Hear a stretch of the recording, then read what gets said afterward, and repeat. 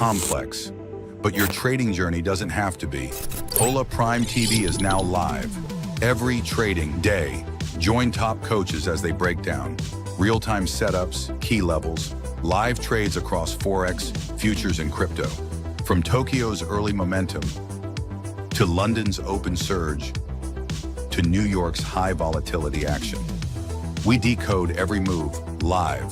Get sharp analysis, clear strategies, and insights that actually make sense. And yeah, we don't just break down charts, we crack a few smiles too. Only on Hola Prime TV. This is more than content. This is infotainment and beyond.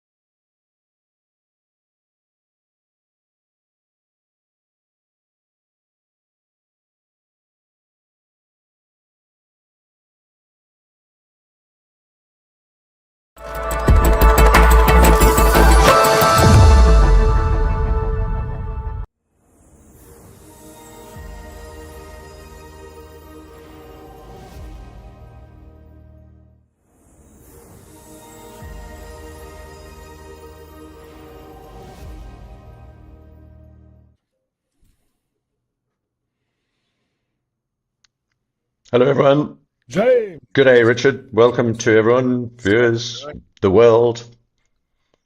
Nice to see you, Richard. How's it going? My first pre-market pulse. Yeah. That's going well. Thank you very much.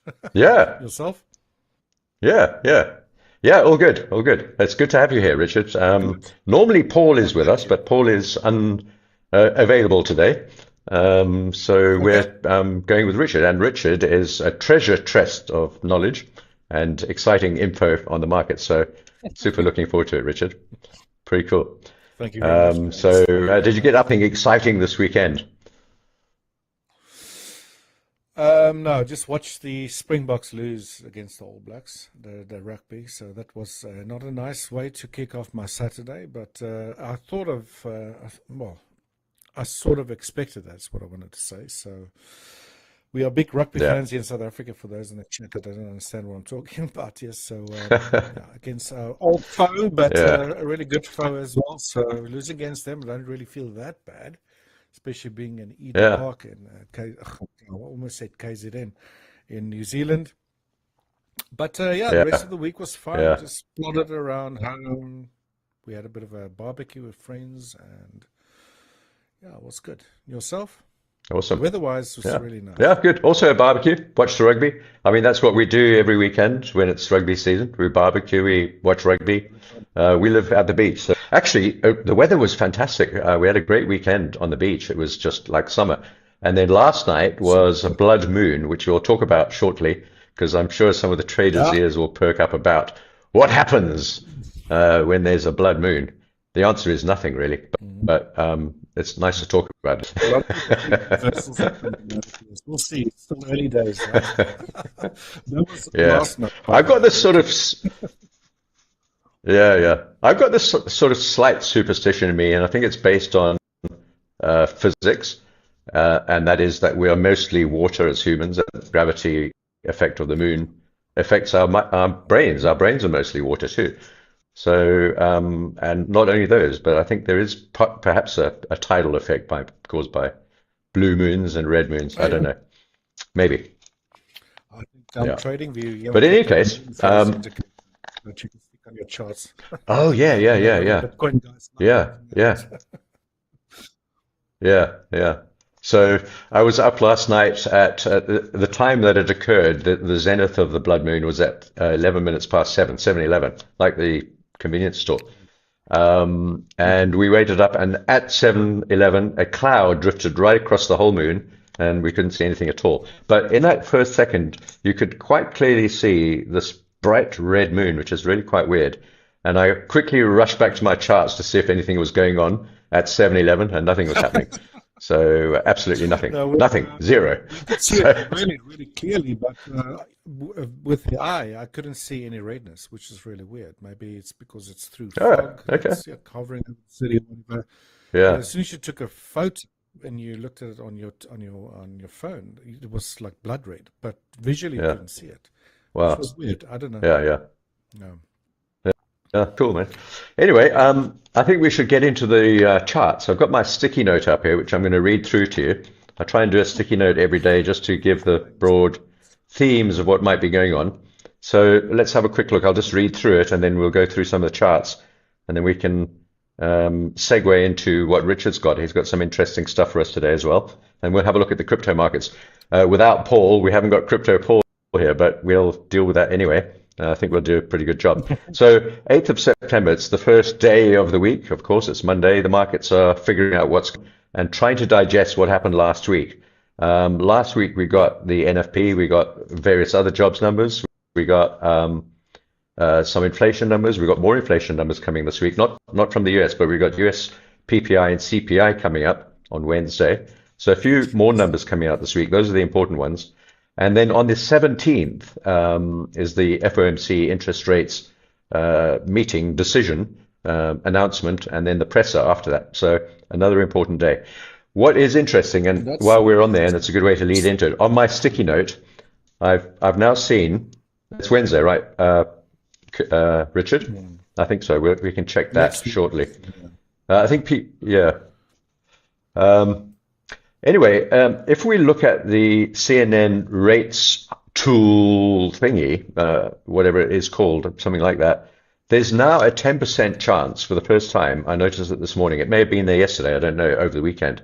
But there's a 10% chance, according to that tool, which is quite accurate, of a 50 basis point cut on the 17th, which means that would really throw the cat amongst the pigeons in terms of expectations.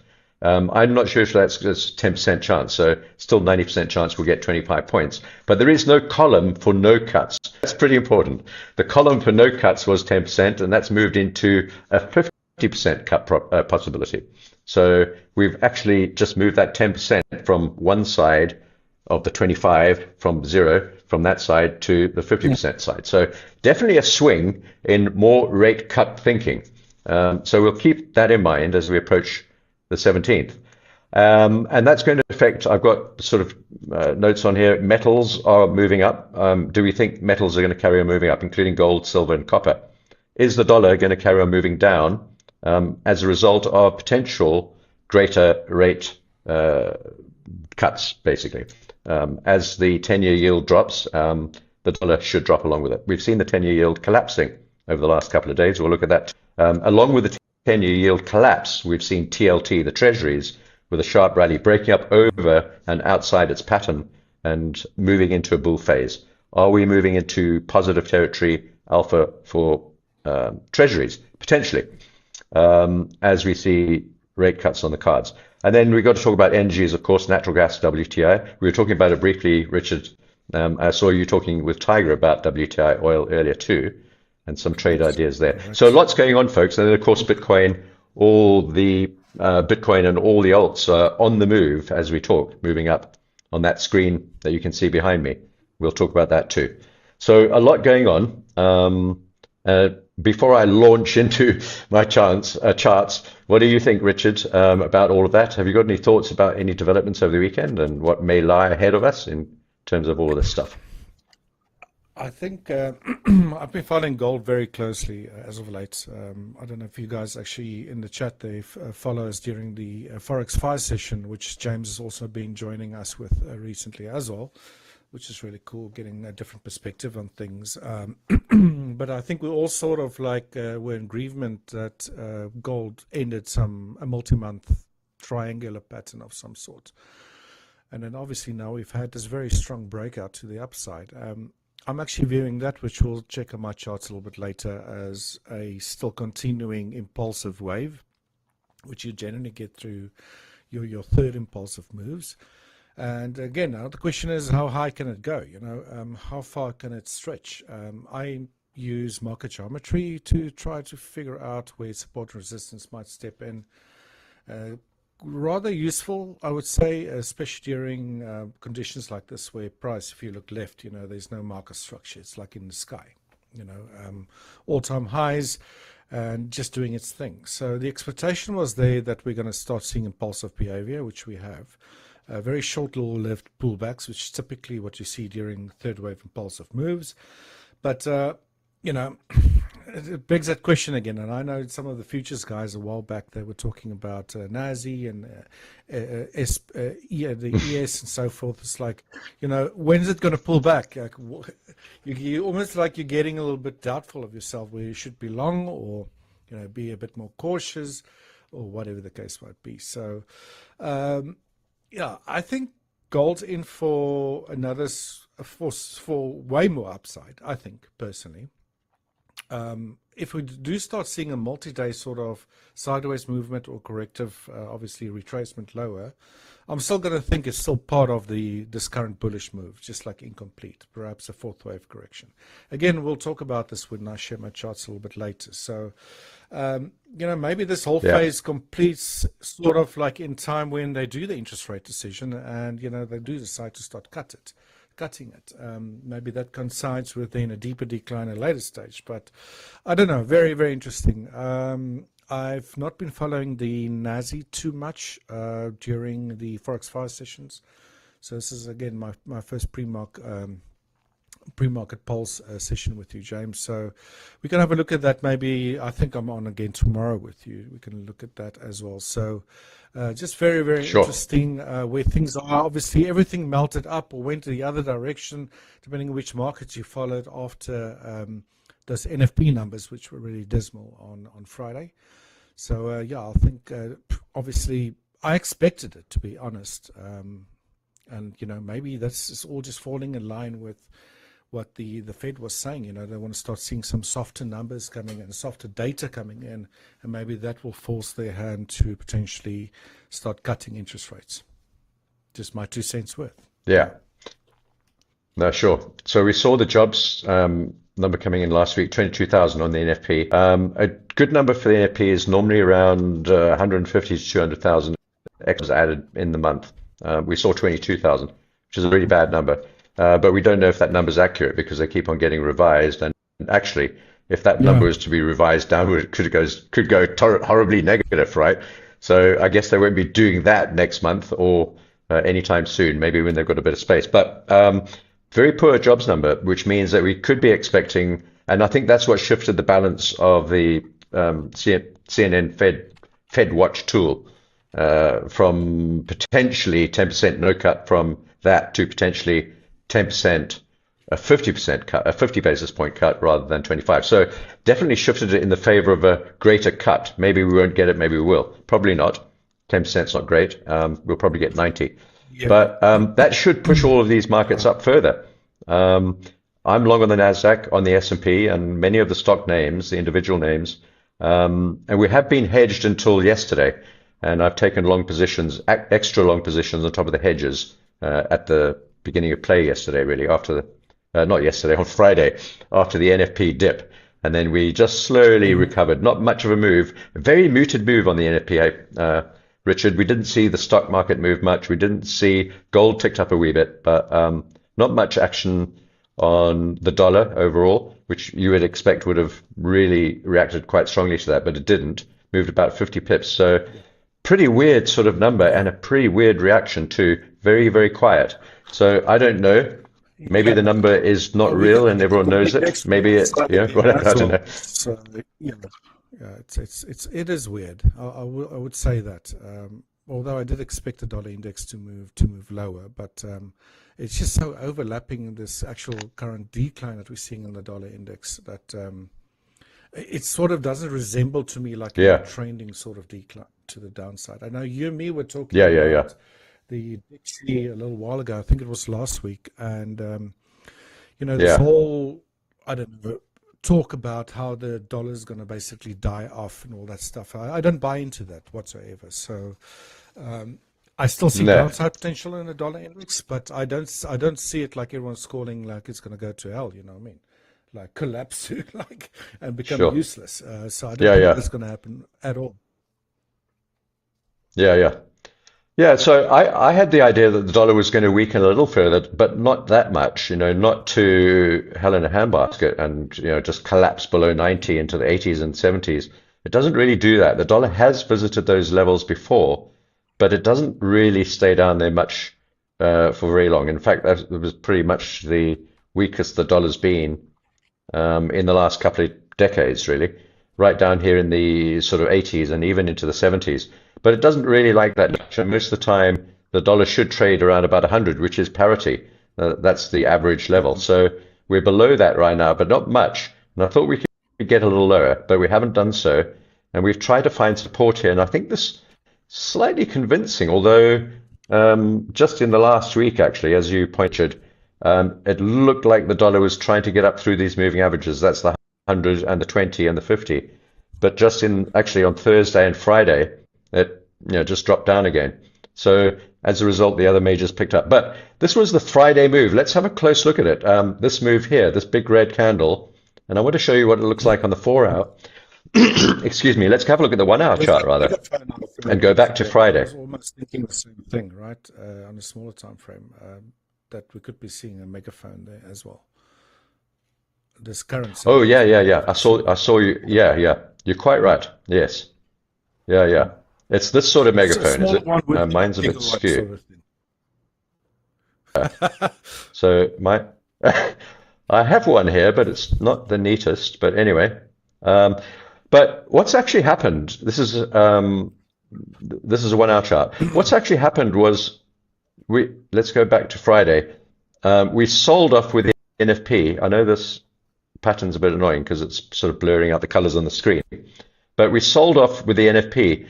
And then 1800, so literally 3 hours after that, sort of 3 hours later, the market just started clawing its way back up again, the dollar, and held up pretty well. And we've just come back down to the 61.8% retracement and the point of exit from this breakout zone. But if we look at the day chart, this is really I think, not the day chart, is it the week chart? No, I've forgotten it. I've lost it now. Or the 4-hour chart. Oh, there we go. 4-hour chart.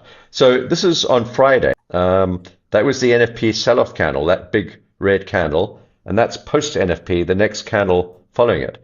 That's a tweezer bottom. And we also didn't close below support. And we still haven't closed out below support 4 candles later. So another whole day later. Actually, yes. Well, it's Monday now, obviously. So that was Friday. So a day later, even though we had the weekend in between. Tweezer bottom, very powerful reversal. We held the support level and we're still holding it, although it looks like we may be trying to get down through there. And as Richard pointed out, a megaphone within a megaphone within a megaphone within a megaphone. I suppose if you go down with the Mandelbrot fractals down to the tick chart, you'll find megaphones down there too. So yeah, so I don't know. I think actually I must work with this tweezer bottom. I think this is going to be what I'm working off right now. Until that tweezer bottom is nullified, invalidated, I'm still long of mind on the dollar in the short term.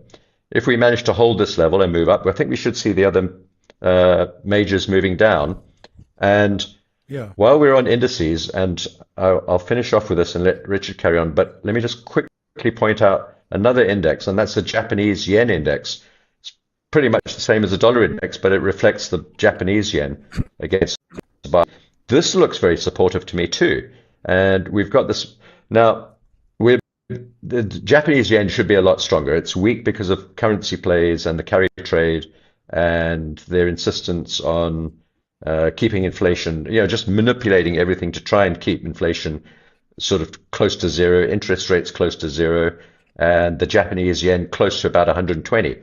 Well, right now, against the dollar, right now it's way too weak. But it does look like we're trying to form something like a bottom here. This move here was what's called the unwind of a carry trade, one occasion. And on previous occasions when that's happened, we've just given it all back very, very quickly. I'm not going to go into that now in detail, but this is a week chart. And if you look at this now, we haven't given it back. There's the carry trade unwind that took place in July last year. And we have not given that ground back. In fact, we've held this double bottom really, really well. It's a week chart. Let's have a look at the day chart. and you can see it there too. There's that level that we're holding, a double bottom there, and almost a double bottom here too. If we can hold this level, I think we'll see a stronger yen. And that means that the dollar yen will move down. And if that moves down, perhaps all the other dollar pairs will move down as well. And I might be wrong about the dollar finding support. In that case, the dollar will get down to 63 and the euro will get up to 1.2. The pound will get to 1.4 something. And the yen might get down to 130 or 120 against the dollar. Something like that. So we're at a critical turning point, I think, on all these pairs. It's made trading pretty good over the last couple of weeks. And I think we may have to wait for a week or two before we find out what it's actually going to do next. But so far, I think a weaker dollar has been the play, and we may be finding support prematurely and reversing back towards the 100 level and slightly higher. Yeah. So I agree. yeah, so that's all going to affect all the instruments that we trade. For sure. Sorry, Richard, I didn't get that. Currencies. No worries. I'm agreeing with you, James. That's what I'm saying. Oh, okay, wonderful. Awesome. So that's currencies, and I think I always try to start with currencies. I don't trade currencies as much as I used to anymore because that the Forex markets have become, and I'm talking over 10 years, not like 10 months or 10 days, have become increasingly more difficult and ranged and choppy. And for those of you who are trading currencies, I think you'll probably have noticed the same sort of thing. And and not just the last 10 years, more so in the last, I suppose, 3 or 4 years since COVID, threw the whole financial system into complete disarray, including the Forex market and the treasuries and bond markets in all the countries involved. So it's really difficult. Not my favorite thing to trade at the moment. I think they'll settle down when these markets become clearer. And as crypto begins to take more of an effect on the dollar and stable coins and all that sort of thing coming to, it's just going to be a whole different, as my Afrikaans friend Richard in Port Elizabeth says, whole different ballroom, not ball game.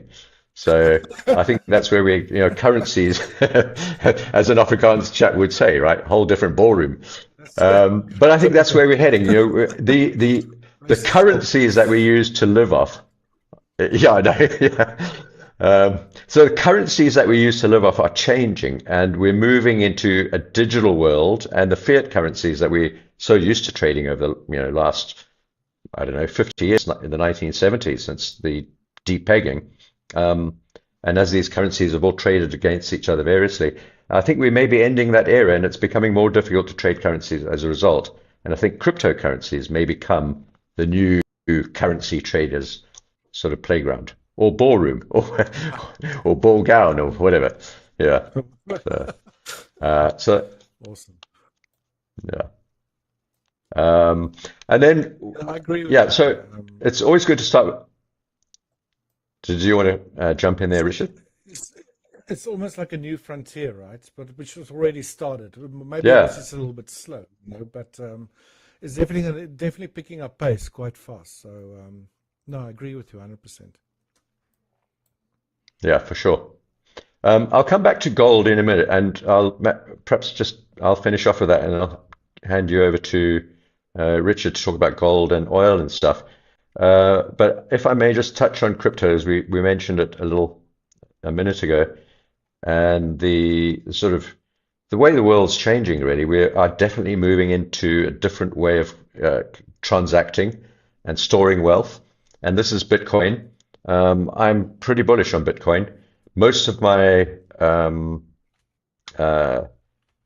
altcoins, at some point, I will move all into Bitcoin and store it there. If we get a cycle, I don't even know if there are such things, but if we do get a cycle and the altcoins move up dramatically, I think they probably will. When that time comes, I'll move it all into Bitcoin. That's where I prefer to store.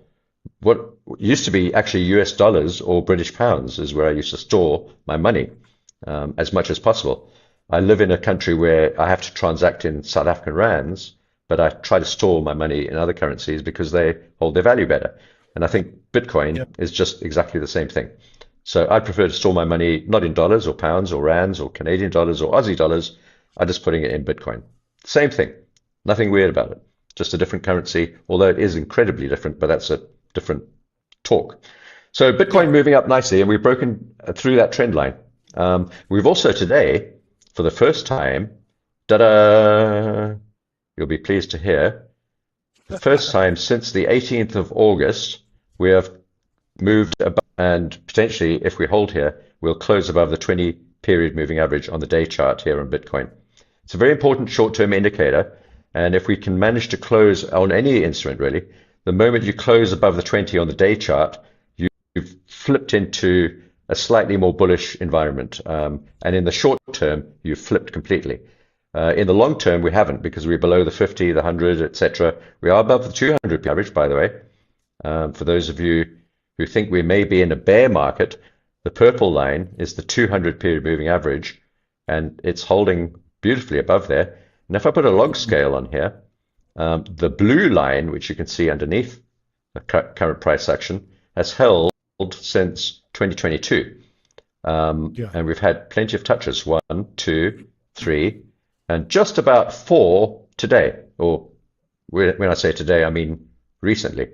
Almost touched that moving that trend and the move, the purple 200 period moving average below us. So, and we've now broken out through that short-term trend line. As I said, if we close, excuse me, if we manage to close today above the 20 period moving average, that's this green line that we're poking up through, that'll be a pretty good, very short-term, but good bullish sign for Bitcoin. And that should drag all the altcoins up too along with it. They are all moving up quite nicely. And I've got a number of these alts on my books already. And we don't have Crypto Paul here, so we can't talk too much about altcoins. Just to say that I've got a few on that Paul told me about, and I don't know what to do with him. Where are you, Paul? We've got to find him. But it's okay. I'm only joking. I think I know what I'm doing. So that's it. I think all these other ones will move up. Yeah. And on the same, I've actually got gold, silver. That's Ethereum, also sort of in a triangle, trying to get out. Not really doing that well so far. And this is, this is a very interesting chart. I want to show you this as well, just while we're here. And I think this might be the most interesting chart of the day. It is to me, in any event. It may not be to you, but it is to me. This is the Bitcoin gold ratio. And what we have here is a beautiful ascending triangle. So put this into your pipe and smoke it too. Can we get some color on here? Yeah.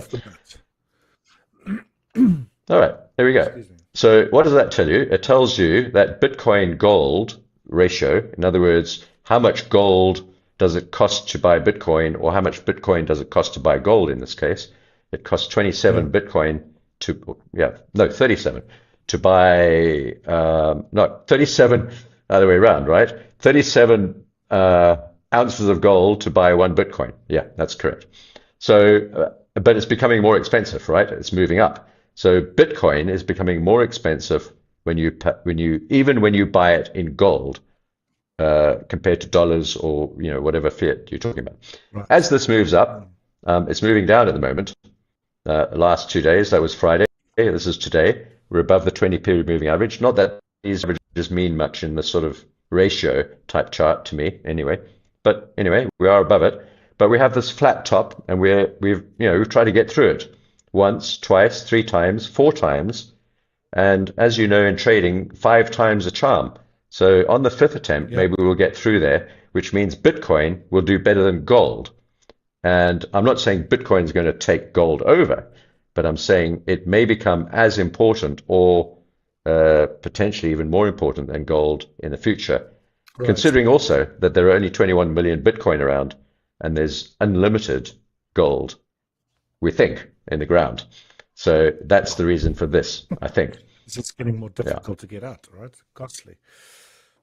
Yeah, exactly. And I think, Richard, that's really the scenario. I have taken a short position on gold, and you'll be horrified to hear this, but I'm going to explain this to you. I'm actually long on gold all the way.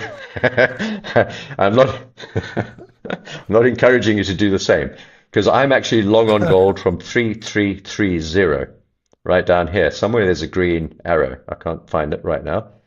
But at 3,330, I'm long. and we hedged at the trend line at this blob. So I've got all of that profit locked in, and I just took some of that long side off, 10% of it only, at this red arrow at the top here, and I've taken that 10% that I took off the long side, and I used that profit to add some to the short side. So I've just flipped the sort of ratio around a little bit. I was 10% long, now I'm 10% short on my hedge. And as we move down, I'll start to take more and more profit, if we do, on the long side, and therefore, by doing that, weighting my trade to the short side by removing the long side on the hedge, leaving the short side open as we move down. If we move down, I think it's a pretty risky play, actually. I don't think we're going to turn down here, and that's why I've only gone 10%.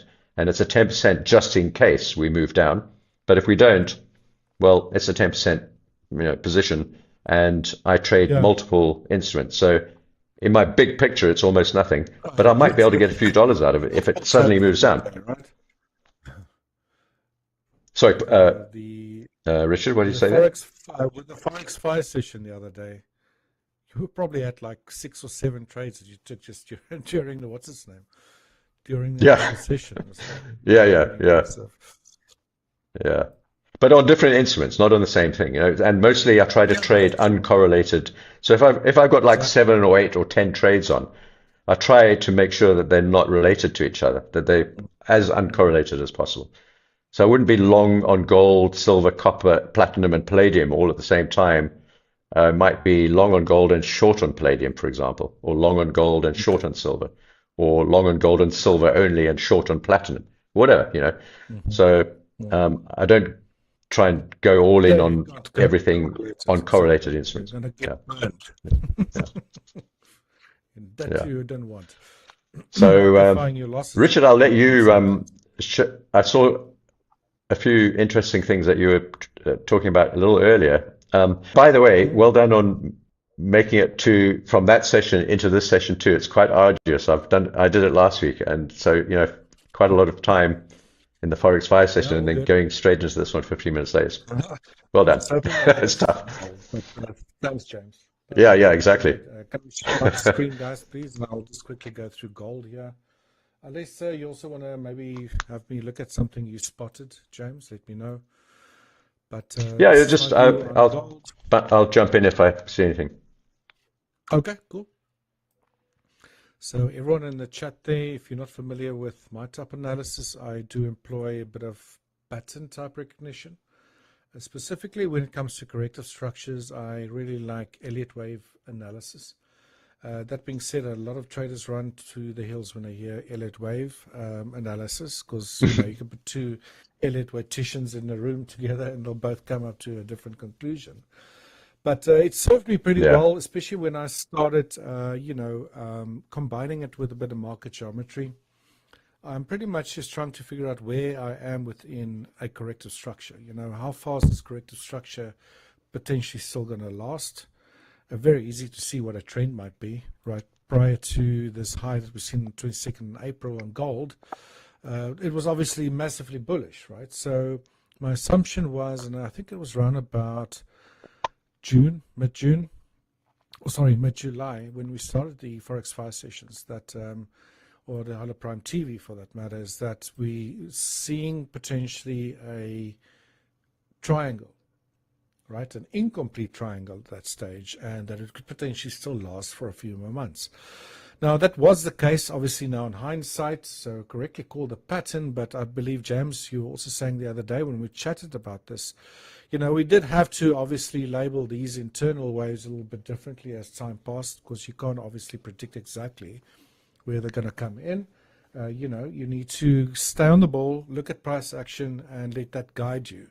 This all comes with experience, right? So in hindsight now, again, obviously, I still believe that the end of this triangle occurred here on the 30th of July, so the beginning of this month, and that this next phase higher kicked off an incomplete 5-wave sequence. Clear to see here, especially on this move here from the 19th of August or 20th of August up to where we are currently. Very impulsive behavior, right? So that's typically how third waves Yeah. act, right? That's their typical behavior, characteristics. Very short-lived pullbacks, and obviously, yeah, sort of like at all-time highs. So where is price potentially still going to go? You can see this blue pitchfork that I've drawn here. I'm using this setting, which is the normal Allen Andrews setting, because it has contained price the best. If you use a shift pitchfork or modified pitchfork setting, then price already left the boundaries of that settings or those settings. Let me just quickly show you that, what I mean by that. So if I go down and click on shift, you see Hey, the Richard. angles. Sorry to interrupt, mate. Yes. You're not used to fitting I've just realized you're not used to fitting everything into 50 minutes. And I'm not rushing you along at all. I'm just reminding you that these sessions go past so fast. You can't, honestly, if you're talking for 2 minutes and someone says, "Oh, we've got to stop now." So I'm just reminding you, it's like quite a weird thing. Yeah. James, thanks for reminding me. Because I'm using pulling. And by the way, someone will, you can do the outro, Richard. Someone's going to remind you in the chat in the back end there that you've got to say goodbye in about, I don't know, 7 minutes or something. So keep your eye on your chat. Long story short, I'll make it short then. I still think we're busy with a third impulsive wave. If we're going to get some sort of a pullback at a later stage, I'll be looking around about the center median line, which is around 3,560. So it's pretty far down from where it currently is, to potentially then get us another buying opportunity to go long at a later stage, maybe a swing trade. Do you have a target, Richard? Man, just looking sort of here, 3 or 5. Yeah, I'm currently looking here at where this line is, obviously angular, shaped to the sloping to the upside around about 3.6, 3.7 for a potential third wave. And if we do get any sort of pullbacks during this week, where will I be looking at this median line, which has acted as resistance a few times? So we get a pullback towards there that might act as support again, right? I don't know why it's not clicking. Sure. And that is currently around about where I got an alert set, around about 3,600 or maybe a little bit lower. And this big fair value gap that we got there. So that's what I'll actually be looking for intraday for a pullback. I would like it to a bit deeper from where it currently is, still assuming that we're busy with that impulsive third until we start really taking, or price goes through a phase that takes multiple days sideways or downwards, then I'll consider that being a fourth wave correction. So for now, small pullbacks just tells me that we're in a third impulsive waves, pretty much. Cool. Right, so, and Richard, your AB line on your Elliott wave thingy, the AB part of that wave. I don't know if it's on this chart. It is, yeah. So actually, before the AB, the run up into that, I'd just be interested to see how that aligns the flag pole, so to speak, how it aligns with your Elliott wave target. So basically, I think, what is that? I mean, it's quite a big flagpole. It's difficult to determine the bottom, though, isn't it? Flagpole here, right? If you take it all the way from maybe as big as that. Yeah. So if you're looking that's at like, your classic way of how they trade this, you would measure like your pole, and then would you then do something like this? From the end of the triangle. Yeah. End of the triangle. Like the upper end? Yeah, the bottom of the end of the triangle, the apex, the corner. Yeah, right in the corner. All right. Anyway, yeah, something like that. But I see your Elliott waves are much. Oh, okay. Yeah. Still takes its way into like the 4,000s. That's a long way. And higher. It is a long way. We'll have to wait and see how things are going to materialize with the interest rates and all that. A lot of things can happen in between. So yeah, that's my view on gold. Still very bullish.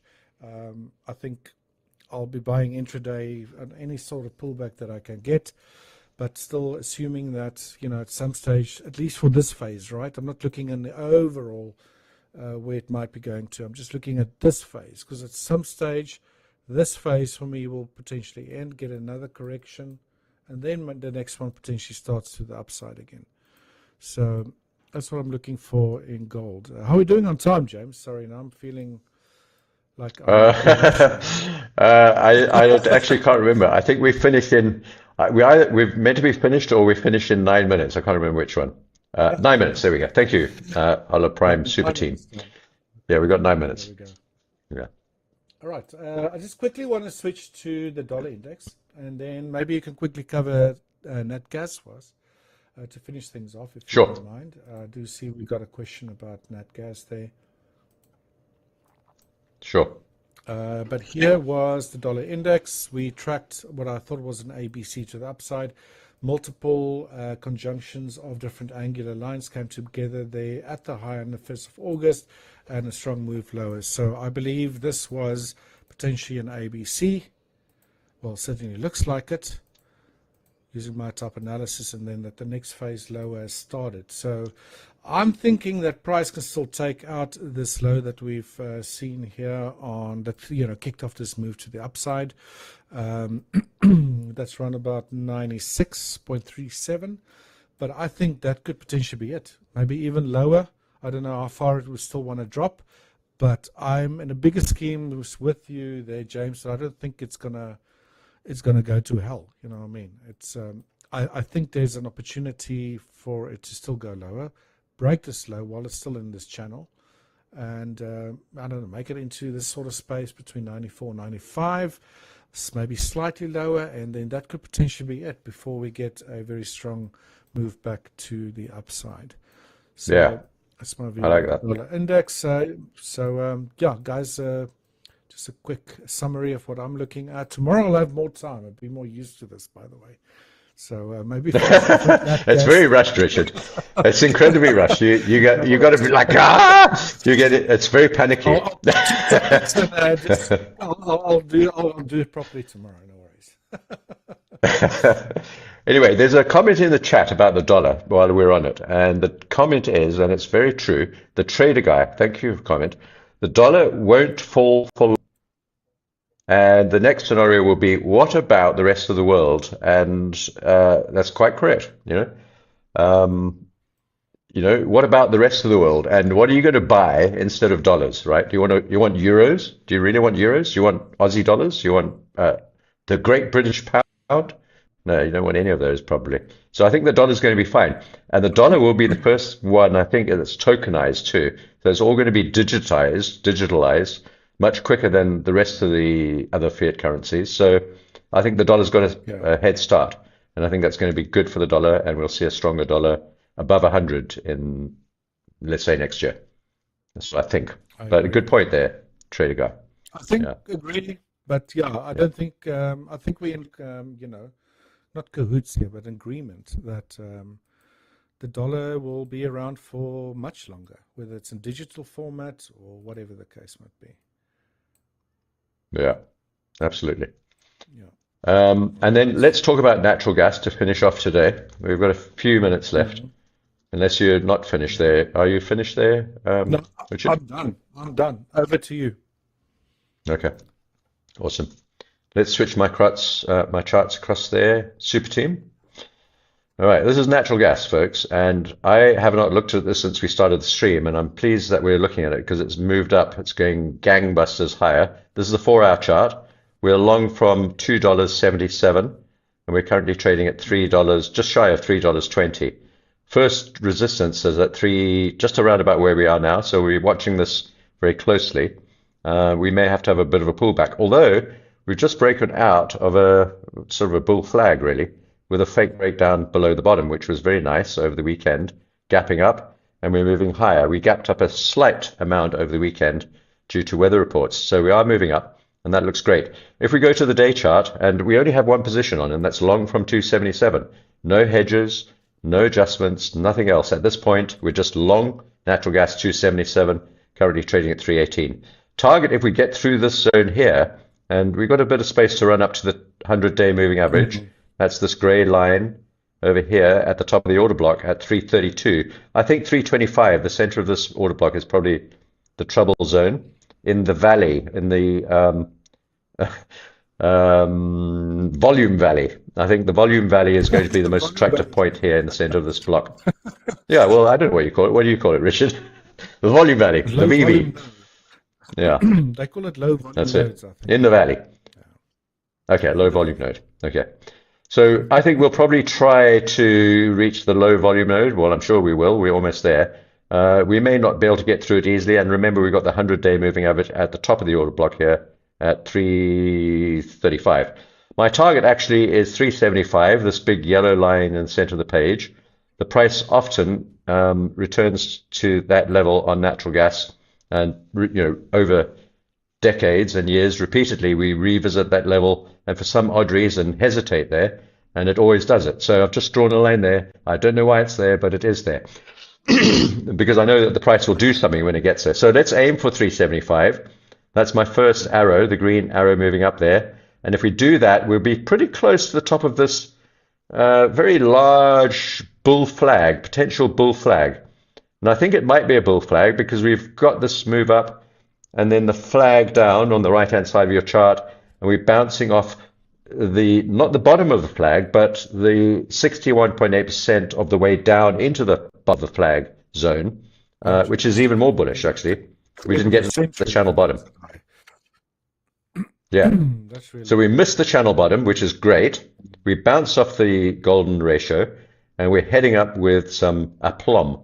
And I think we've got good momentum here. I saw some folks trying to short this just an hour ago, and I'd caution against that. We may go down from here. I don't think so, though. And it's probably not a good idea to be shorting this breakout. There's a line that we've just broken out of at 311, where we tried 3 times in a row last week. We've now broken up through there, and we're not going to get back down through that level very easily, that's for sure. So don't be shorting this too eagerly. And if you are going to short, make sure that you have the proper hedges and stops in place to protect the downside if it blasts up through your level. But I think we're heading to 375, and if we can get through 375, I think we could get through the top of this channel, the bull flag, and head up towards $4 and 4.5 maybe here at this order block, or this previous high at 470. 450. 450, end of the winter. Yeah, Tanil. Yeah, I think Tanil, you and I are pretty much, and he's asking if we should add more. Probably, Tanil. Yeah, probably. We'll have a look at that shortly. But it's probably a good idea to add some more here. We'll look at that when we finish the stream. I'll chat to you about it. But yeah, so I think it's looking good. And at the same time that natural gas is moving up, we're also seeing WTI was moving down. We had a sharp bounce and we resold at the 20-day moving average. So I'm actually rather pleased about this because we're short from, I don't know, where did we get short? I can't remember now. Somewhere over here, up into this block. Let's call it $66. I think it's 65 something. And we managed to just rally up over this last day, today, prior to the US opening, just back up to the 20-day moving average. And if we had moved up through there, I would have just hedged that position. And that would have formed a reversal pattern, sort of a tweezer bottom candle on the daily. But we didn't. We moved down after that. I sold literally at the 20-period moving average here on the daily chart, blind. When we got there, I hit the offer button, and we've moved down. Target for WTI is much lower. Once we get down through this low, which I think should be soon, we'll be going back down to 55. That's this twin low, double bottom. And then a breakdown. We'll probably bounce off there shortly to start with. And then a breakdown through there should see us move down to the channel bottom. And somewhere around $50, probably below 50, I'd say 48. And then after we get there, be prepared for a bit of a rebellious bounce from the oil bulls, all the way back up to the top of the channel, and then it's going to be rinse and repeat for me. If we do get that, I'll grab that with both hands and sell again.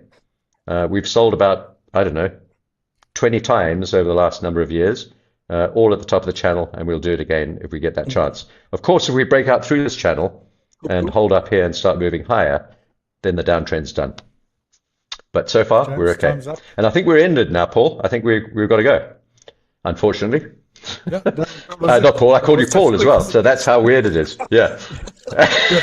Coach Richard, Paul. Yeah. So it's all a bit of a frantic session, but it's fun and it's cool. Yeah. All good. We'll get used to it. Thanks a lot, guys. Take care. I'll see you tomorrow again. Cheers, James. Ciao. Awesome. Bye-bye. All right. See you, everyone. Bye, Richard. Want Take to care. learn trading or already a pro but can't risk your money? Enter prop trading, a smart way to monetize your trading skills without risking your own money. Start your journey with Hola Prime. Here's how it works. Buy a small fee trading challenge. Hit the profit target and keep losses under 3% daily and 6% overall. Pass the challenge and get a Hola Prime account. It still has fictitious funds and the risk rules stay the same. But now, no profit targets. And yes, up to 95% of the simulated profits are yours. Wondering, how's that even possible? Well, we selectively copy trades from top performing traders in live markets. That's how we generate profits. Whether we copy yours or not, you still get your share. While most firms take days to pay, Hola Prime is the industry's first to do it in under 1 hour. Yes, every payout is processed in less than 60 minutes. It's a win-win. You bring the skill, we bring the trading setup and support, including one-on-one coaching. Take the trading challenge. Get rewarded. Hola Prime. Trade with transparency. Want to learn trading or already a pro but can't risk your money?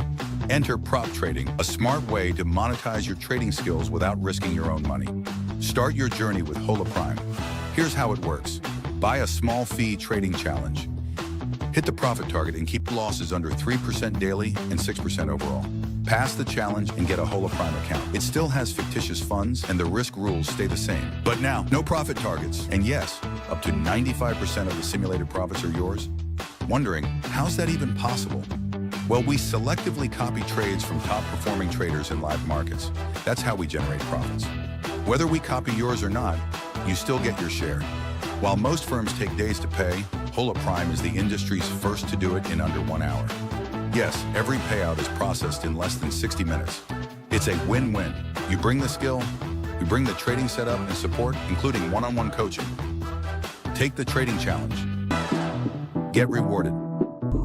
Hola Prime. Trade with transparency. Want to learn trading or already a pro but can't risk your money? Enter prop trading, a smart way to monetize your trading skills without risking your own money. Start your journey with Hola Prime. Here's how it works.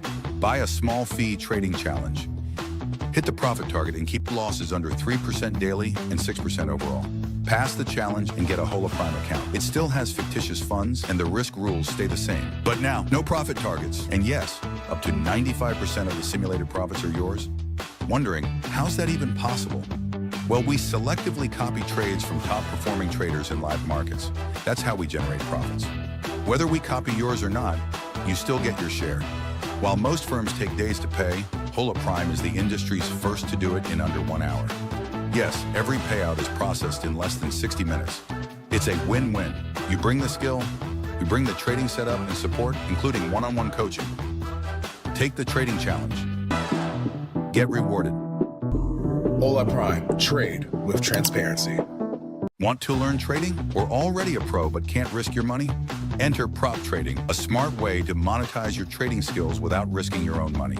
Start your journey with Hola Prime. Here's how.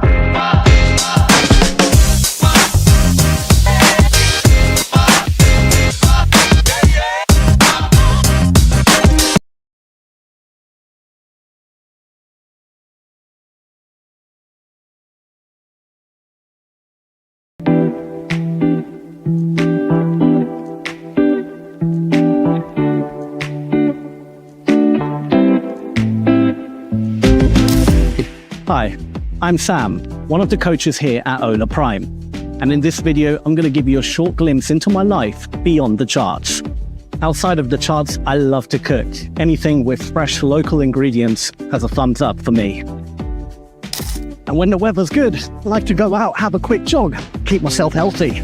I started trading almost 15 years ago, and believe me when I say, it wasn't an easy journey. There was a lot of ups and downs, mostly downs at the beginning, and it took me, I would say, almost 10 years before I could actually call myself a trader. Personally, I like to travel. I like to go to different places, see different cultures, meet new people. I also like a good spa day, just sit there by a pool, relax, get a massage. You can see from the screens behind me, it's just a lot of stress, a lot of digits, a lot of moving, a lot of fast moving markets. You can't spend your whole day in front of a screen.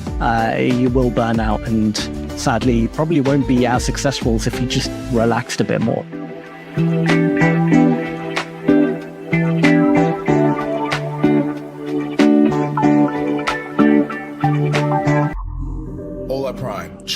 with transparency.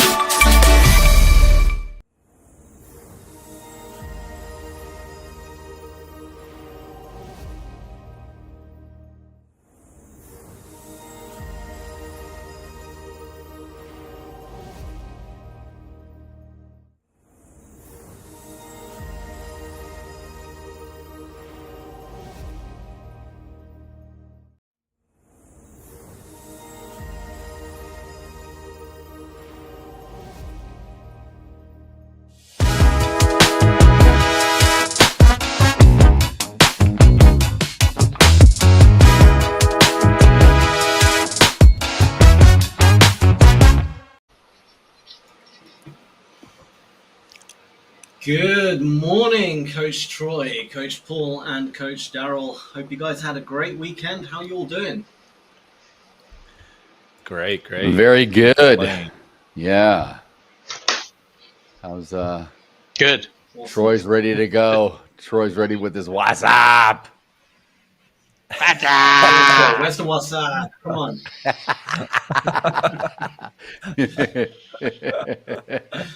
Oh, Sam, I did not know you were a carpenter, Sam. That's very cool. Very good to see hands-on. I do everything. work. You know, I do everything. You are. Did you like my You're a health and one-man safety? band. I did. I love the sunglasses. They were cool. A suitcase as a saw bench. Did you That is Did you intend to put that on there? I mean, I'm like, what is all this? no. I just sent it as an update, and then Nikhil sent it to the Slack. group. Yeah, I saw that. I didn't know. That's cool. Man, I didn't get to watch it yet. I'll have to watch it. Dang. It's funny though. Where are you? Is that in your house? You're cutting all that, doing all where? Yeah. Making a big old sawdust mess. In my house, and then Yeah. it's fine. It's good. Breathe it in. Bit of sawdust in the lungs. Man, he's got the eyewear, but doesn't care about the lungs. You know, that's the Heisenberg. You know, don't worry about the lungs. You know, if you're Heisenberg. That's Oh, it. well. Exactly. All right. To start the day Full here. now as well. It's almost done. Where's Oh, Troy really? going? Troy's taking off.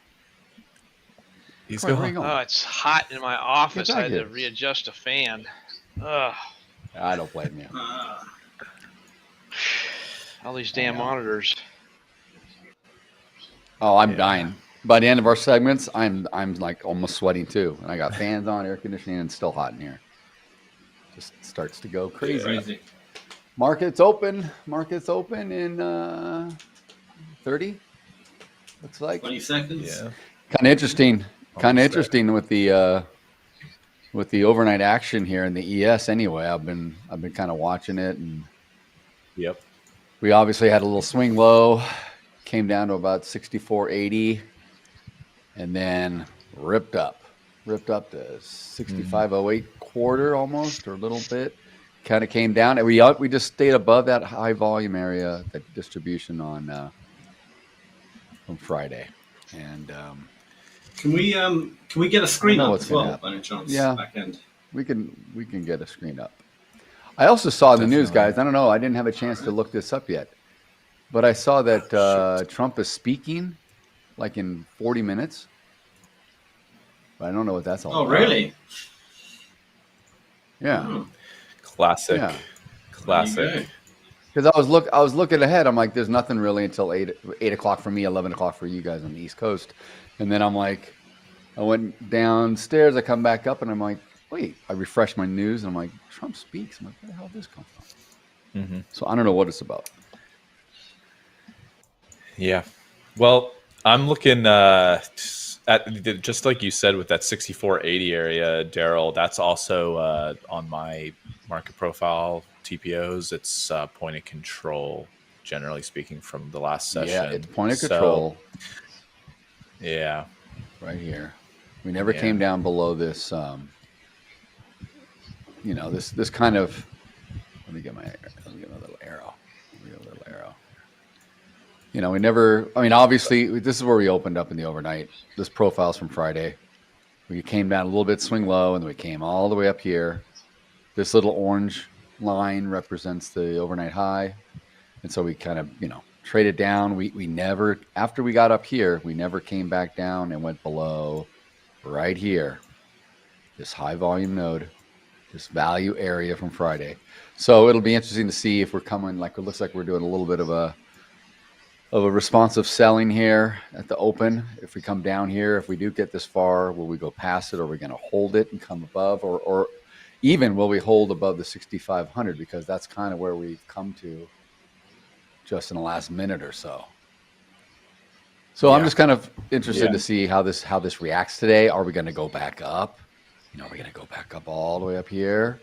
We did make a new all-time high in the ES on Friday. 65.41 3/4 is a new all-time high in the ES for this contract. Now, one thing to remember, and I'm getting ahead of myself here, we got expiration on Friday. We have rollover. I should say we have rollover. We have expiration the following next Friday. Exactly. So we have rollover. Yeah. We have rollover this Friday. Rollover. I tend to start rolling over to the new, forward-facing contract, but we'll see if that has anything to do with things too, as we get further into the week. Well, it messes up your charts a little bit. It does mess up your charts. Oh, it messes up my charts. For sure. Yeah, because the volume gets spread out between the two contracts over a couple of days. You're going to have some on the old contract, some on the new contract. So the summation of those is the true volume, but you don't really see that. You'll see lower volumes starting on probably on Thursday of this week all the way through next week until Friday expiration. Volume will shift slowly to the new contract, but it's a very slow process for whatever reason. I don't know. I don't understand all of that, but all I can tell you is that Wednesday it'll show the majority of the volumes on the new contract, but there's still a decent amount of volume on the old contract. So volume studies are going to be kind of whacked out because of expiration.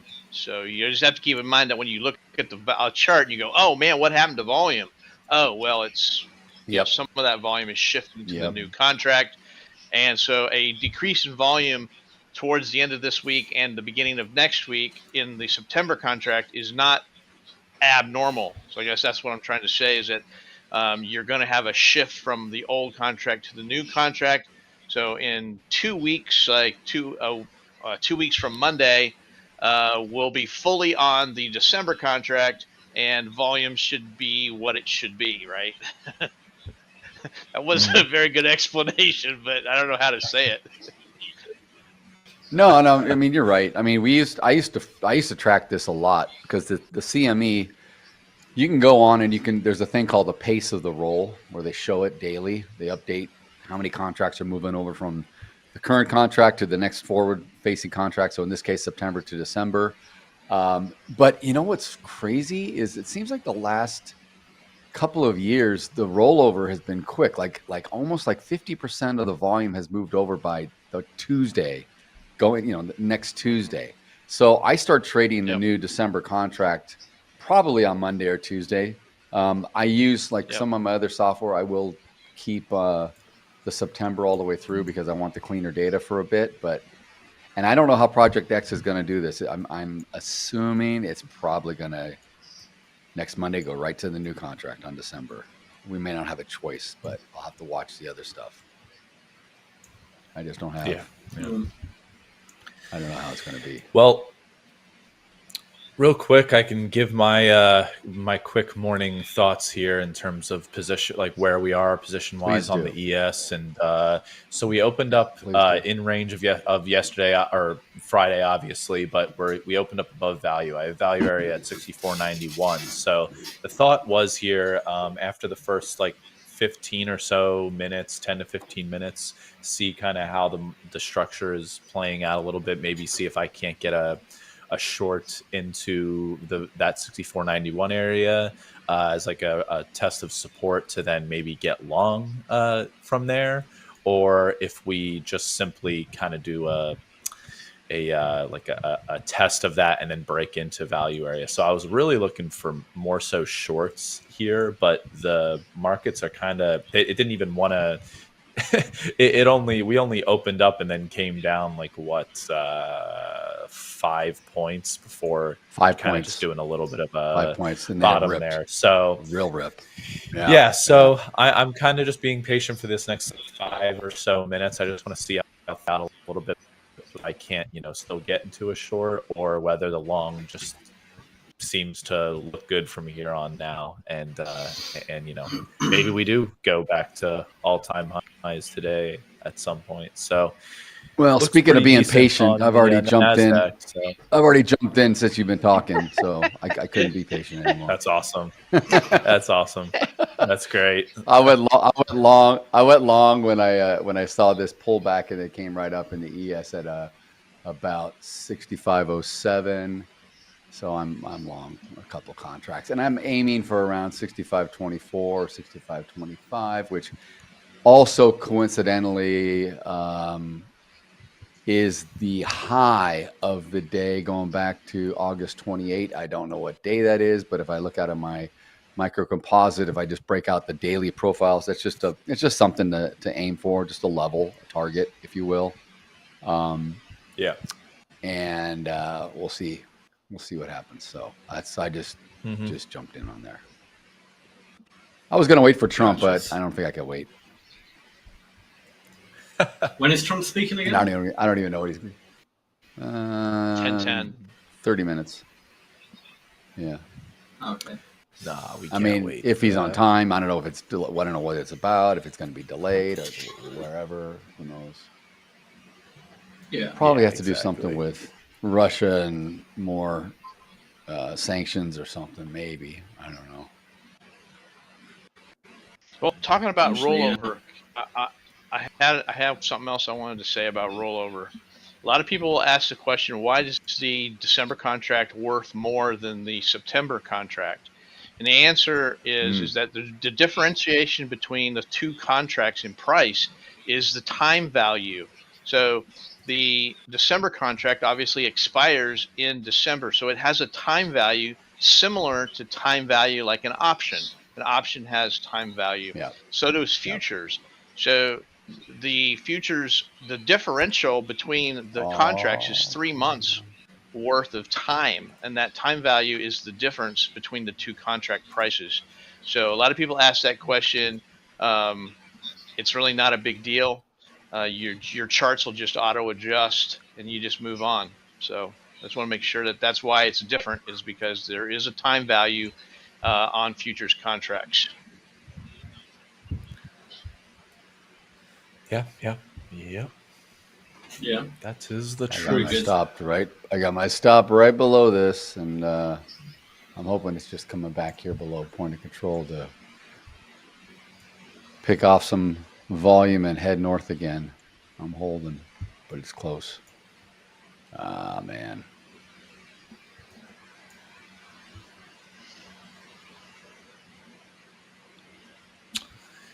Yeah, I gave you a perfect short opportunity, Troy. You were talking. You could have jumped in with me on the short, but I'm not short. I'm actually long.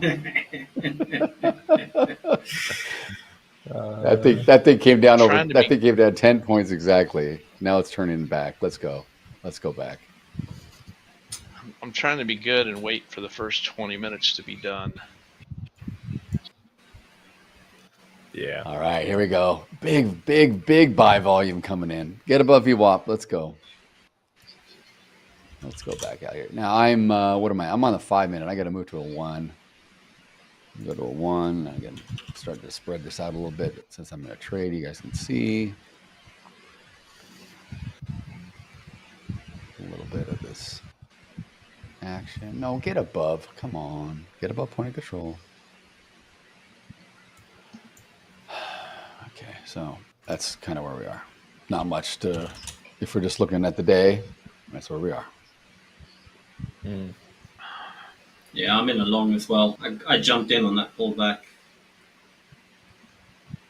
Good. Still holding it, but I'm hoping we're going here. It's starting to look. I'm hoping. As long as I'm hoping for that, obviously. Come on. getting absorbed. All right, I'm out.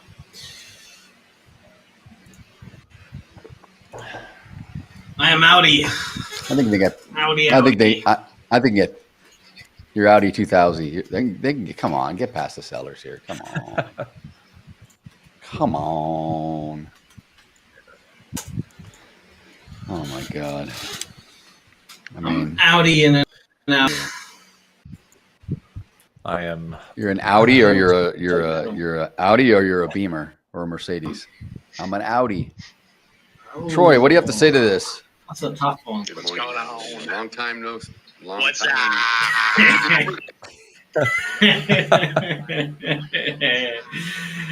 Oh, dude. I got a little soundbite of you, Troy, so that we have you every session now. Anytime I need a little what's up, I just play it. I am demented. You're you just demented. learned this? You are demented. What's up? Yes. What's up? What's up? I am long Robert, good to see you. 2 10-year note contracts. Good to see you, Robert. Yeah. We Roberto. yeah, we need to say hello to everybody. Balaji, welcome. Edgar, good morning or good evening or afternoon for Edgar. And Robert, of course, my man. All right. Bellagio, what a name. Let's go here. I know, that's pretty cool. You ever been to the Bellagio? Bellagio. Many times. Bellagio.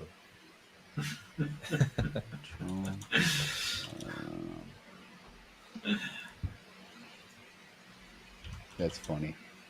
The Bellagio. All right, we are. We are long, the baby. Nasdaq's kind of coiling up long. here. It looks like it wants to break upwards, but the Dow kind of looks gross, to be honest. But the ES is at least following suit with the Nasdaq for the most part. So I want to be long. I feel like I want to be long right now, given that kind of double bottom that just took place in the ES here in the first 15 minutes. Sellers really couldn't push through there. That 6,500 levels What are we going to talk about? acting as some decent support at the moment. Yeah. All right, I can't. Yeah. I've been trying to find what Trump's specifically going to talk about. I have no idea yet. So whatever, doesn't matter. Doesn't matter. We'll maybe check in on it. I'll keep an eye on it. When we get closer, there'll be a little video pop up. I can see what's going down. All right, come on. We're gonna go up here. I feel like we've just entered the range, to be honest. Mm-hmm. I mean, it's only a 8 or 9 point range on the day so far. It is very early. Oh, yeah. You're absolutely right.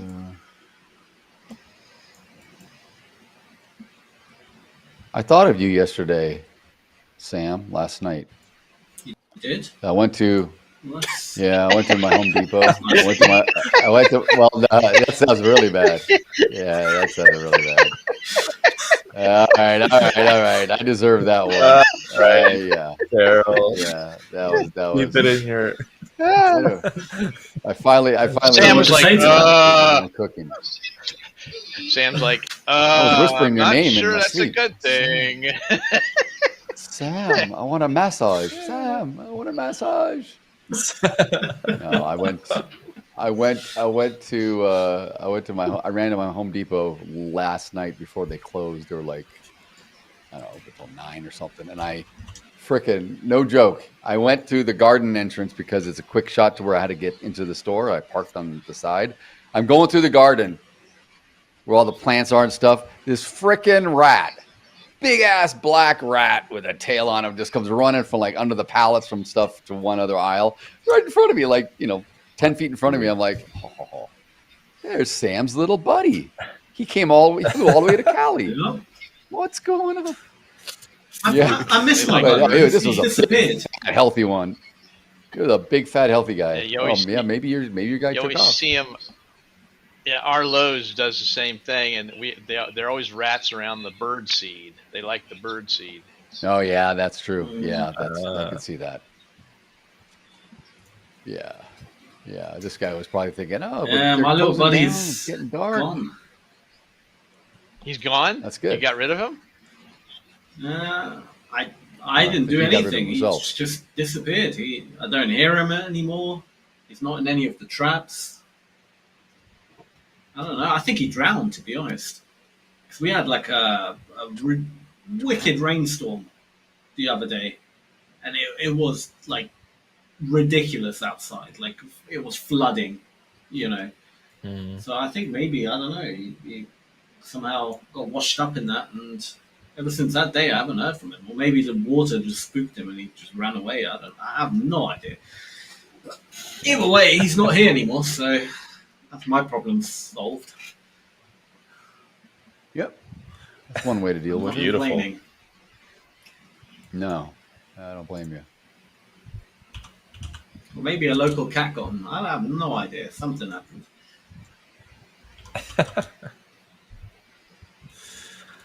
I'm also short one cattle contract as well. So I'm short one cattle contract. I'm long 2 10-year note bonds here, and then I'm also going to be looking at the ES a little bit. Hold this level. Hold this level. There you go. Wow. Very, very outside in rotational right now. Look at this. So, you want to play this game, do you? Lower highs though on that last one. Can we get up?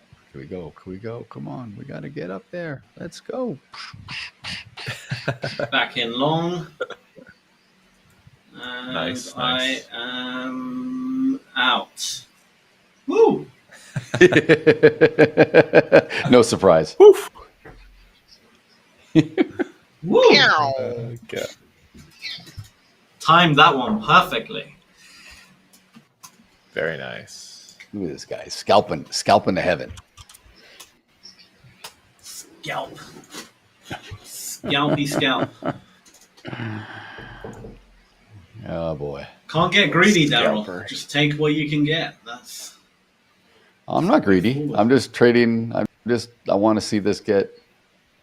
First of all, it's got to get above my entry. I'm only joking. Or not. I'm not there yet. I'm not there yet. So I got to get above my entry, and then I can maybe do something. Now, for those in the chat, we have some amazing discounts on all of our accounts coming up here. Maybe you've seen that. Certainly, it's all over the place. You may have gotten an email. You may have gotten something in the Discord. But we have, we are calling it the Trade Fest.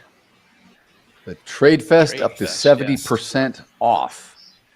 And depending on whether you're going to be getting a Forex account, a futures account, or a cryptos account, you can get up to 70% off. And for us that care about futures, you get as much as 70 to 50% off on accounts, which is great. So please take advantage of that. That runs until, when's it running until? I think it's to like most of September, right? It goes until September 22. So a couple weeks. Nice. Very nice. So I need to make $3,500 plus this challenge account. I'm $3,500 away from the target. This is a fresh one, by the way. I'm not going to bother with the one that I need to make 27 grand on it. Oh yeah, 10 grand a day or something. Yeah.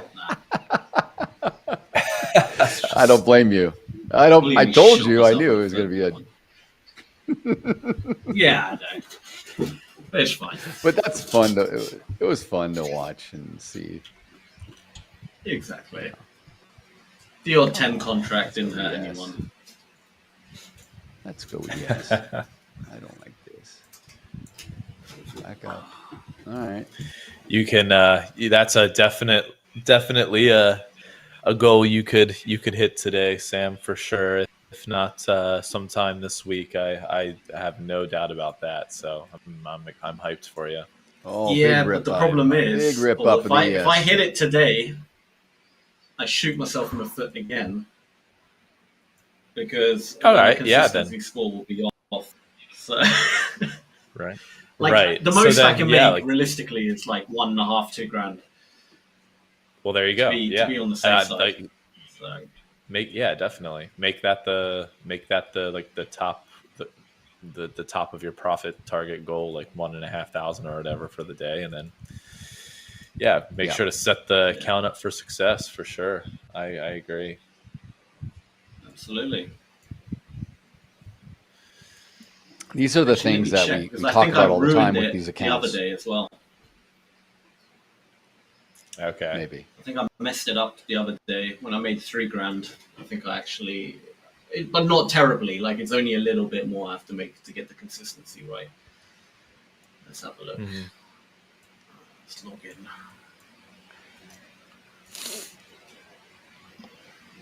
Come on.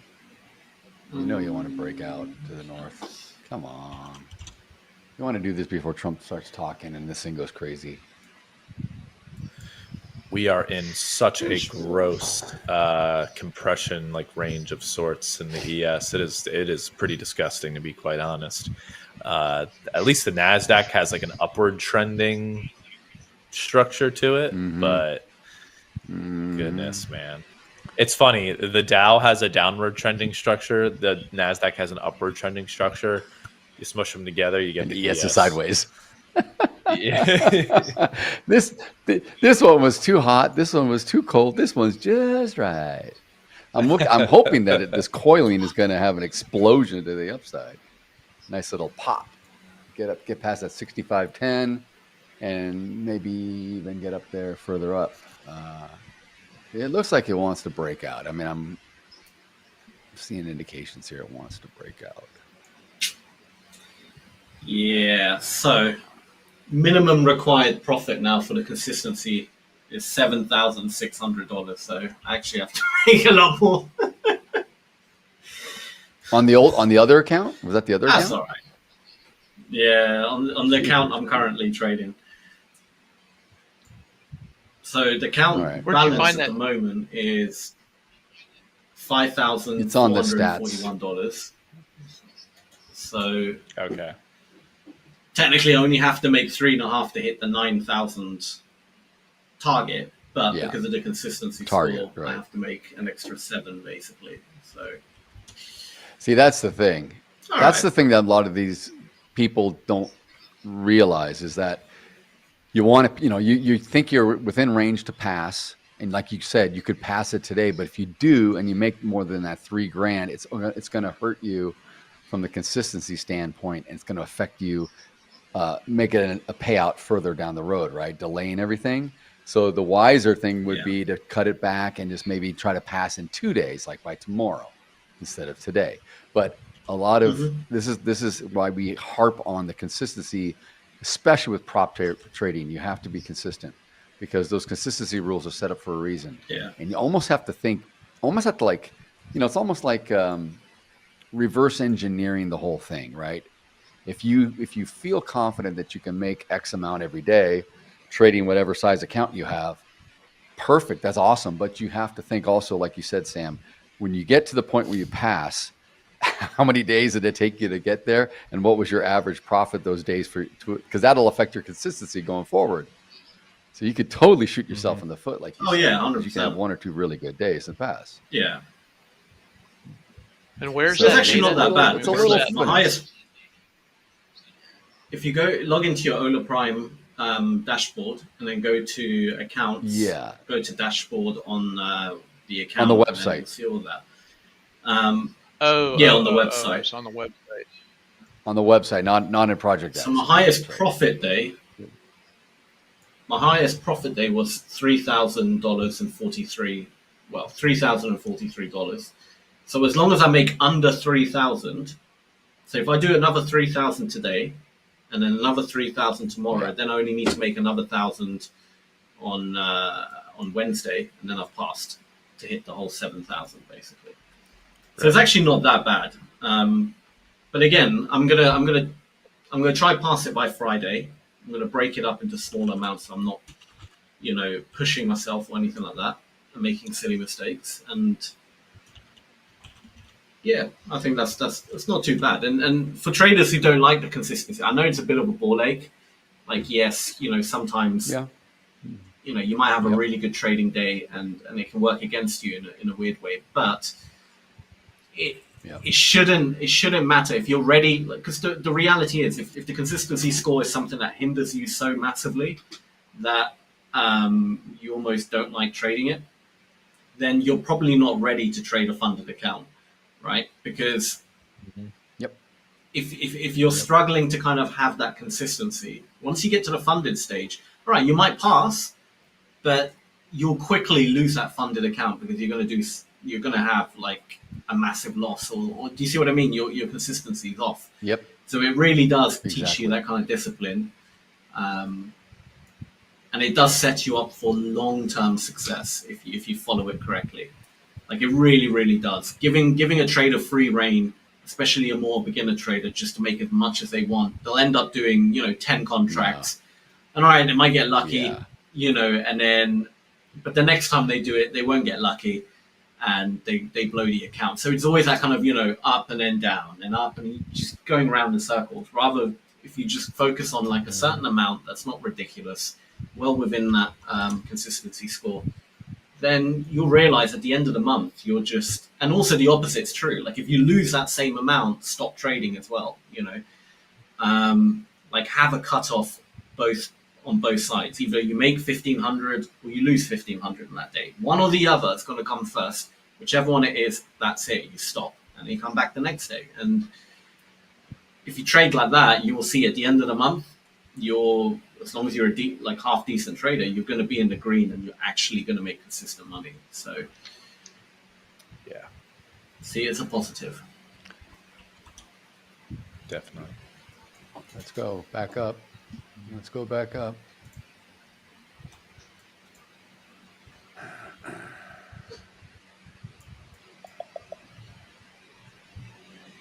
Come on. Come on, shake it. Come on, shake it. It's never too early to start that. On the consistency rule, I got a question.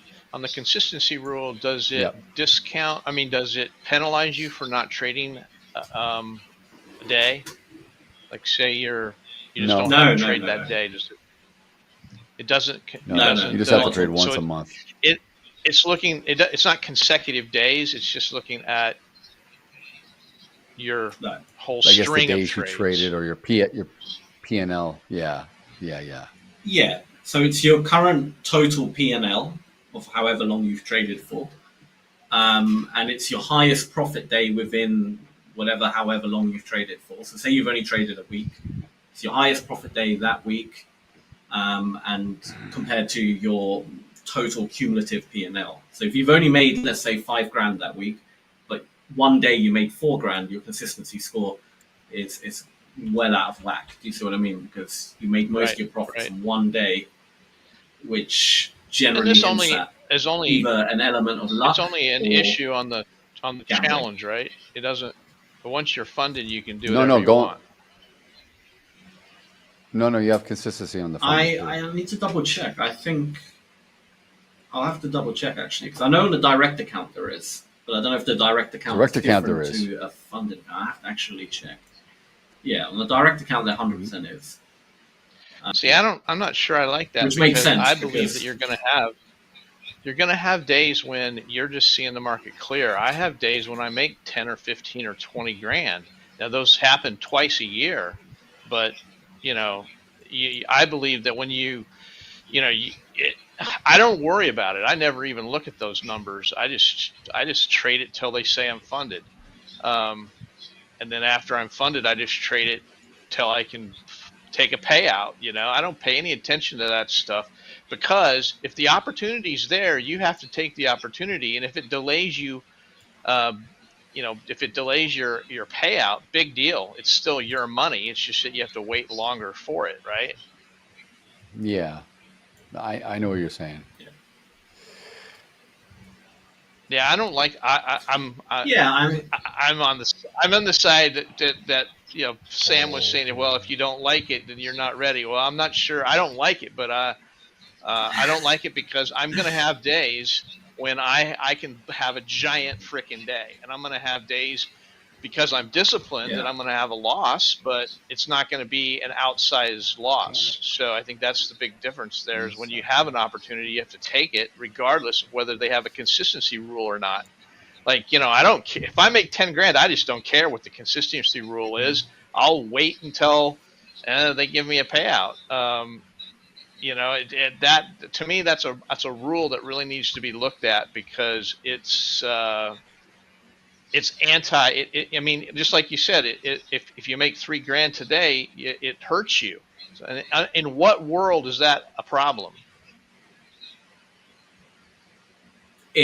But Troy, it's to ensure kind of a disciplined behavior. I get where you're coming from, but you see, if you remove it, what you find is that the majority of people will start trying to gamble a lot, and they'll start adding on ridiculous size to their positions, which is okay on certain people who kind of know what they're doing, but even then it's risky.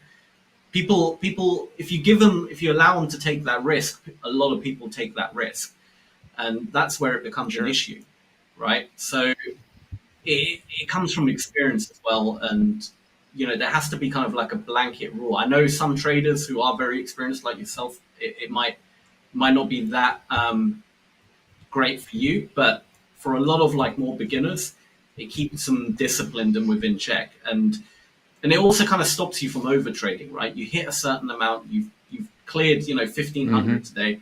All right, walk away.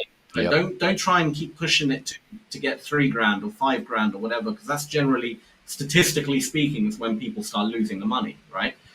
So it's to kind of promote that discipline within your trading. But I get it as well. There are traders out there who, like you said, who might have, just mediocre days, and then one day they have they just read the market, everything sets up perfectly, and they want to make the most of it. But that takes a lot of discipline to recognize that as well, that when those days come, a lot of people, unfortunately, a lot of traders as a whole, they will have one of those days and they will expect tomorrow to be that day too, and then the day after, and they just end up completely getting, destroyed in the market. Well, I can tell you how I get around it. You want to know? Go for it. I have more than one. I have more than one account. So once I hit my 1,500, I move over to the next account.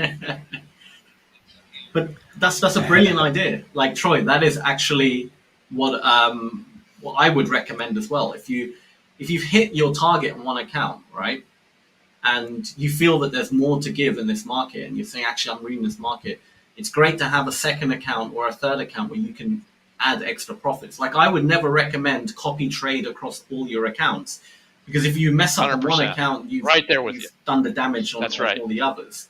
So that's exactly right. It's nice to have a few other accounts where maybe you jumped in early on the first account and, all right, you've taken a bit of a hit. Okay, lock out, go into the second account, and generally speaking, you might do all right.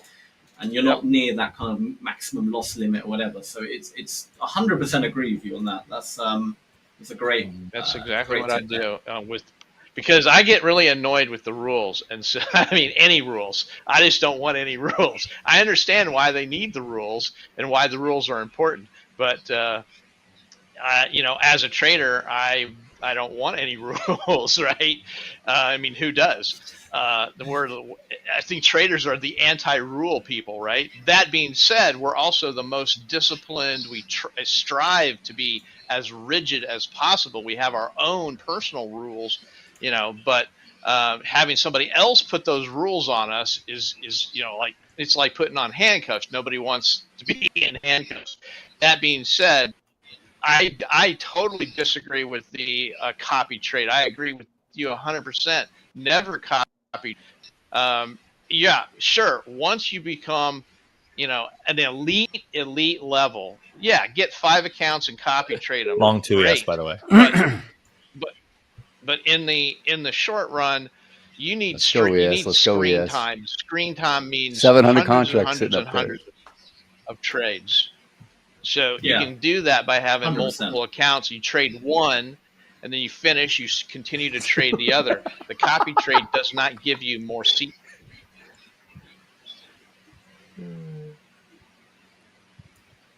Have you ever met a sheriff or a man of the Yeah, law that doesn't like rules? Come on, Troy. What, you took an oath. You swore an oath to your community, to your municipality, to your county. What happened? I just want a bigger gun. I want a bigger gun. Well, I won't say it. You can never have too big of a gun. Oh boy. Oh boy. Eric Lake is here to say hi, and Oh, Eric. he just made another $100,000 overnight. Yeah. Yeah, but he made another 100,000 overnight. Well, No, good luck with your doctor's appointment, Eric. Hope all goes well. Yeah.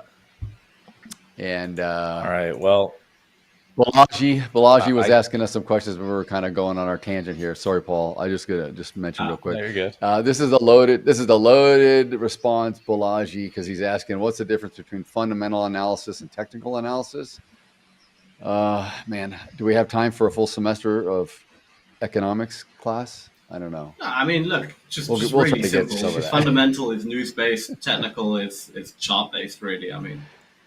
Yeah, exactly. That's a good way to put it. Thank you. Would have to. Save me. I mean, Save me a diatribe. All right, ES looks like it wants to finally break out here. These 700 contracts that were sitting up at 65.10 have now dropped to right here, 65.05. We're pushing nice buyers. Eat through. Beautiful. That's what I like to see. Let's get up there. I've been holding under the 64.97. You got Trump in 2 minutes. Trump in 2 minutes. Yeah, I'm not worried about it. He's going to talk about some religious thing. I looked at it. I saw it on YouTube here. I don't know what it is. I mean, he's going to be. Oh, he's at some religious liberty group council. It's not even at the White House. It's some place. So he's going to come out on a podium and talk. So unless he answers questions through the end, it's not going to be anything for a while. So okay, cool. That's cool. I am. Come on, don't go down. I got out of. I was long to ES right at the bottom, or like when we pierced through the bottom, and then we kind of made a quick little reversal there up to the 65.01 area. I got long to ES right as we were around that 65.01 area. I got out of one at like 65.04 half, and then I just got stopped out of my trailing one. I am down on the morning because I lost out on a couple of LE contracts here. I'm still down 196 on the morning after that gain. I'm updating my P&L now, actually. But I am still in my long bond trade as well. But yeah, it looks like there's some opportunity popping up here in the ES for sure. That was a nice little win there. Still in the red, but slowly we'll get out of that. We'll get out of it. Oh yeah, I'm unrealized. I'm unrealized in the red too, but I'm just I'm patiently holding. This is kind of what my note trade looks like. I know it's gross. The chart's gross. Everybody, I am aware. It is disgusting, but pretty simple. Pretty simple thoughts here. I'm essentially risking to make 4 ticks, and if you look at the 30-minute chart, we've kind of got this, flight to safety occurring here in the 10 note. A lot of people have been buying up the 10-year note, and I'm just kind of looking for like a small retest of this recent little spike high that we had on September 5th. So see if we can't get there, and then I'll go back to the ES, look for some opportunity in this little rangy market. Robert Mashiro, this is exactly why you said earlier that you don't copy trade anymore. He says in the chat he accidentally put the wrong stop loss on his account, so it was 10 NQs instead of his normal 1 NQ. And that was a $2,500 loss instead of a 250.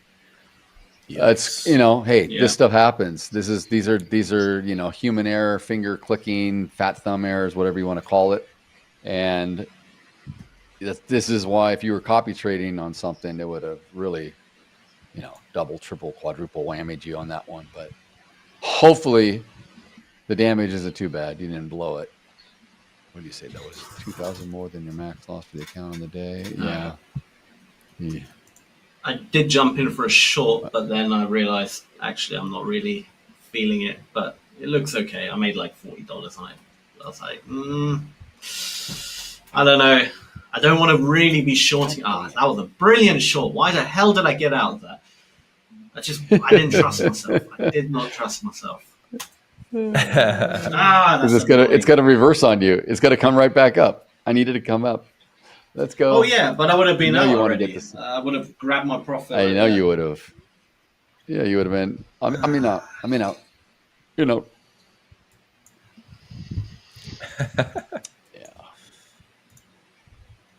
I just didn't trust it. I didn't trust my gut. What I was saying. Because I've got a very strong long bias, but at the same time, I need to rid myself of a bias. I need to kind of get that out of my head and just trade what I'm seeing on the footprint and nothing else. Because when you have that bias set in stone, then sometimes you do stupid things. Like, I should have just held that short. That was a great trade. Mm-hmm.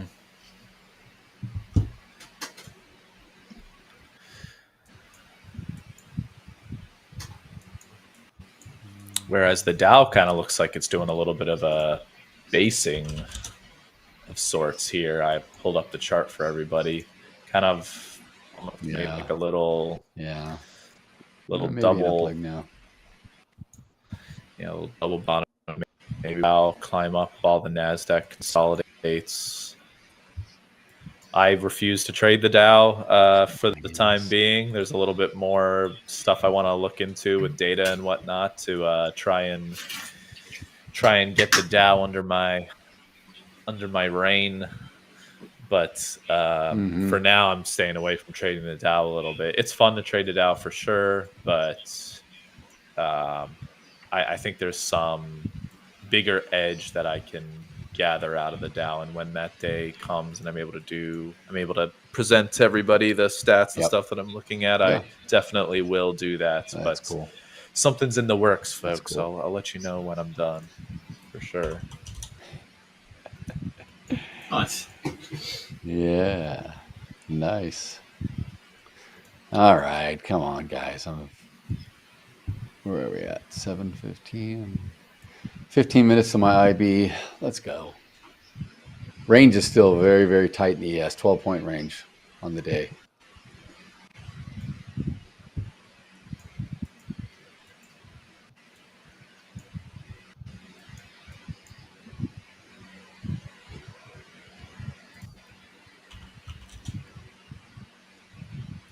Hold this outer edge at 65.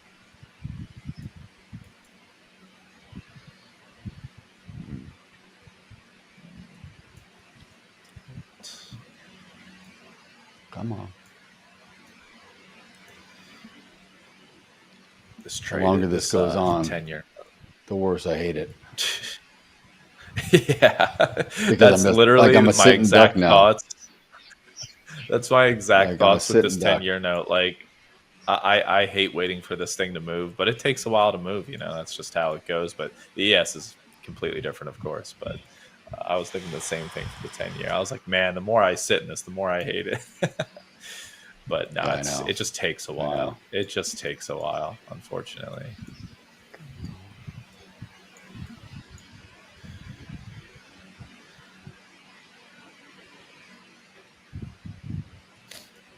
Come on, buyers.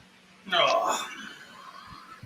Come on, buyers. Thing is, getting short here is like, you're you're at the bottom of the range. So like, Yeah, I don't want to get short here. I'm not trying to play a break out of this 45-minute range.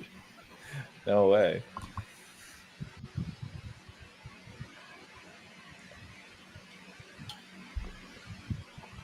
At this point, I'm sure you're somewhat similar, Daryl, if you were in my position for the IB to set at this point, since I'm not in a position, and go from there. Let the 1 hour initial balance kind of set itself. Yeah, but when it's a very tight opening range like this, I mean, it's gonna break most likely. Yeah. I mean, that's the thing. So I'm almost guaranteed that my stat will get filled. I don't know. It could be both or it could be one, and I don't know which one. It's so close to either direction.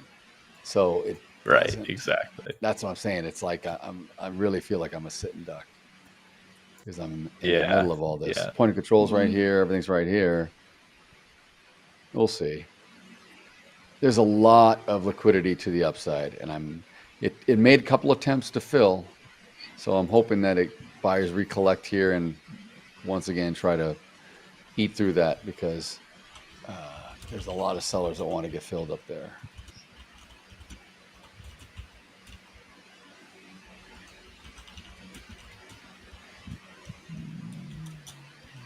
Come on, you can hold. You can hold. Oh, range extension. We one-ticked it. I think we one-ticked it. Yes, the low of the day. I think we one-ticked it right there. Man, did we? Oh, Adelina in the chat is saying... Adelina, okay. So the consistency rule is 40%. So for a 9K profit target, the maximum you can make in a day is 3,600. Oh, okay. On the dashboard where it says minimum required profit is the total P&L you ship at that time, it does not mean that amount you need to make. Let me have a look. On the dashboard, minimum where it says required minimum profit. Required profit.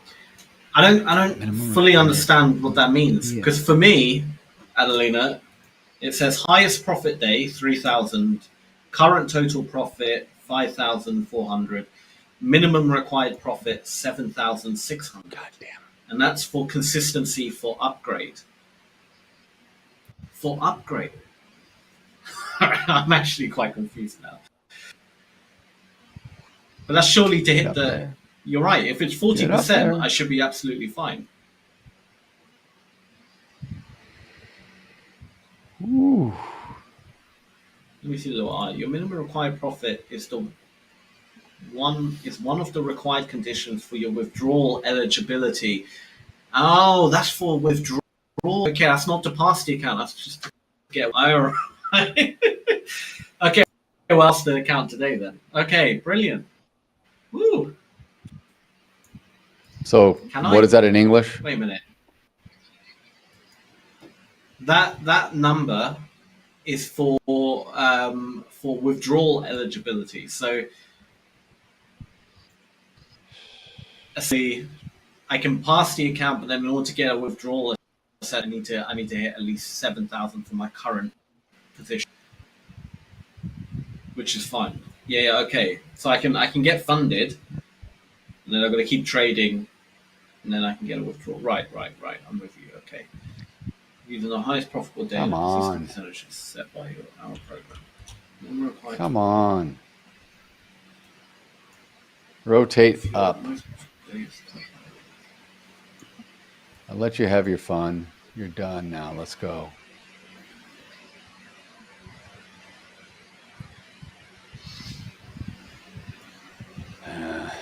Crapola. Come on. Come on, buyers. Let's go, buyers. Let's go. Now, I'm kind of looking for maybe some sort of drive, I guess, now into 64.91. Unfortunately, Daryl, I don't know if we're gonna That's try okay. and That's okay. touch the night value area high and then bounce That's up, okay. or the Nasdaq still is above its opening print, so it's Really? about 30 points above its opening print still. So technically, you haven't you're not losing on the Dow on the Nasdaq at the moment. So that's a relatively good sign. And then the Dow is still kind of forming its little U shape at the bottom here, like it wants to try and gather itself to the upside. Problem is, but it's gonna want to tick me out. It's gonna pick me off, I think, before it goes up. That's the only thing I'm worried about. I am on the outer edge. I am right outside low day.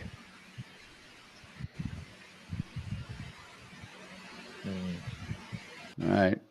You've had your fun, like I said. No more sellers down here. Go up. Get back up. Come on, big buyers. There we go. There we go. There we go. There we go. Come on. Get above 65. And keep going.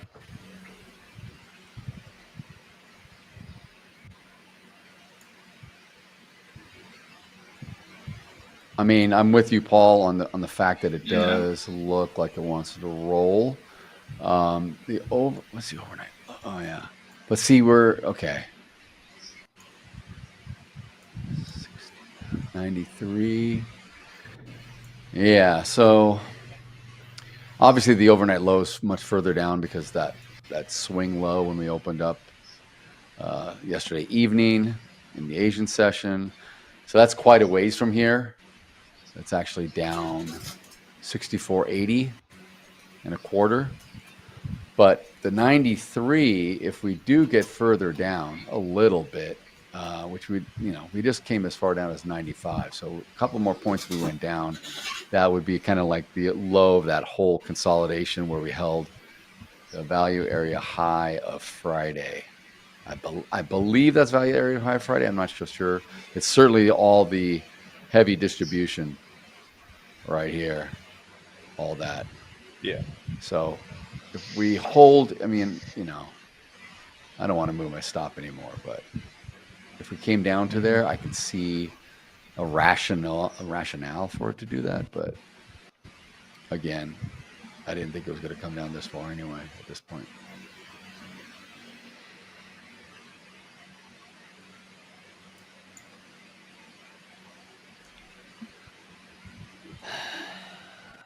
Five minutes short. Literally best trade and worst exit. Come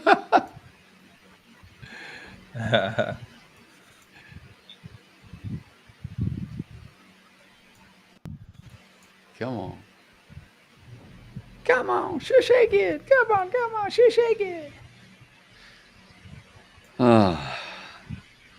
Dun, dun, dun, dun, dun. Oh, baby. Get up on this. I get it now, Adelina. Right. So if you calculate 40% from the 7,000, that will be the highest profit day. Okay, I'm with you now. All right. Thank you, Adelina. That clears up so much. Unfortunately, I can't today because that will be over 3,600. But I can pass it tomorrow, as long as I. So can you give me the Reader's Digest version, since I've been focusing on my trade and not paying attention to what you guys have been talking about? So essentially, the consistency score is you need to have at least 2 hair follicles on your head in order to pass. So unfortunately, Daryl, I am not consistent on growth. My growth is not consistent for sure. It's inconsistent.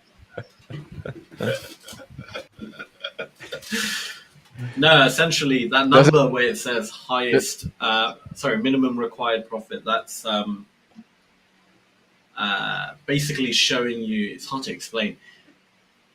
It's basically showing you Well, once you start How can I trading the explain this? account, that number is created right after Just a couple days of yeah. trading. It just kind of Best thing to do is just calculate 40% of whatever the target is, so 9,000 on this account, and make And don't sure you exceed don't it, make that- more and than don't ex- 40%. yeah. Yeah, that's just to put it really simple. Just do that. Yeah. But that's to pass. So what about if it's a direct account? Is it the same thing? Like consistency going forward? It just keeps the consistency. Direct account has definitely a consistency. Yeah. And then a funded, I'm assuming, has consistency too. I think. I'm assuming I would say I have to actually check. I'm pretty sure I read that before. Paul, are you getting hung out to dry here? Are you getting squeezed? Well, Are you I'm short? actually, I'm not. No, I'm not in an ES position at all right now. I'm waiting. I am ever so patiently waiting. But I'm looking at live cattle again. I've been looking at my bond position. I'm trying to find something else to get into here, to be quite honest. Come on. Confident in. Come on, buyers. Look at this. Let's go. Get me up there. Get up there. There's all that. Yes, eat it. Eat it. Holy hell. Come on. Come on. Don't stop. Okay, you need to swallow. I get it. Take a breath, swallow, and keep eating. You need to swallow. Let's go. Let's go. That's great. That's great. Daryl. They're like chipmunks, right? You worry me sometimes. Ate a lot of ES contracts. No. That's exactly what I thought about when you said that. Chipmunks, yeah. Chipmunks. Immediately that's what I thought about. Of course. See? Great minds think alike. We got rodents on the brain. Production team loves it too, see? Munch. Munch. Munchy.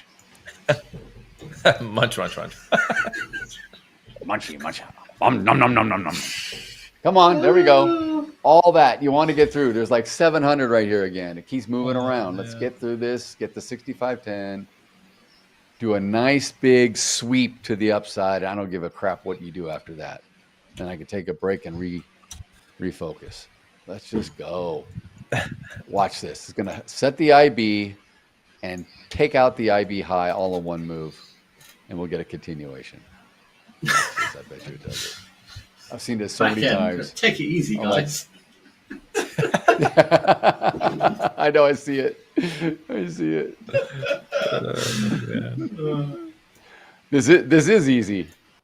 This is mild. We're mild. Yeah. Right. I gotta set this. I gotta set this as like my phone ring or something, right? Like, just something kind of crazy.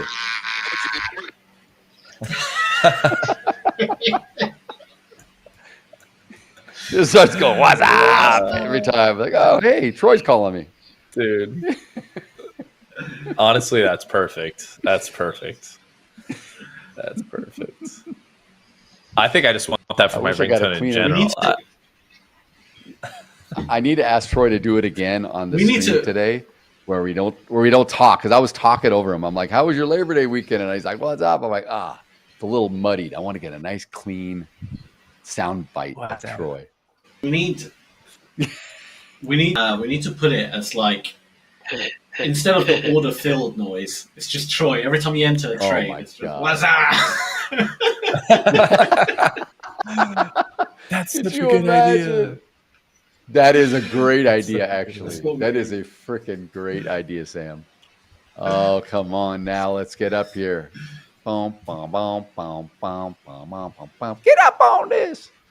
Come on. Push through. Boy. Oh, boy. IB is set. Let's go. Oh. Get continuation here. Come on. All right, I'm done with this bomb position. Honestly, I'm just getting out of it because it's just taking way too long, so gonna be done with that.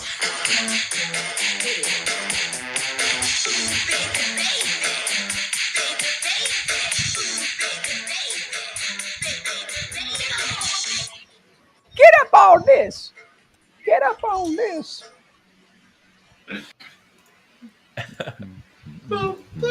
Did anybody watch the VMAs last night? No. No. I'm outside their demographic, buddy. You and I are both not their target anymore. Yeah, I was going to say. Listen, this is what's funny. I don't know half those people anymore. They did this tribute to Ozzy Osbourne, and that was great. Oh, they did. Okay, and cool. then after that, yeah, that's cool. Yeah, after that though, I didn't recognize any artist the rest of the night. I'm like, who the frick is this? Yeah, it was like I know. That's what I'm saying, man. I know. It was like horrible. It was horrible. Yeah, I know. That's why I can't watch that crap anymore. Man. I can't watch any of that stuff. Who music has died? What did they do? Did they do like? Did they do some cover stuff, or did they do Sabbath, or what? Like who? What did they do for the tribute for Ozzy? They did. Like, was it a performance? Crazy. Yeah. It was Crazy a performance. It was Crazy Train. They had Aerosmith. Not Aerosmith, but Steven Tyler and Joe Perry were kind of the headliners for the Ozzy tribute. Oh, okay. That's cool. That's good. And that part was good, but after that, I'm like, I didn't even half the people that were presenting. They had like the Simpson sisters. Like what? They died like 20 years ago.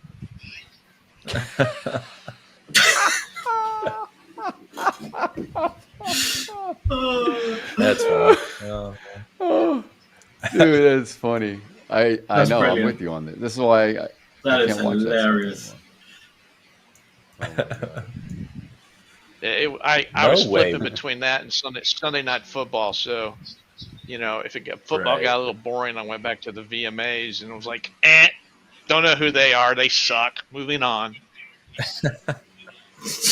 Was the night game the Bills Ravens? Was that the night game? I missed all that. I missed that. Yeah. I would have loved to see Josh Allen with that fourth quarter.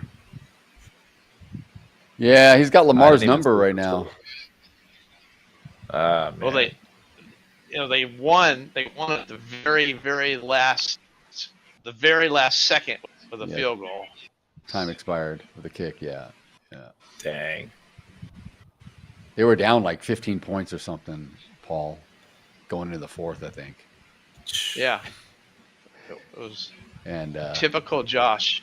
Josh Allen ran in for 2 touchdowns. He threw for 2 touchdowns. He had 4 touchdowns on the night, I think. Crazy. Yeah. It sucks because, like, honestly, I feel like most football fans in general want to see both Lamar Jackson and Josh Allen get a Super Bowl soon. Like, we all want to see them win. It's just you're going to see tough, go through each tough other, games though. like this. Yeah, exactly. Yep. Exactly. Yep. Or in the playoffs, they're going to meet again, and it's like. Yep. Yeah. Well, Derrick Henry used to play for the Titans, and so I live in Tennessee, so of course I'm a Titans fan. But he's a beast. He is shuffled. A freaking beast. He is a beast. He had 175 yards, and still they lost. I mean, that's crazy. Yeah. The guy's awesome. I mean, I think the Titans both of won, those didn't teams look at yesterday. that game, and they say, our defense lost. needed to be better. Yeah, Titans sucked. They sucked. Titans lost to the Broncos, I think, which I needed your Titans to kick the Broncos' butt, man, because, dude, I mean, I'm so happy the Raiders are up 1-0 I will say that start of season. They're 1-0. The Broncos quarterback, Bo Nix, he didn't look good. Even though they won, he didn't look good. I know. Yeah, that's what I read. I didn't see the game, but I read that. Get up on this. Okay, let's go. Get back through. There we All go. right, is this the area where we start to There we break go. out Come now? on, buyers. Is this where we... Possibly the retest of the IB here. I am long 1 ES. I am long 1 ES. All right, let's go. Paul's jump on the train with me. Let's go, buddy. Let's go. Come on. Our little contracts are going to move the market for sure. This little contract of mine, I'm gonna let it shine. What a... Oh my! What are you? Were you in church? Where are we? Are we in Bible? We in the Bible Belt? We're praying for it to go in our direction. Hallelujah! Let's go! Praise the Lord! Make the all-time high. You can do it. I believe in you. The Savior has come. Oh my God, man! You know, I'm starting to see kind of the indices pull together here. That it looks like everything kind of wants to go to the long side. So I have some faith in this breakout on the ES. Let's keep it going here. ES, come on, slowly. You know what it is, through. Paul? Paul, if you look at it, it's an inverted H, buddy. Look. Don't tell me no cup and handle. I don't want to hear that, but it's an inverted H. I don't like that. I don't like the invert. I don't want you to point that out to me, honestly. No, I don't like it at all. No, because I like those H's that you point out. Usually they continue that line. So I want this to go up. I want it to keep going. To the upside they do, but yeah, I haven't looked at the inverted version of it. But yeah. No. Sometimes every time it's been coming down, we form that H, and it pulls up and then it rotates back down again to that low. Usually I notice that it continues going lower. It rarely does a reversal of where there's a double bottom. I mean, sometimes there is. I find the exact opposite, my friend. Do you really? Yeah. Really? I see a lot of I don't the time watch patterns. Here. Okay. Yeah. All right. Yeah. I don't trade the pattern, but when you that's point it out here on the stream, I notice it continuing. Usually when we're on stream, that's right. Okay, well, we're going here. Come on, let's go. Come on. Yeah, there we go. There we go. What's up, Tom? What's up, Tom? Tom's long. Good boy. All right. Our little contracts will move it. You know it. It will move it. Let's go. Let's go. Let's go. Come on. Since Sam wants to sing hymnal songs or whatever, let's just start singing some other stuff, guys. Michael rowed the boat ashore. Hallelujah. Michael rowed the boat ashore. Hallelujah. Come on, let's go. Bring it. Bring it. Go to heaven. The stairway to heaven. Push it. Push it real good. Adelina, if she's still listening to us, she's probably sitting there going, you guys are just whacked out of your head. I'm so glad I'm not on this morning. She's probably just like, what the hell? These guys are just crazy. Damn right we continue. are. Continue. There we go. All right, I think I'm going to get break even. I'm kind of done with this negative. Oh, don't come back on me now. Take me out. That's okay. It's better than a big loss. I'm at 2 ticks above break even at the moment, but it looks like we want. I think we're going to keep going. So. I think I was going to say I think we want to keep going here. I think that was just a little breather.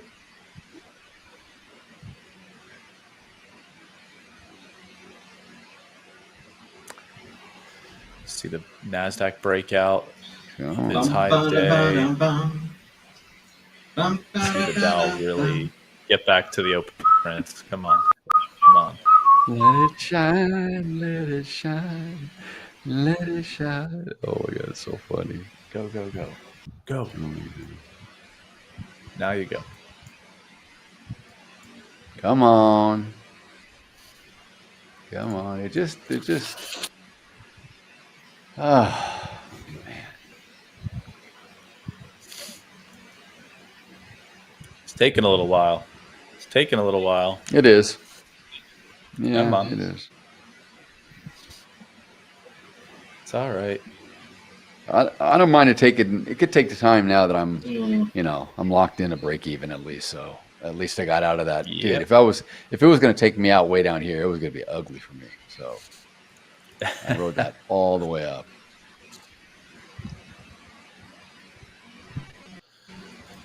Here we go. Go, go, go.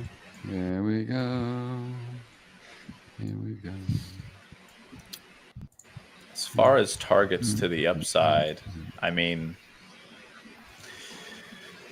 all-time high, baby. No, I would love it, but I'm sticking at the 65.24-ish, 23 and a half. Yeah. I like that. If it gets there. I mean, that's a big move. That's a big friggin' move. If it gets up there.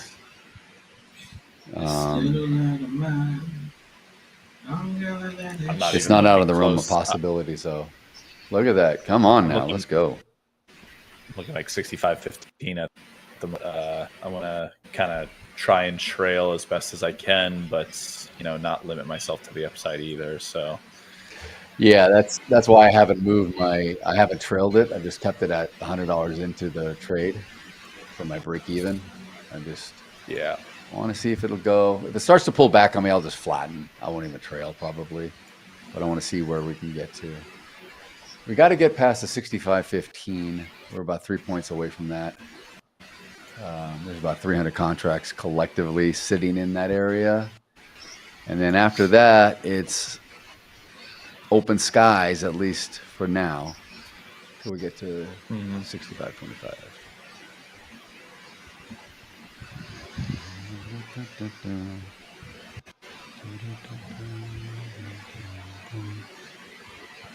Oh man, where's my?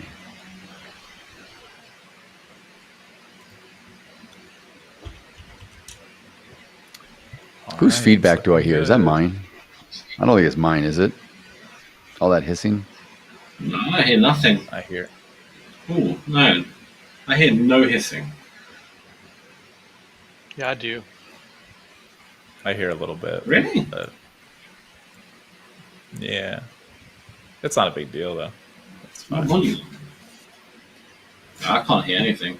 Maybe it's me then. Go on mute. Mute your mic. Yeah, mute your mic. Let's see. All right. Yeah. Oh yeah, It's it's him. Sam. Oh yeah. Yeah, it's your rodent, dude. It's you, Sam, for That- sure.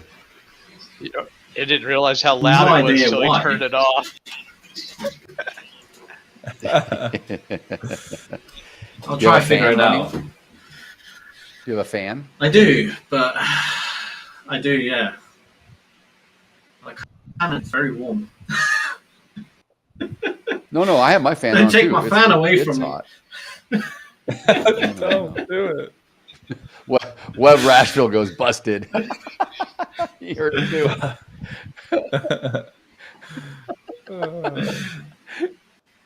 That's funny. Oh, Let's need go. my fan. Come on, let's Ian. check. Let's check and see. Is Trump still talking? Is he still doing this thing? Let's go live here and check. Looking he's for still 23,900 on Nasdaq. If we can get to 23,900 on the Nasdaq and on the Dow, if we can get back to 45,500, I think those are a couple levels that I'm going to keep my eye on to then possibly get out of the ES trade. So if we can get to those levels, then wherever right. we're at on the ES, All right. I'll likely flatten. But I've got my target right now at 65.16. I might move that a little bit up. Just for the sake if we like spike up, and I'll kind of quickly trail myself if need be.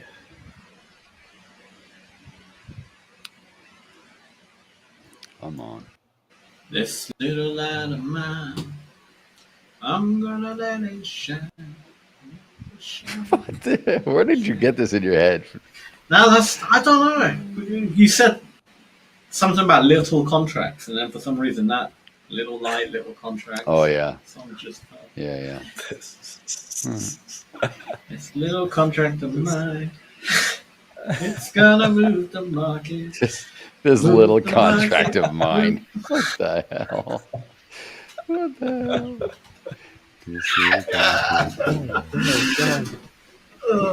Look at this. Cracking yourself up. Why not? Why Oh, yes. not? Yes.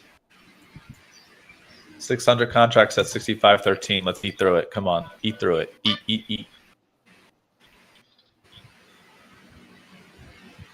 Let's go. Eat it. Let's go, baby. Eat. Eat it. You're hungry. Eat it. All right, my IB's done. We're going to make this now an RTH high. Oops. Nope. RTH. Blue. That's what we want. Blue.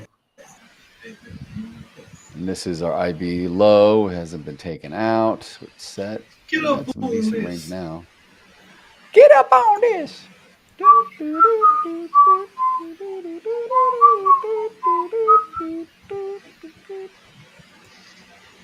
All right. Boom. Get to that. Man, where in the hell is it I put this?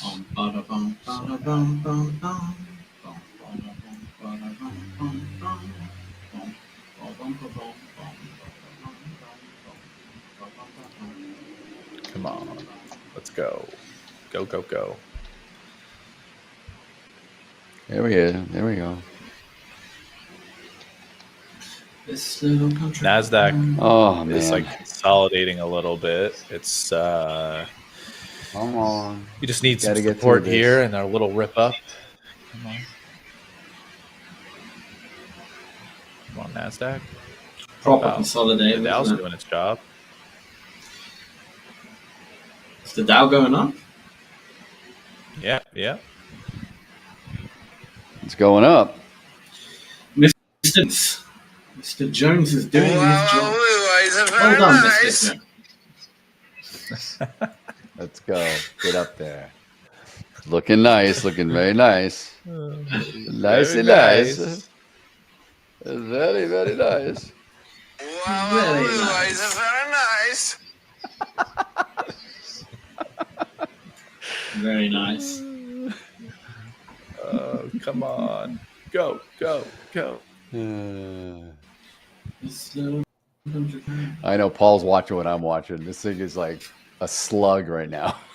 It's just It is, like hit a man. wall.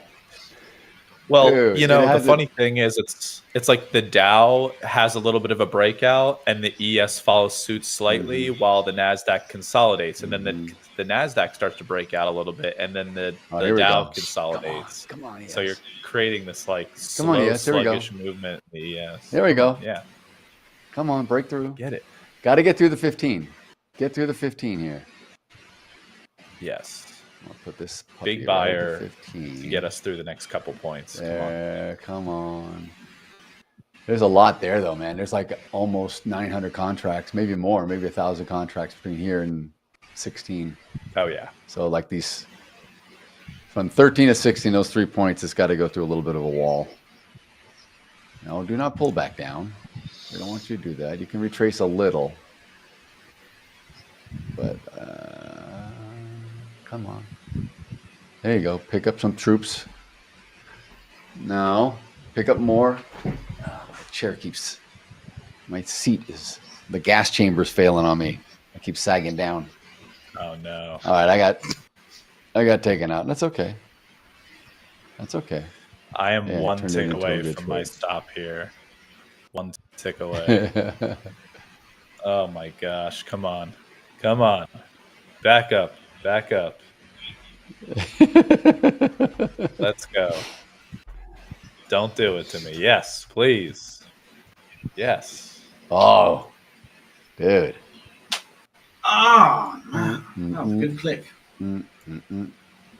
That was Is that your neck? What was No, that? that was my knuckles. Knuckles. Just said. Knuckle click.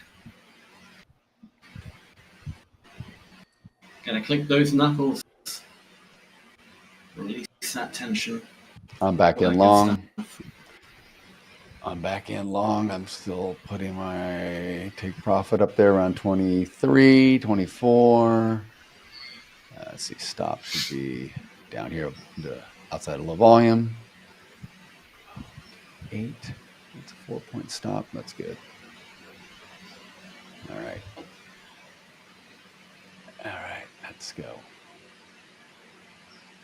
Push through. Nasdaq is Come on, struggling. it's just sitting there. Yeah. Yeah, I know. ES is too, but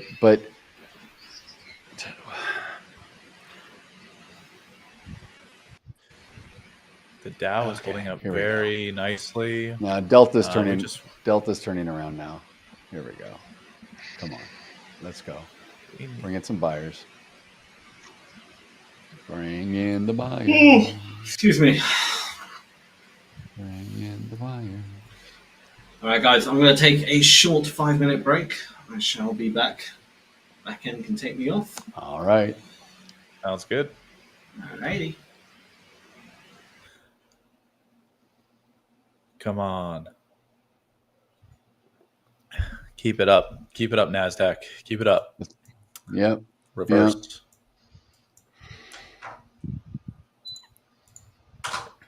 Reverse.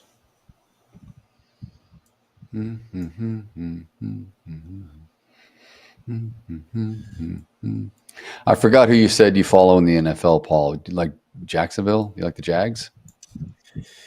Yeah, unfortunately, I am a Jags fan. Yes, it's a rough life, but you know, hey, we both won. We both won. The We Raiders both won. had. We a both win, won. Yep. Jags.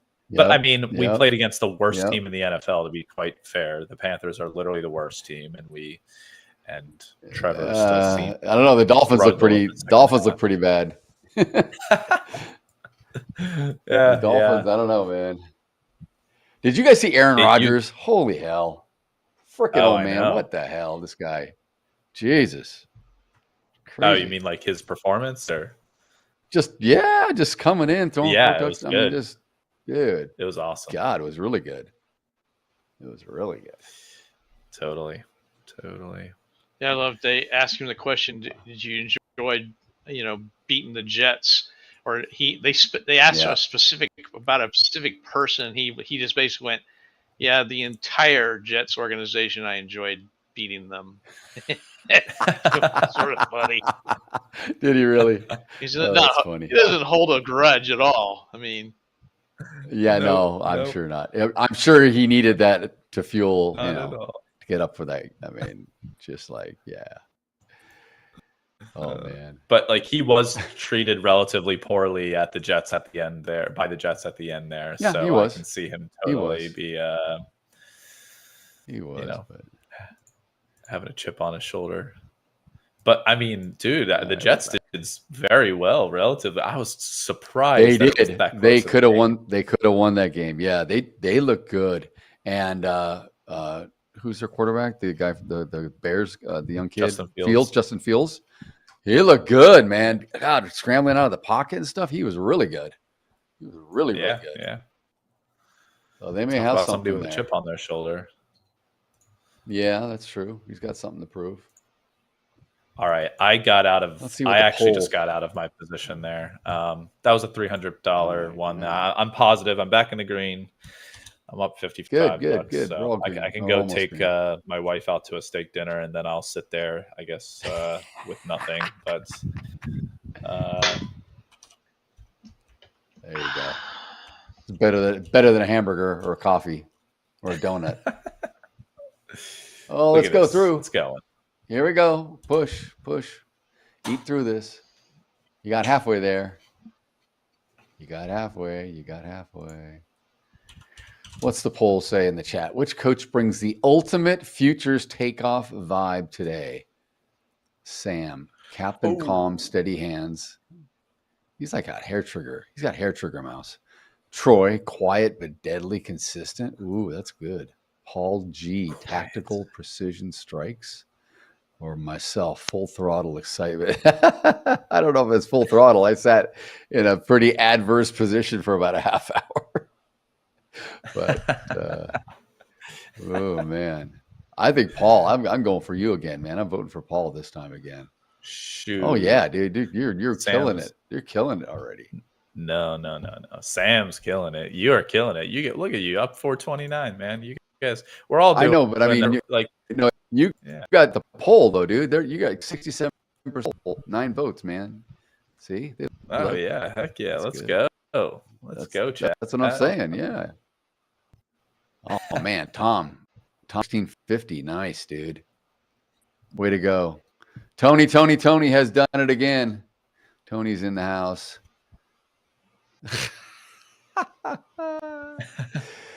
Oh, all right. Let's eat through it. Here we go. 65.15. We got there. It was painful. It took a damn long time, an hour and a half. We got there. London's about to close, so Finally. can we get a little? Can we take the lid off this thing and let it go up to 65.25? What do we think, Tom? You're back in with me? I'm back in, man. I'm back in. Let's go here. I'm adding again. I'm putting on another contract. Got 3 on. Let's go. Let's go. Get up there. Get up on this. Contemplating getting along the Nasdaq instead of the ES here, but Nasdaq's just having a little bit of a harder time right now. It's the Dow that's really driving at the moment. The Dow's up 50 points in the last crazy 7 minutes. But the Nasdaq wants to break out again. It wants to try to, but it's just having a harder time. Come on. 65.08. Okay, I'll move that up a little bit. Low volume. All right.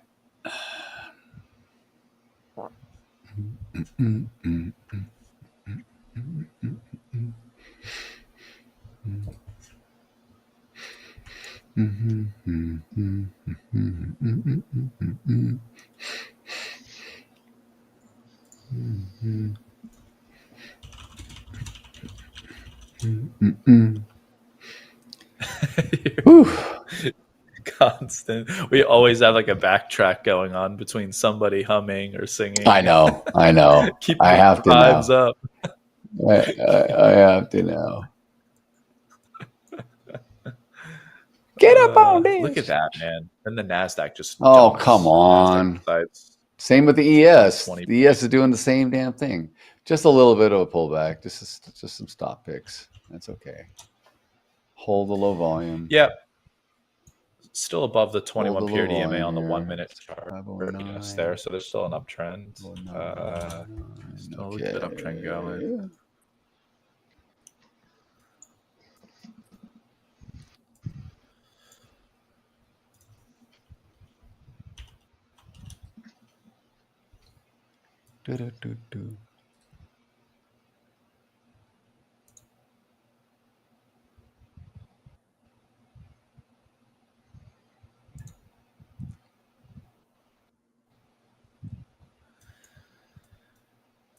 Okay.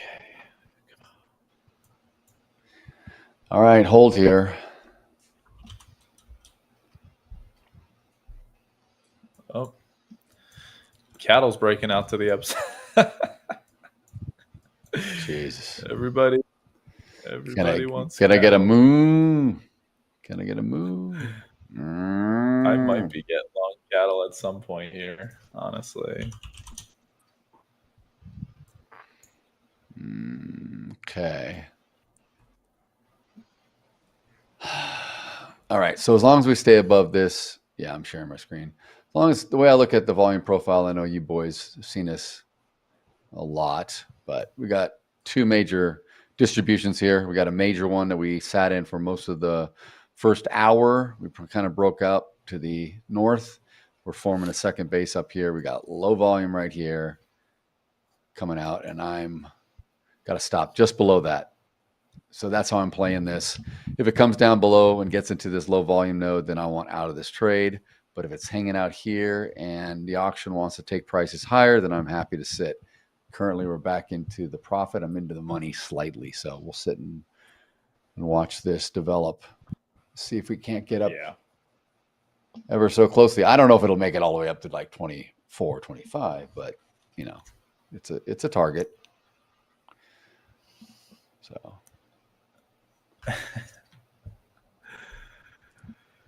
Come on, cattle. I've taken a little bit of a beating. No, I wanted to give me a better entry here. I've taken a little bit of a beating on the ags lately, and I'm just trying to be cautious because I've been doing well in the ES. So I'm just weighing my options between just keeping my eye on the ES, and maybe I want to get in a position there, or do I want to take a stab at this cattle trade here?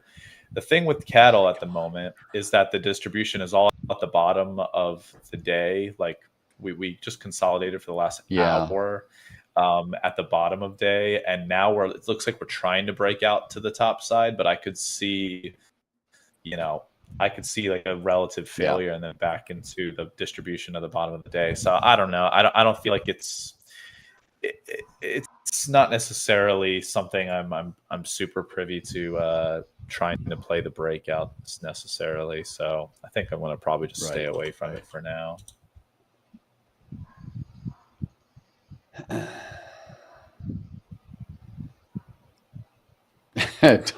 Tom's like, get in on the cattle. It should move. That is good. Man. I like that. I love it. It should move. Pretty good today. He's in for 3 on the ES. I'm assuming, Tom, you're back in with 3. I'm back in with 3 as well. All right. Let's go.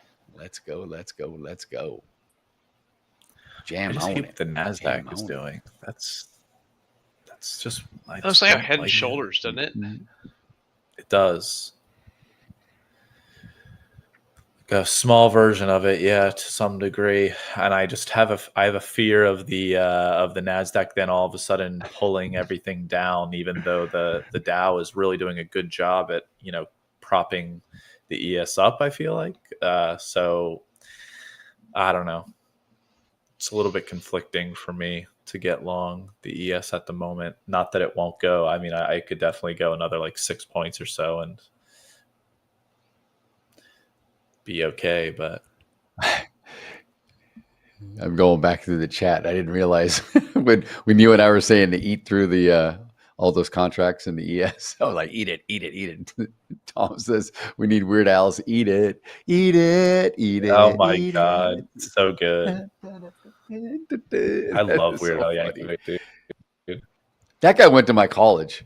He went to Cal Poly, dude. He he was gone before I got there, but he went there, and I guess he like ran the radio, the campus radio kind of stuff, and that was where he kind of honed his little DJ VJ skills, and then he went off to do all the parody videos and stuff. That's awesome. So awesome. I love that. Yeah, just feed it, or whatever he used to do. Oh man. All right, let's go here.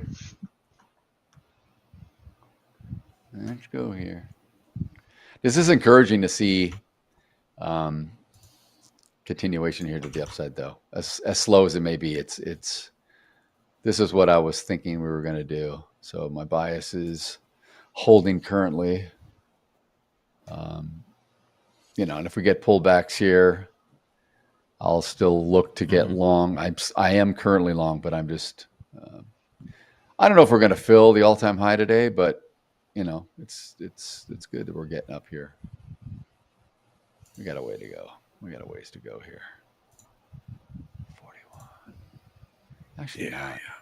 Forget the 24. We don't have that much, but I think it feels like a long way to go because it's been taking so long just to get to where we are now.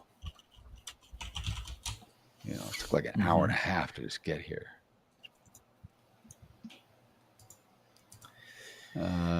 If you got anything to show or switch to, go ahead and, you know, I'm just sitting in this thing. And if it's like my last trade, I could be sitting in here for 45 minutes.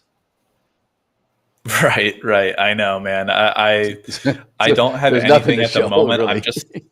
I'm just looking at the ES at the moment. I mean, as much as I want to be long here. I really want to be long here. It's just that the Nasdaq is fighting the outer edge. I wish I saw a little bit more bullishness out of the Nasdaq at the moment. So I'm gonna just sit and wait on the ES here for a little bit, for like probably another 5 minutes or so, and then I might honestly just hop to an ag market or something. Maybe I'll, you know what? Maybe I'll take a look at gold. I'll take a look at gold real quick.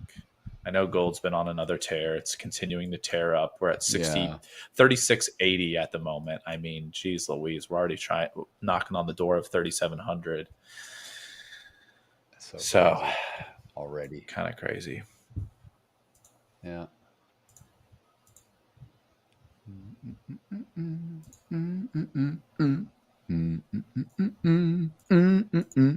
Ooh.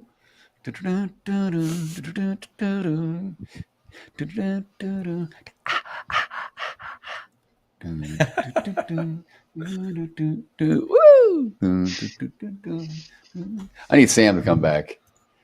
He'll be rocking out. I'll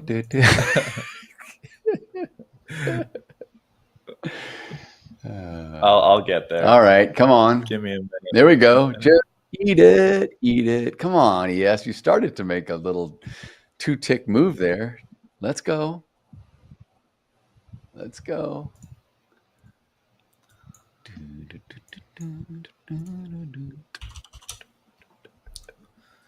All right. I think I'm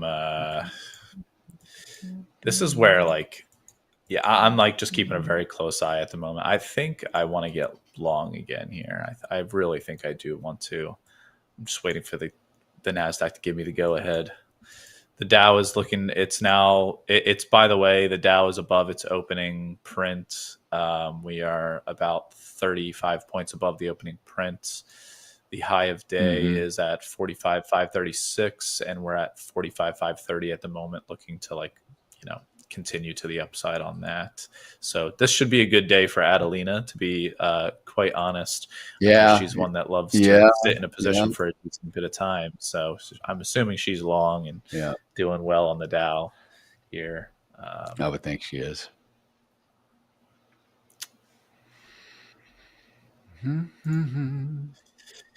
Yeah, I'm long the couldn't hold back. Can't hold back. Tom, 88 Ford tempo, dude. Oh, you didn't? Okay. Oh my God. Lost Main is asking, what's the name of the indicator corresponding to the horizontal bars on the right? That's volume profile, my friend.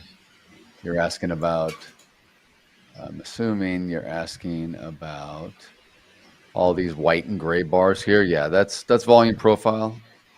That's volume traded at every tick in this contract or this instrument, which is the ES, the S&P 500. So down below here, these vertical bars are volume by bar, and this is a 1 minute bar that I'm showing.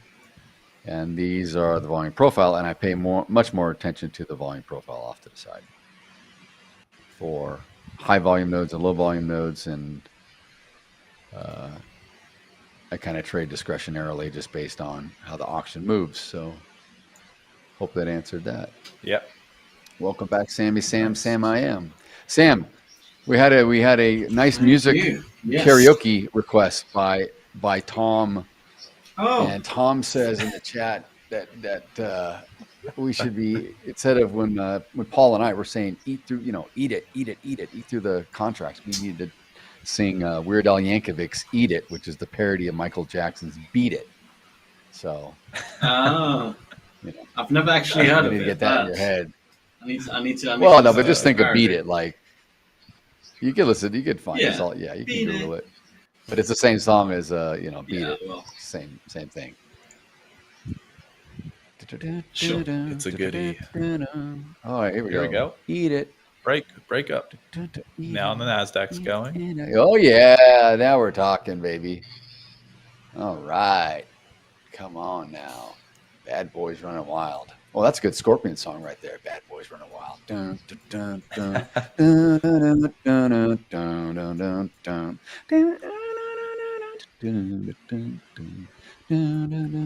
dun. If there are any Scorpions fans in the chat, let me know. Come on, Tom. I know you are. Rock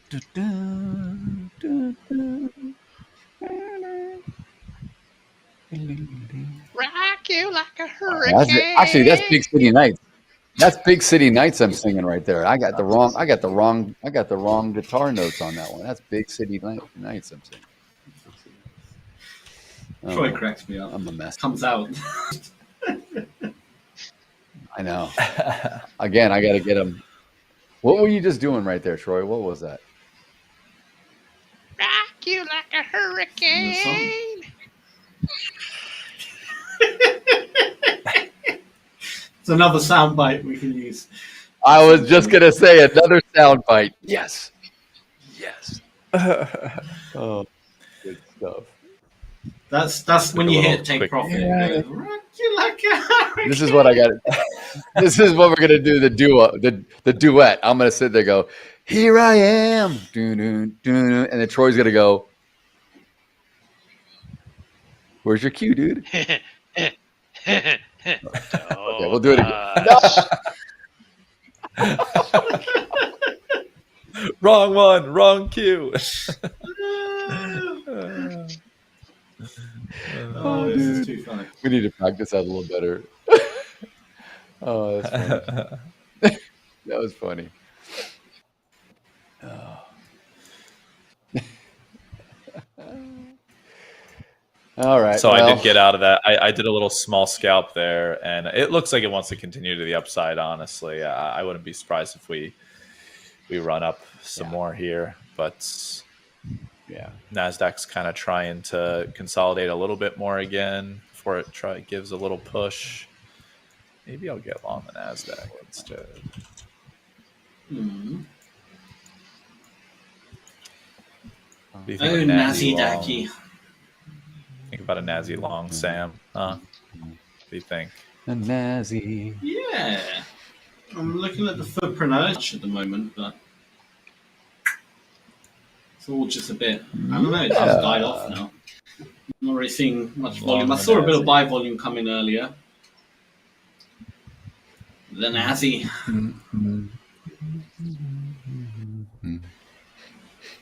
Nasdaqeries. We should create a trader group. That's good. That's good. That's good. I like that. The Nasdaqery.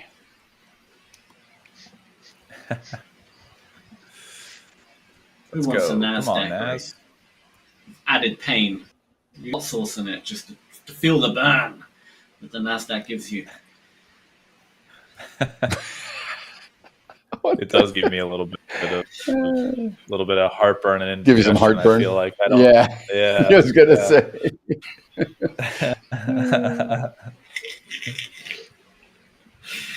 Come on.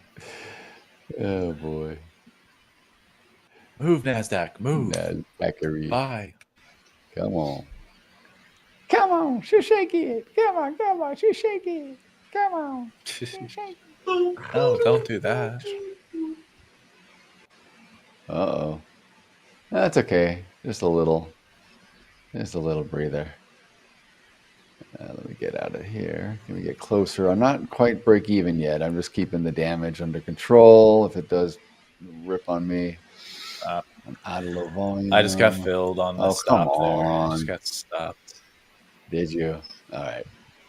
Yeah. But I'll look to get back in long if necessary. Here. This is just these little rotations right now. I think it's just doing a little small rotations on the way up. Oh, come on. Don't do this. Hold right here, 12.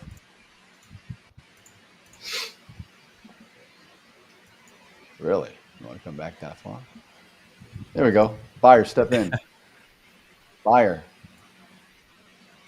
Come on. There's my buyer. Attaboy, 35 contracts just came in. Oh, come on. Where the buy Push. there? Come on. Buyer. Let's go, buyer. Come on. Get up. Is it just one buyer? Hold. Well, I just need a dude large holding the whole enough market buyer to come. Yeah, no, seriously, to change the momentum. I just needed one sizable buyer or buyers to come in. There we go. Just to stop that. You hear that, chat? Who's a big buyer in the chat? Help Daryl out. He just needs one. Yeah, come on. Just so one. That's that. all. I'm done. One little buyer. That's all. One's not going to do it. Come on. Unfortunately. Come on, shake it. Come on, shake it.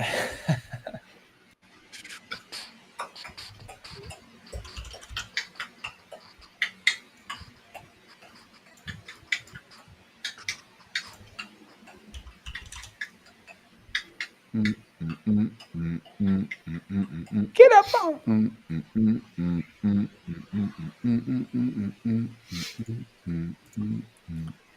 It's a slow news day today as well. Nothing. Yeah. That's reporting on. Very slow. Get up on this. Totally.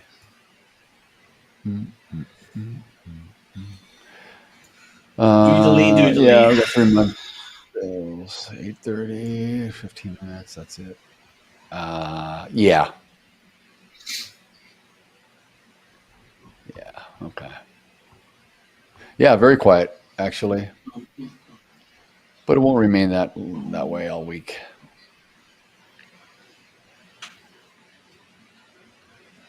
I'm with you, Tom. 65.15. I'm with you.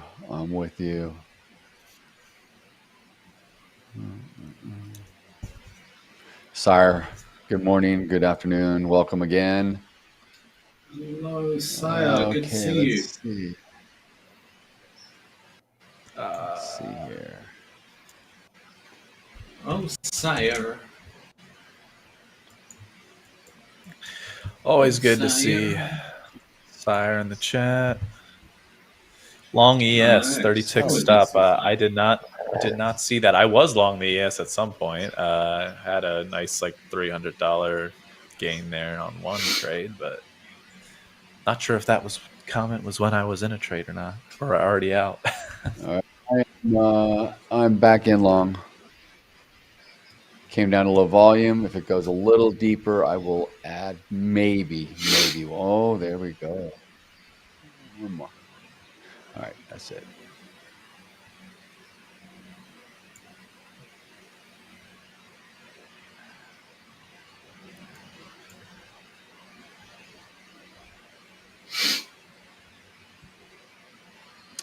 All right, good. So I'm back in long. Push. That was a good entry right there, guys. That was a good entry. Let's go.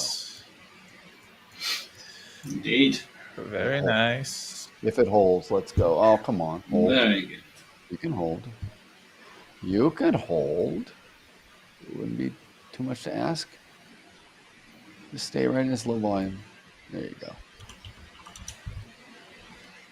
There you go.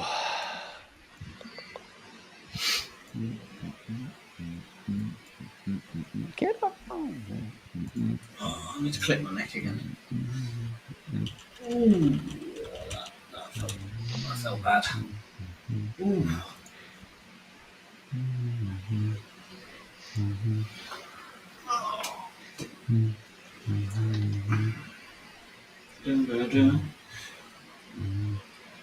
Push it good. Who's going to push it?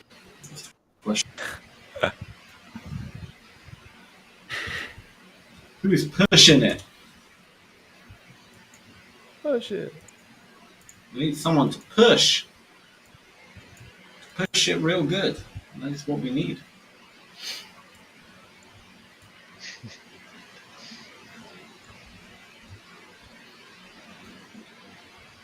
We need someone to push it. Push it real good. Yeah, Nasdaq starting to fall apart a little bit here, but we're at the 5-minute 21 EMA on the Nasdaq, so maybe we see some buyers step in now. Let's see some buyers step in.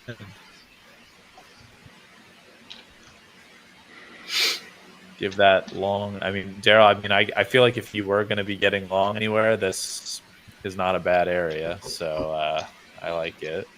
Let's take the stab for sure. Yeah, but it's just got to break out a little bit. This is a good area to get in. I mean, it's just outside edge. So it's low volume, outside edge.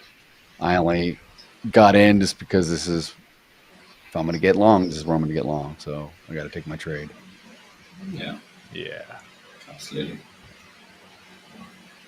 I'm taking a small long on cattle here. And it's breaking out a little bit. Not putting much risk at all on it, to be quite honest. I literally put like four ticks of risk on it, and I was already just up 1-to-1 for a second here on the breakout. But this might be a quick one. We'll see. Yeah. All right, let's go. ES. Here we go. There we go.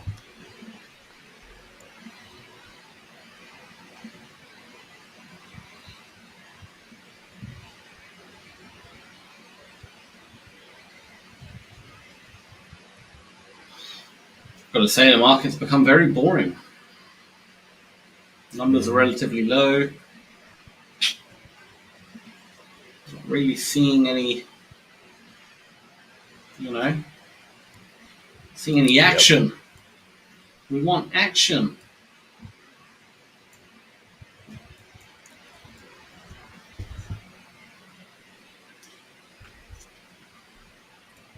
I want action tonight, satisfaction, all right. You got the move I need tonight.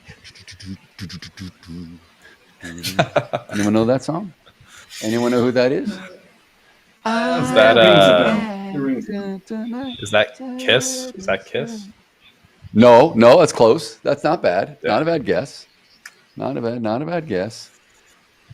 I'm not a Kiss fan, which is why I thought. Well, not that I'm not a Kiss fan. I don't listen to Kiss very much, so I thought I don't know that song. Maybe it's Kiss.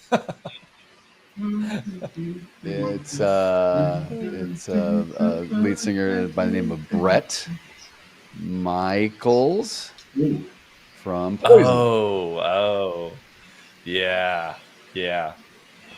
Okay, I was in the general area. That's you are good enough for me. Poison, right? Yeah, Poison. Yeah, I actually saw them open up for Kiss one time, and I remember the marquee or the arena just closed now. It's a big outdoor place down in Irvine, California, called the Verizon Amphitheater. It was awesome, but it's now gone. And it was like by the freeway, you see this big thing, and it said. I guess it was Poison Kiss. So it was like a Poison Kiss, right? But then I also saw Poison and Rat. And it was Rat opened up for them. This is probably like 1990. Oh, hell, what was this? 93 or something at the Universal Amphitheater at Universal Studios, which is also torn down now. And that said Rat Poison. So everyone's like, oh, we're going to go see Rat Poison. Like, Rat Poison. I'm like, yeah, pretty funny how the names form. Yeah. It's just so weird. Amazing. I love that. Poison Kiss, Rat Poison. Tom Moore's Poison shirt last Friday. Nice, dude. Nice. I love it. Yeah, Tom, my son's almost 18 and he walks around wearing his Iron Maiden shirts and Judas Priest and Kiss and Scorpions and all that stuff. He's all into this stuff. He's all into what I listen to. Poison Scorpion. They got to do a little show together. Poison Scorpion. There you go. Poison and Scorpion. One. Yeah, that would be funny. That would be a good one too. That would be very good. That is a good one. Now I just want to think of possibilities that there's endless possibilities. How about a poison apple? Oh yeah. Poison and Fiona Apple.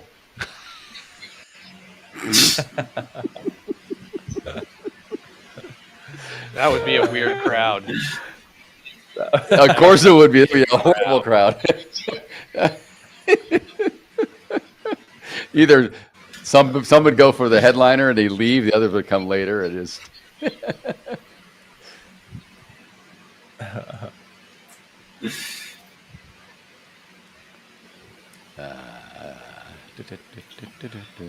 All right, let's see here. Gonna need some coffee All right, again. my long's holding. My long's hanging. My long is hanging. Let's go. Let's go. You're already down the coffee, Sam, man. How many coffees do you usually drink a day, Sam? Yeah. 2, roughly? 2 a day now. Yeah, 2 a day. That's not bad. That's not bad. I do at least that. Yeah, no. I do 3 or 4. It's maybe. always around this time now where I start feeling it. Where I'm like, I need a coffee. Yeah. It's time for a siesta. I just need a good nap. Yeah. The ES, it's working for you. It's working for you, Daryl. It's looking pretty good. It's a really nice long. No, right now you say that it's coming. Now you say that it's turning down. Okay, I'll stop. I'm done. I'm sorry. Reverse it. Paul, say the opposite. This looks EF terrible. Hutton talks Never- again. It's Mr. EF Hutton. There you go. Say it's bad. Terrible position. Let's go. Looks rubbish. Really bad. There you go. It's going up. Absolute. See, it works. Apostle Paul. At it again. Jeez. So what are you doing with your studio, Sam? Are you gluing the paneling up on the wall? Are you? Is it going to be vertical slats or horizontal? Yeah, Screwed it in, okay, vertical. cool. It's already done. Vertical, I nice. finished the wall. I just got to now cool. bring the desk in. Is it the do wall all the behind setup, you? lighting, all that stuff. Yeah. Is it in the same room or is it a different part of the house or whatever? No, different Are you rooms. moving? Are you moving different space? room, yeah. Different room. Okay. I'm gonna have to. Okay. Oh, That's cool. it. Yeah, I'm gonna have to move this desk and take it apart, and yeah, it should be You done. still by need Wednesday, I you think. still need to use the green screen though, right? For like news and all that. You still need to do both. I Yeah, guess. in the background, and I could just pop it up, pop it down. Mm-hmm. It's got like a pulley Perfect. system. It's pretty cool. Yeah. That's good. Okay. That's cool. It should be Getting good. efficient. I like it. Yeah. That's good. Exactly. All right, ES. Way to go, ES. Let's go to 15. Come on, get past there. But it keeps moving up, this volume. It keeps going up. All this liquidity is now at 17, 18. There we go. Oh, beautiful. Beautiful. There we go. I got to get There the you go. push even. There we go. Let's go. I'm somehow still long Keep on this going. cattle trade. It's been doing very little, so at least the ES is making some moves. Let's go. Come on. Do it. The cattle may, your cattle trade may do what the lean hogs did that one day we were all trading it, where it ripped right at the end, going into It might. the top of the hour. So who knows? I mean, That was insane. That's wasn't that hilarious. crazy? Bloody lean hogs. I hate lean hogs. Give me the W. Worst instrument. They're mighty tasty though. I mean, That was torture for me. That lean hogs. the next time we trade lean hogs, we either need to all come on and eat bacon, or have like a ham sandwich or something. We need to do something. I refuse to trade lean hogs. End of story. I refuse to trade it. No. I will never ever trade lean hogs again in my life. I don't blame you. I don't blame you. I'd rather trade soybeans. All right, let's than get through lean here. hogs. Let's get to the other side. Let's break on through. Break on through to the other side. Break on through to the other side. Come on, let's go. Do, do, do, do, do, do, do, do, do, do, do, do, do, Come on, lean. Day divides the night. So lonely. Night divides the day. Come on. Try to hide. You try to hide. Break on through to the other side. Break on through. I know you don't like Jim Morrison too much, but you know, I just got to sing it when I see Yeah, this. it works. It works. Yeah. It didn't work yet. It didn't get there. It's got to get. It's got to. You know, it's got to.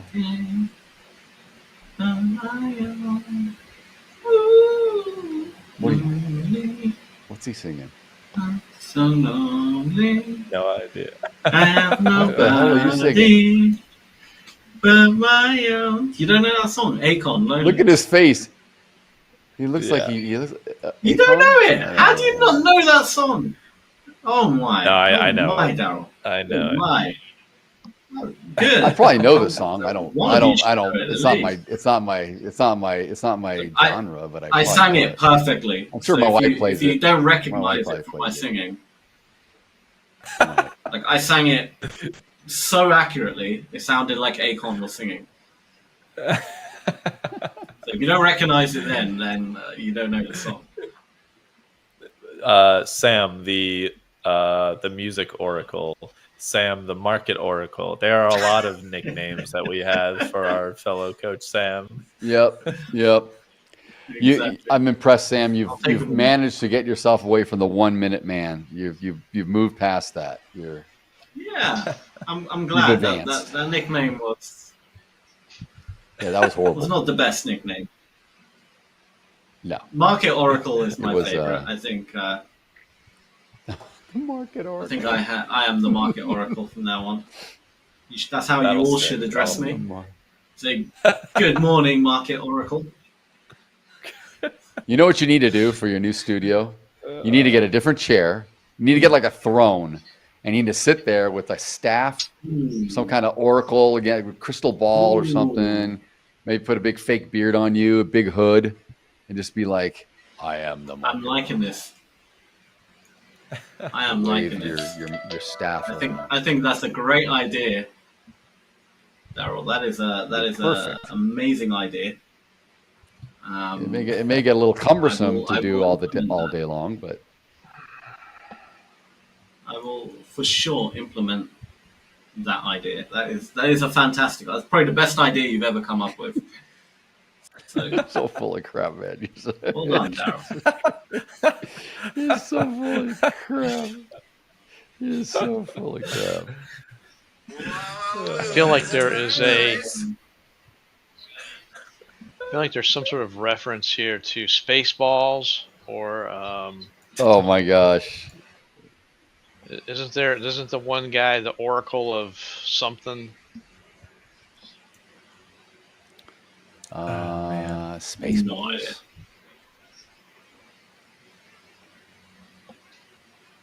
I don't know. I can't remember now. Tom's got a suggestion for Maybe you. What is Tom's got a suggestion?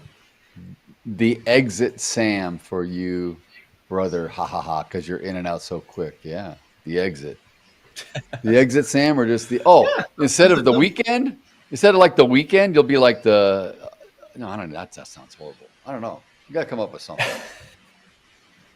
Give me something. I like that. Aziz FX, welcome to the chat. Welcome, Aziz. Good to see you.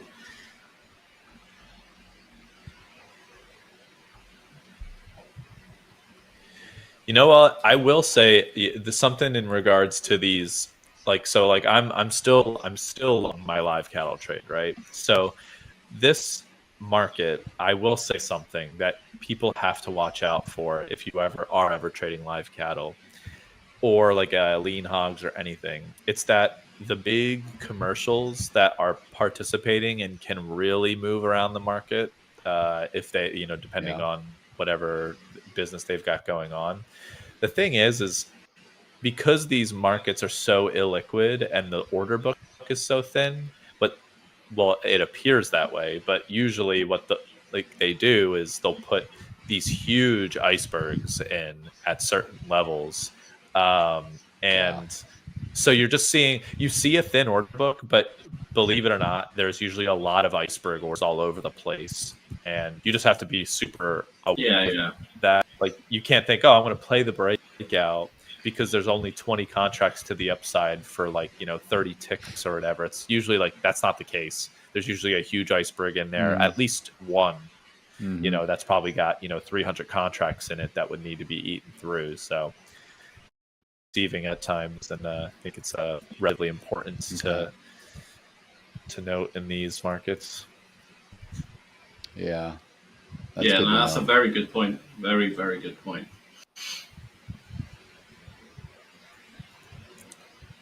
I got stopped out on profit again too, Tom, and I got back in again because I was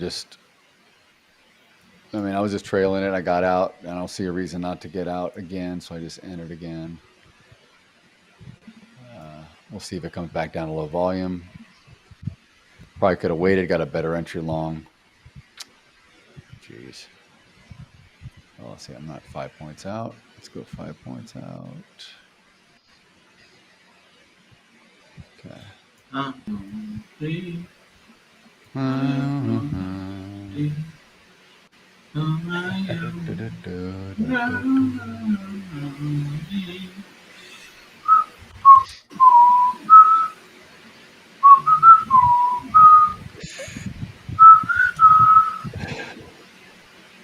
That song's proper in my head now.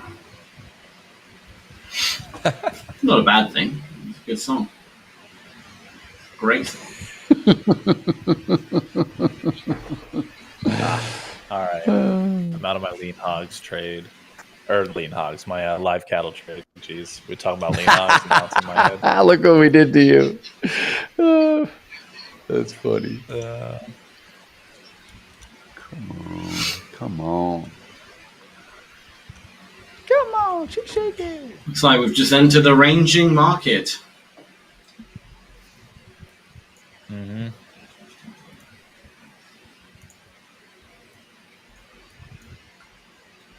A ranger market. Ranging.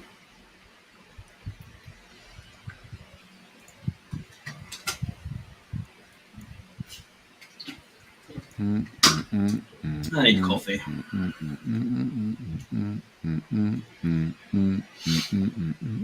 Get yourself that coffee. You know what's interesting since we got a minute here? 20 minutes out. Yeah. Carry on. Yeah, I'm gonna wait. God. Where was I reading this? I couldn't believe what I was reading in the news. I got to go back. Where was this? I was just like, these freaking banks. Was it Barclays? You got to hear this. I don't know if you guys heard this or read this.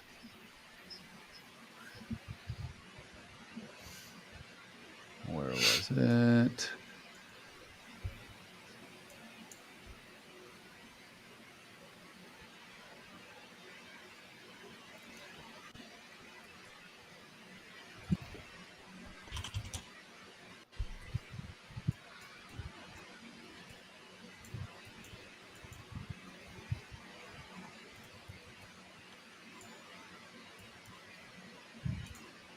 Whatever happened with Trump's meeting and that stuff? Did anything come out of that or no? He was just doing.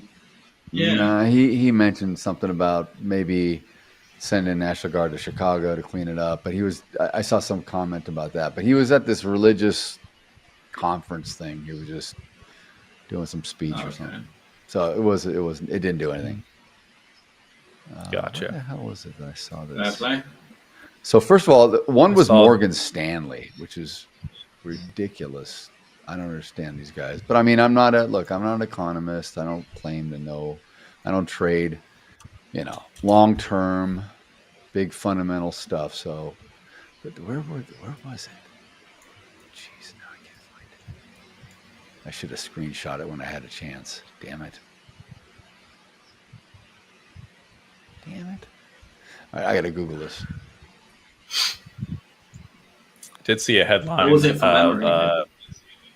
New York Fed August survey found worst probability of finding new jobs since June of 2013. That's interesting. Yeah, it was. No, it was.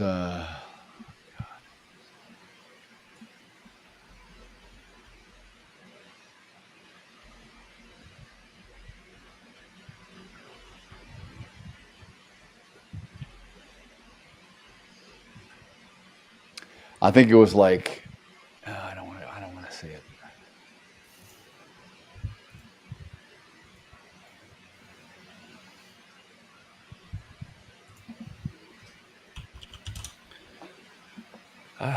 Damn.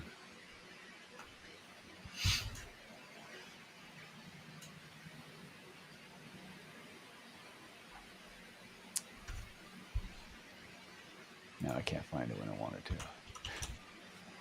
All right. I'm not going to, I can't summarize it because I'll get it wrong anyway. But it was just something ridiculous about what the Fed, like, I think it was like, I think it was like Morgan Stanley predicts the Fed to cut 3 times before the end of the year, September, November, and December, 25 basis points each.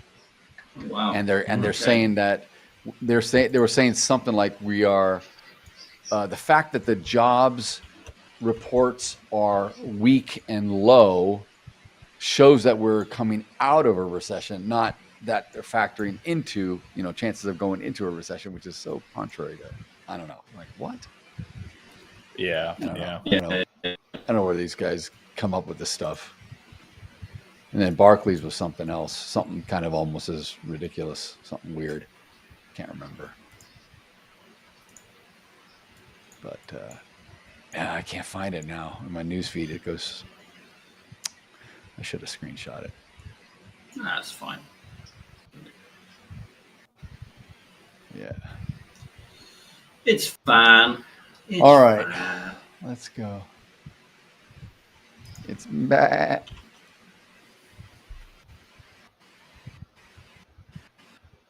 Come on. Yes. Let's go. Came back down. You came back down to low volume. You did a little up. Come back to go up. To come back to go up. Let's do it. Come on. I don't like this this sideways action over the last 30 minutes.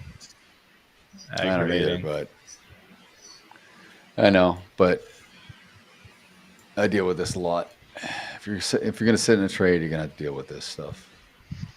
Yep, that's the truth. Goes with the territory, unfortunately. That's the truth. Look at that, Paul. You're pulling. Really? You're leading the poll, Paul. You're leading the poll. Tactical precision strikes. Coach that brings the ultimate futures takeoff vibe. Look at that. Shoot. Try to hold up to the standard. Come on. No pressure, big guy. Oh, something's happening on the Nasdaq. Something on the footprint just happened on the Nasdaq. I saw. What's going on? Wait, let me double check. I didn't catch it. I kind of caught it, but I couldn't make sense of what I was seeing. Something is going on the Nasdaq, but I can't make out what it is yet.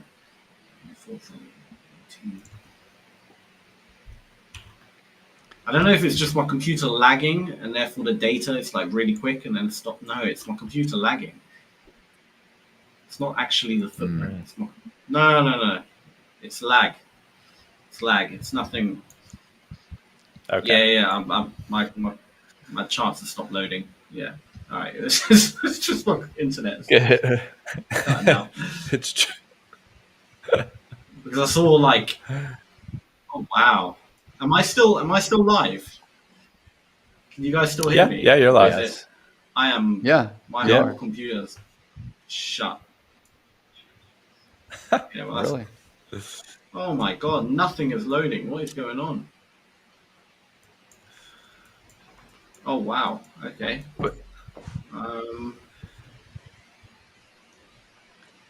The hell is going on?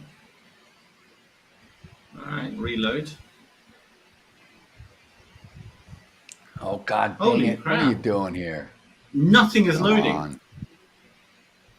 What are you doing? Yes.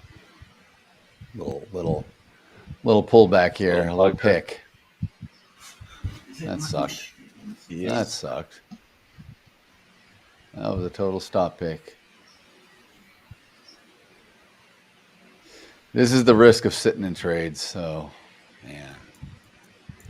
Yeah. Damn.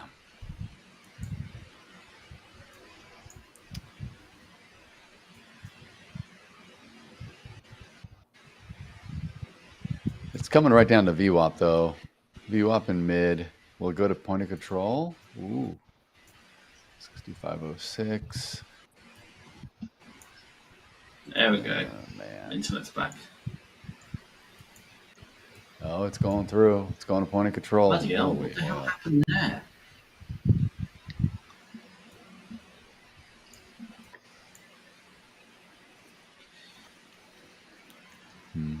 It's damn internet.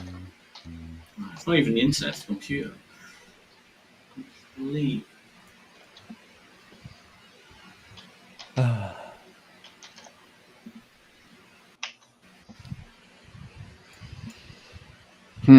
That sucked.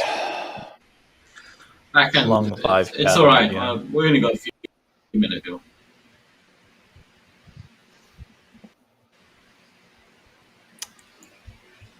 Come on.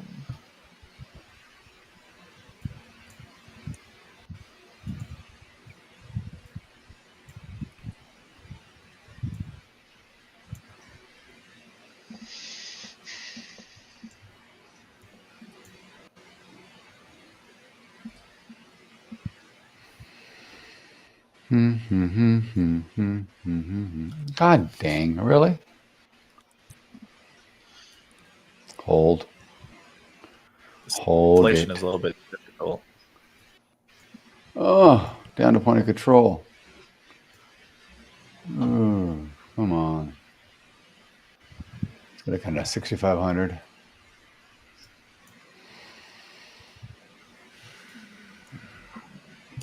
Come on, bounce up. Bounce up. Bouncy, bouncy. Oh my god. That's all right, Just Tom. Load.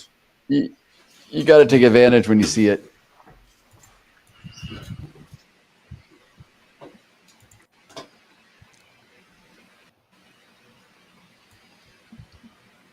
I'll be okay if it gets back up to anywhere. Get back up past 65.10. Come on, get up there. Get up on this. Get up on Ooh, this. that was good play.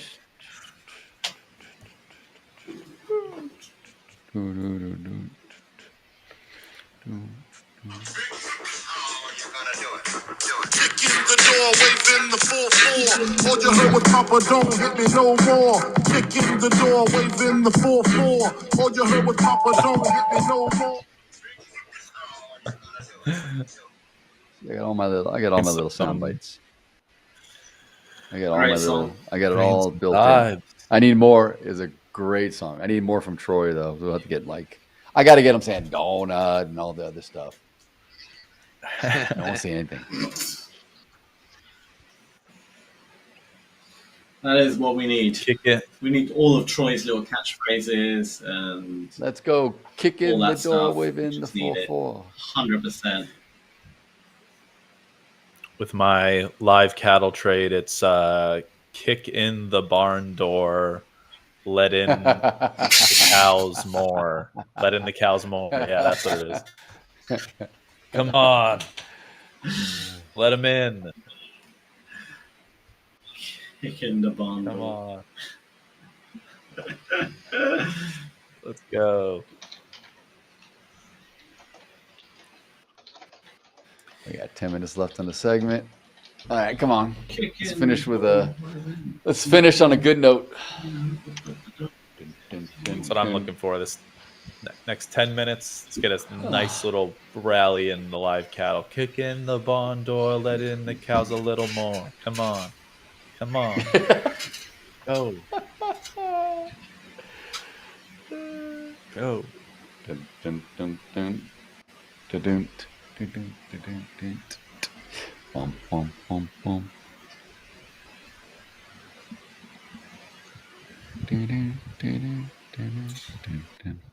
How are you gonna do it? How are you gonna do it?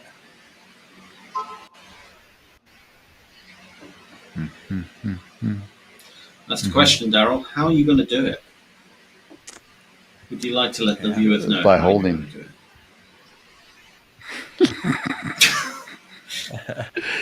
Oh, yeah.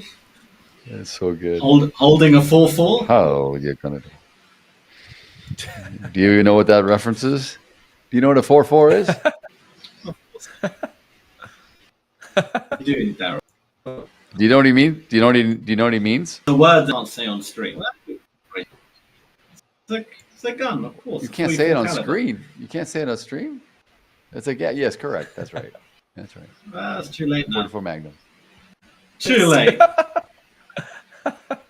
It's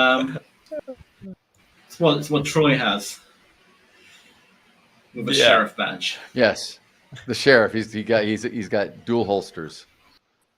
Yeah, Exactly. Quickest hands in the West.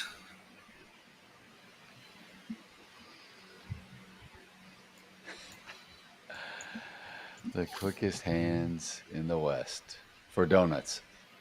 Have you ever seen that video of the guy? Okay, back in. Yeah. Have you ever seen that video of the guy who is like the quickest draw and shoot like ever? Like it's beyond ridiculous. He's like you can't even. I'll have to find it one day. Is this real? It's like real? insanely quick how quick he draws the weapon. Yeah, it's like from a holster.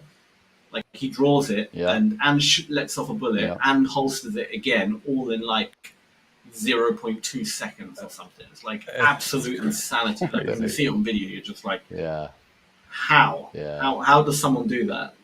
It doesn't even make sense. So Tons crazy. of practice. Tons of practice. It's a video of Troy. You ever see Troy pop YouTube. open a Diet Mountain Dew and slam it in 0.2 seconds? He's the quickest draw. The quickest draw west of Appalachia.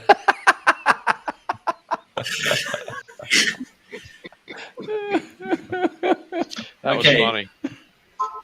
We do have to mention that we're giving away a 25K account later in the back to trading segment. So in about a few hours when we come back, 2:30 Eastern, 1:30 Central time. When we're back, we're giving away a $25,000 challenge account.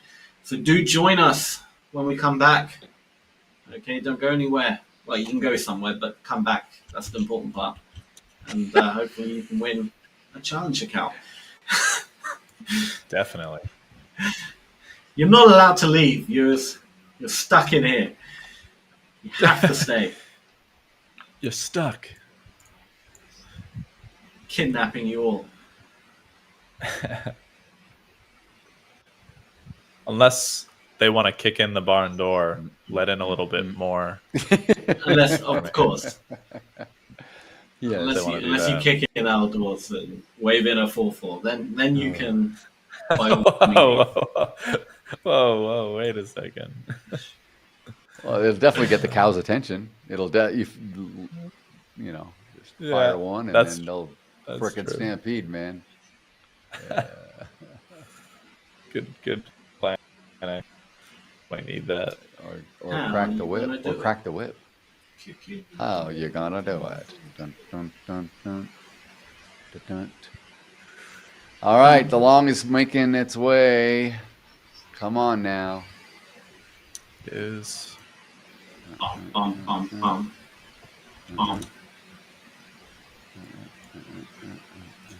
How are you gonna do it? Kick in the door.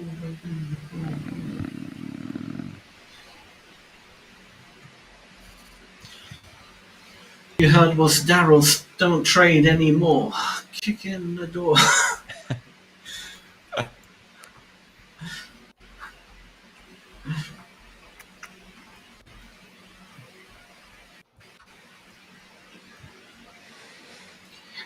Darrell. Dun, dun, dun, dun, dun, dun. How are you gonna do it? Kick in the door.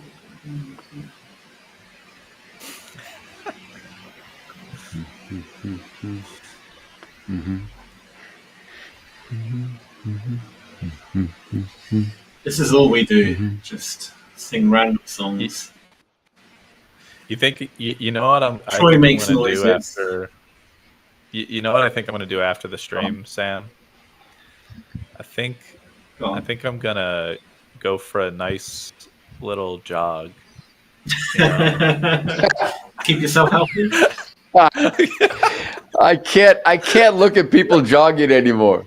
I can't think. I'm like, oh my god. It is just like, look, it's perfectly my fine God. as long as you're doing it to keep yourself healthy. That's what matters. Exactly. if you're running I might to have the enough. grocery store to Good get to fresh keep local ingredients and keep yourself healthy with fresh local ingredients, it's perfect.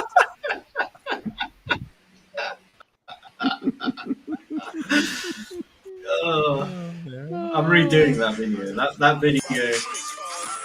No, you're not. You gotta keep it. Throw your hands in the air if you's a true player. To the honeys getting money, playing niggas like dummies. Almost over. Yeah, maybe yeah. Tonight that should be having my baby. Oh, Daryl, man. I love it when you call me Big Papa.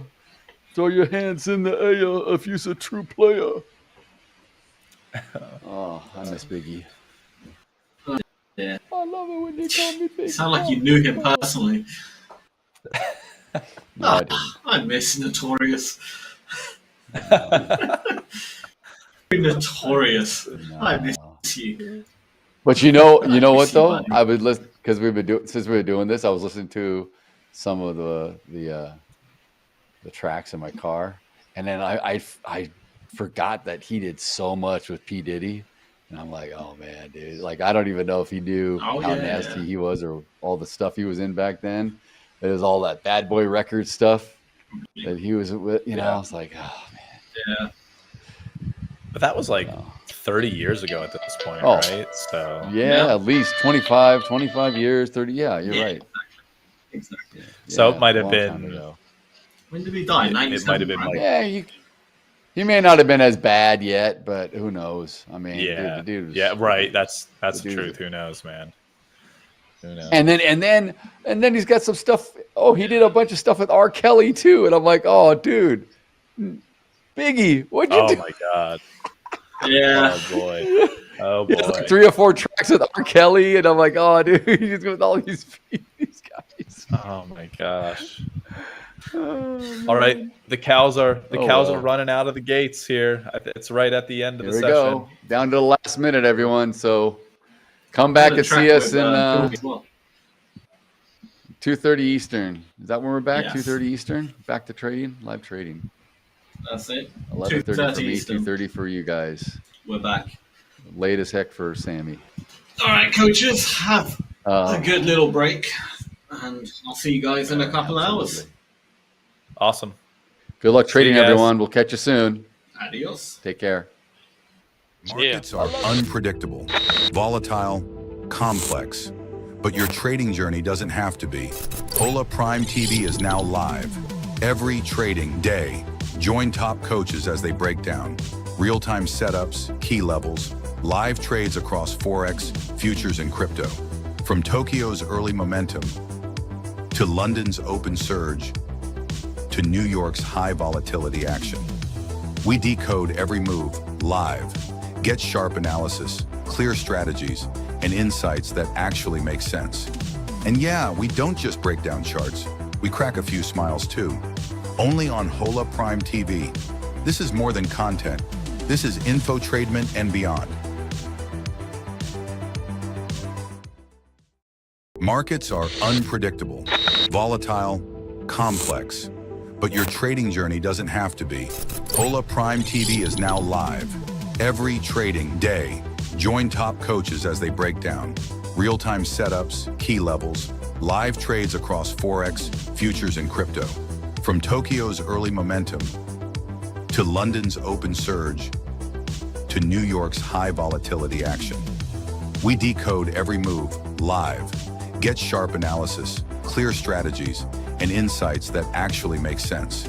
And yeah, we don't just break down charts. We crack a few smiles too. Only on Hola Prime TV. This is more than content. This is infotainment and beyond. Markets or trading, or already a pro but can't risk your money? Enter prop trading, a smart way to monetize your trading skills without risking your own money. Start your journey with Hola Prime. Here's how it works. Buy a small fee trading challenge. Hit the profit target and keep losses under 3% daily and 6% overall. Pass the challenge and get a Hola Prime account. It still has fictitious funds and the risk rules stay the same. But now, no profit targets. And yes, up to 95% of the simulated profits are yours. Wondering, how's that even possible? Well, we selectively copy trades from top performing traders in live markets. That's how we generate profits. Whether we copy yours or not, you still get your share. While most firms take days to pay, Hola Prime is the industry's first to do it in under 1 hour. Yes, every payout is processed in less than 60 minutes. It's a win-win. You bring the skill, we bring the trading setup and support, including one-on-one coaching. Take the trading challenge. Get rewarded. Hola Prime. Trade with transparency.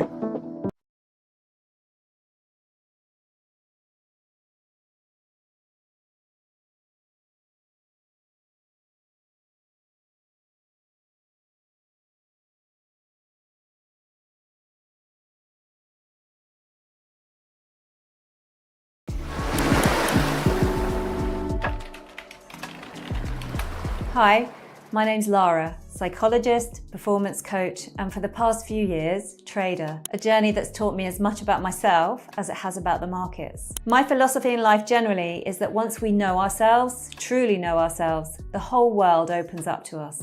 And nowhere is that more true than in trading. Outside of trading, I love to travel, exercise, and spend time in nature. Nature has an incredible ability to reset our minds and bodies, and that's an edge in itself when you return to the markets. Patience, persistence, the willingness to do the work every single day, this is the foundation of success in trading and in life. Most traders think success is all about strategy and setups, but actually it's about mindset and discipline. Trading success is about mastering your mind. For those new to this journey, I always recommend 2 books, One Good Trade and Trading in the Zone. They will teach you the mindset and discipline required to thrive in this business. As Roosevelt said, a smooth sea never made a skilled sailor. And as we know, the markets are never smooth. Every loss, every challenge, it's an opportunity to lean in and grow stronger. That's a little insight into me and how I approach trading and performance coaching. I really hope to see you on a session soon. And remember, once we know ourselves, the whole world opens up. So let's trade with that mindset. Hola Prime. Trade with transparency.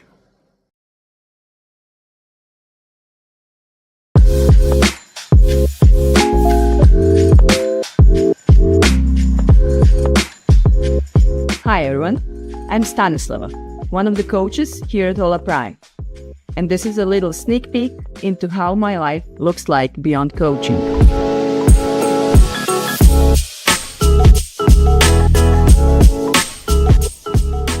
I like to start my day with kombucha and the radio. As a psychologist, I believe that how you begin your day shapes how you feel, and how you feel shapes everything else. My journey as a psychologist started 20 years ago. Over those 2 decades, I've always worked to broaden and deepen my expertise. As a performance coach, I try to help clients understand how their mindset and emotions affect how they trade. Everybody would like a quick win, but real growth comes from steady habits. It's about self-awareness, discipline, and caring for your mind and your body. It's the kind of balance I try to live by myself, and it is a big part of what I'm teaching my clients in coaching. The work I do is more than just a job. It's a part of who I am as a person. But beyond that, I wouldn't feel whole without making space for exercise, art, and some time to reflect. I spend most of my workday talking or writing. So with arts, I engage that other creative side of my brain. And the best part is I get to do that with my daughter. Now that we're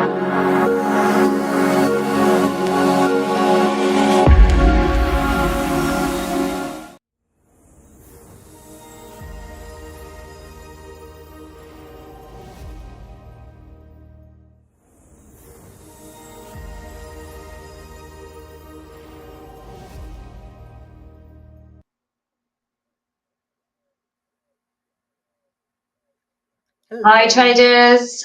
Hi Stanislava. How are you? fine, thank you. Good. Welcome everybody to today's this Monday session of Mind Over Markets. And today we're going to be talking to you about a heap of sand. Well, it gets a little bit more complex than that. It has very deep hooks in trading and how it affects trading journey. Just picture this for a moment. You have a heap of sand in front of you, thousands of grains piled high. Now, remove one grain. Is it still a heap? Yeah, it's still a heap, right? Take away another grain. Is it still a heap? Keep going. The question is, if you keep going one grain of sand at a time, at what exact moment does it stop being a heap? Well, is the answer when you've got 1,000 grains left? 550? The philosophers pondered this puzzle over 2,000 years ago, and it still makes our brains itch today because there's no clear answer. But here is why this ancient riddle should keep every trader awake at night. Your trading discipline works exactly the same way. You start with a solid heap of rules, management, discipline, and then you bend one small rule. Just this once, I'll move my stop loss a few pips, a few ticks. Still disciplined, right? You still consider yourself to be disciplined. But then you size up slightly on a trade that feels different. Still following your system, aren't you? You skip your evening review because you're tired. Just one missed session? What's the harm? Each grain feels insignificant in the moment. It doesn't matter. It becomes your unconscious magic. But somewhere in that process, without you even noticing, your disciplined trading becomes a blown account. And what's the really terrifying part about this? You can't even pinpoint exactly when that happened. So handing over to Stanislava, my amazing colleague, psychologist, tell us what is going on psychologically here when one small break suddenly becomes a slippery Stanislava. Well, that's fascinating because most traders, and when we talk about it in broad life, in broad areas of life, we will see that this pattern happens more often than not. But most traders don't blow up really their accounts in one dramatic, movie-worthy moment. It's actually rarely that one catastrophic trade. Instead, it's a slow erosion. Tiny rule bends that seem harmless at the moment. And we psychologists call that self-distancing. The idea is, okay, I've been disciplined all week, so I can afford just that one exception. It feels completely logical, even fair, but it's the first grain of sand slipping off that heap. And you can see this even outside trading. I'm sure that many of us will find themselves in thinking of dieting, for example. That one cookie that won't hurt, but that one cookie becomes two, and suddenly you're asking whether ice cream technically could be dairy. So it's the same psychological trap.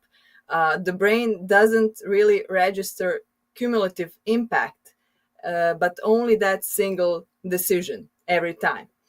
There is also another layer, which is cognitive dissonance, that discomfort we feel when our actions don't match our identity. So when we see ourselves as a disciplined trader, for example, but break a stop rule, the brain rushes with rationalizing.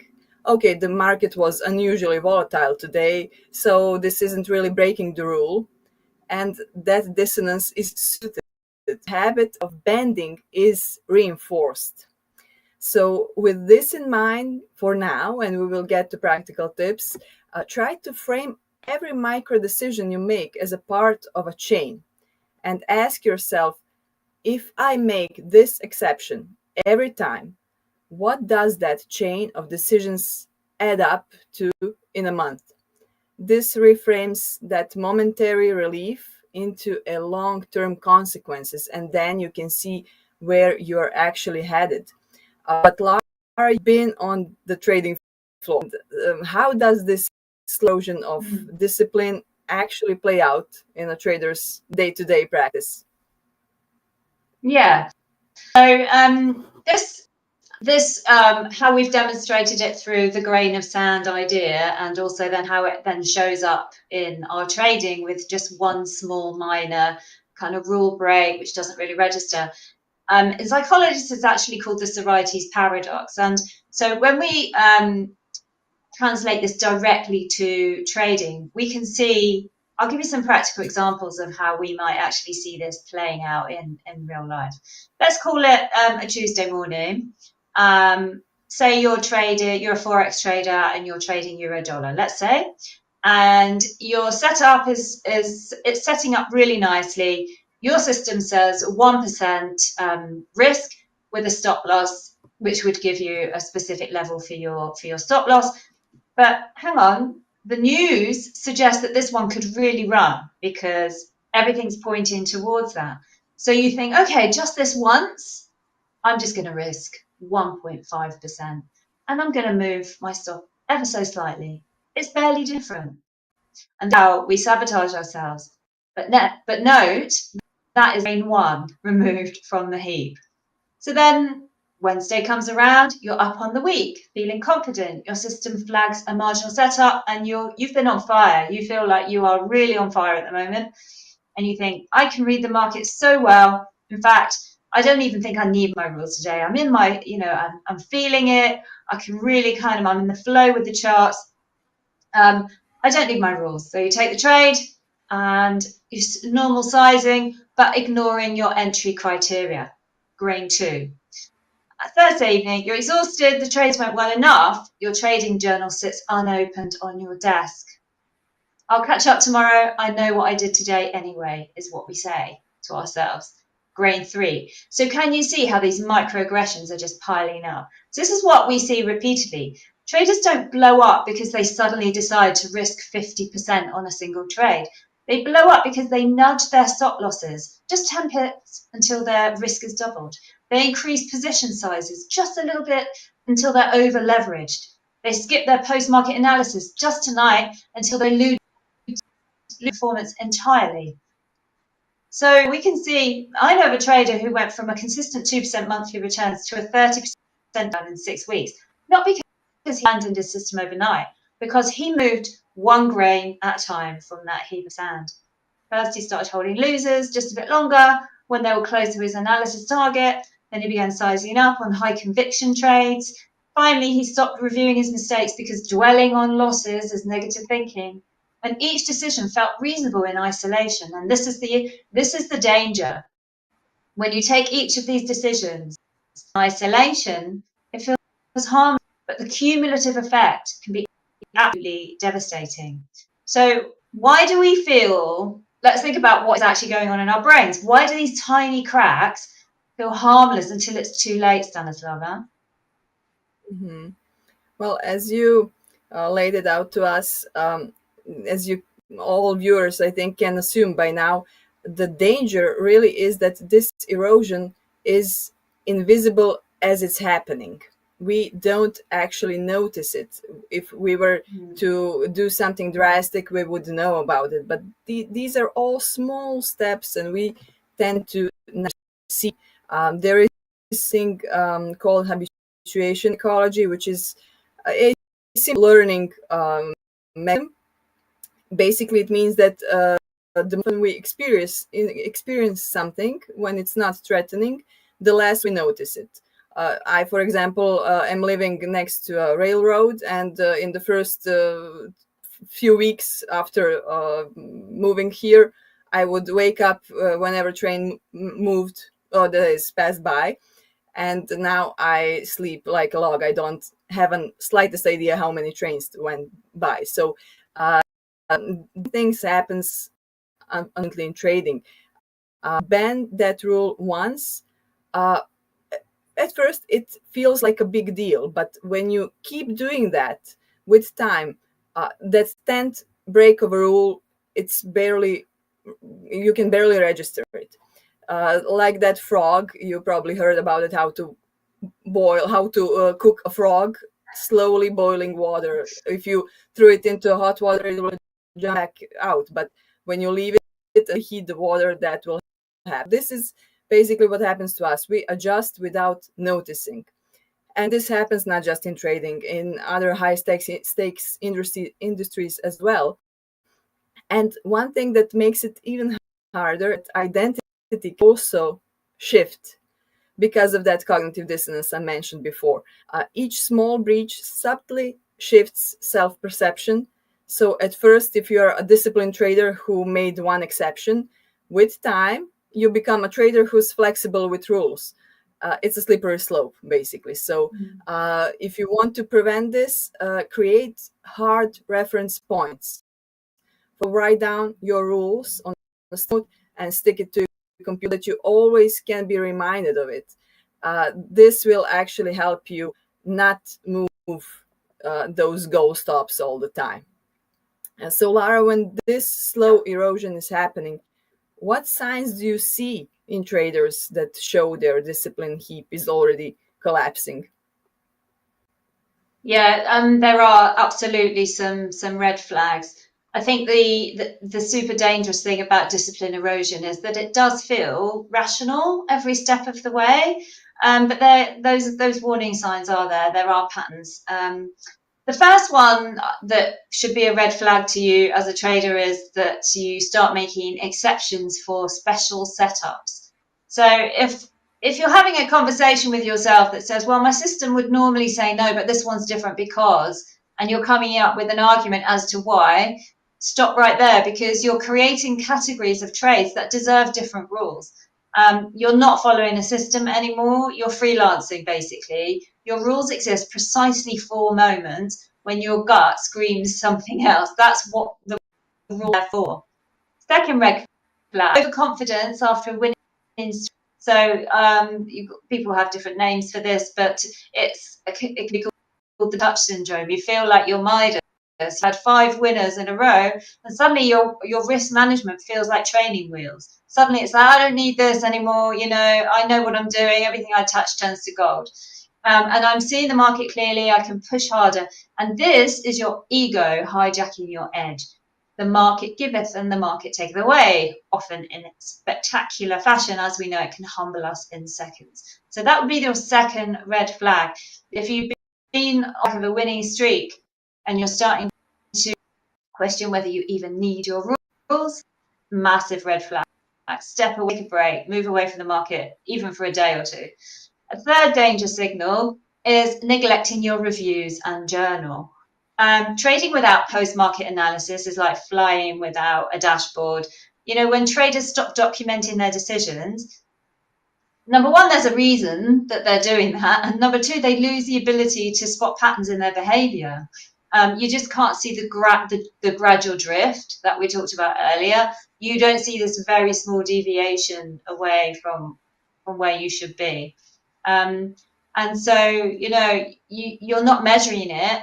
So when you stop journaling, ask yourself why. Or if you skip it, even for one day, ask yourself why you're truly doing that. Fourth warning is you start justifying rule bending with what you are explaining away as intuition or experience. You might say to yourself, well, I know my system says sell, but I can feel this one wants to run higher. The feelings don't pay bills. Data pays bills. Your intuition is often just your biases dressed up in fancy clothes. So it's very interesting about intuition, but if you've got rules, make them hard, make them fast. And that's what you need to be going by, not your intuition, which is driven by emotions in a given moment. And as regards to journaling, I would say if you wouldn't write this decision in your trading journal, or if you would feel uncomfortable explaining it to your trading partner, your accountability partner, it's a red flag. Transparency with yourself, first line of defense against this drift. But so let's talk about if we are becoming aware of this drift. How do we get back on track psychologically? Mm-hmm. Well, the good news is that the same psychology that erodes discipline can rebuild it. So think of habits not just those big New Year's resolutions. They're actually about micro decisions stacked up consistently. Behavioral science calls this implementation intentions. So if you need to think in terms of if X happens, then I do Y rule. For example, if price hits my stop, then I close, no questions asked. This bypasses that negotiation moment where bias tends to sneak in. Also, identity, we touched upon that, can be even argued to be crucial here. Research shows that, for example, James Clear, I think it was, and others showed that people stick to habits better when they anchor them in identity. So instead of, I'll try to follow this rule, try to think, I am the kind of trader who does this or that. It will give you a deeper sense of purpose and intrinsic motivation to actually stick to those rules. And every small action should reinforce that identity. It will be harder to steer away from it when you make those, have that urge to bend the rules a bit. And there is also one thing we spoke about at one point, many traders often overlook, which is self-compassion. The paradox is that setting yourself up for slip makes relapse more likely. It triggers that all or nothing fallacy. Going back to that ice cream and diet, if you think, okay, I've ruined my diet, so I might as well finish that cake. Or in trading, I broke my rule today, so discipline is gone out the window. Don't do that. Instead, let self-compassion help you reset on the next trade without spiraling out of control and into that harsh self-criticism. Because again, it's not just feeling bad. It triggers cognitive mechanism that works against you. So practically speaking, you can try writing down one identity statement. For example, I'm the trader who journals daily, who does this or that. Create a few if-then rules for most common slips you have observed in your journal. I hope you all journal. And when you break a rule, treat it as data needed for adjustment. So learn from it. Don't treat it as a failure, but see what happens inside of you and why you were triggered to break those rules. And what happens? Do you feel the urge to do it even more so? This is normal. All of us do this, but you need to learn from it to become a better trader and whatever other habits or thing you want to perfect.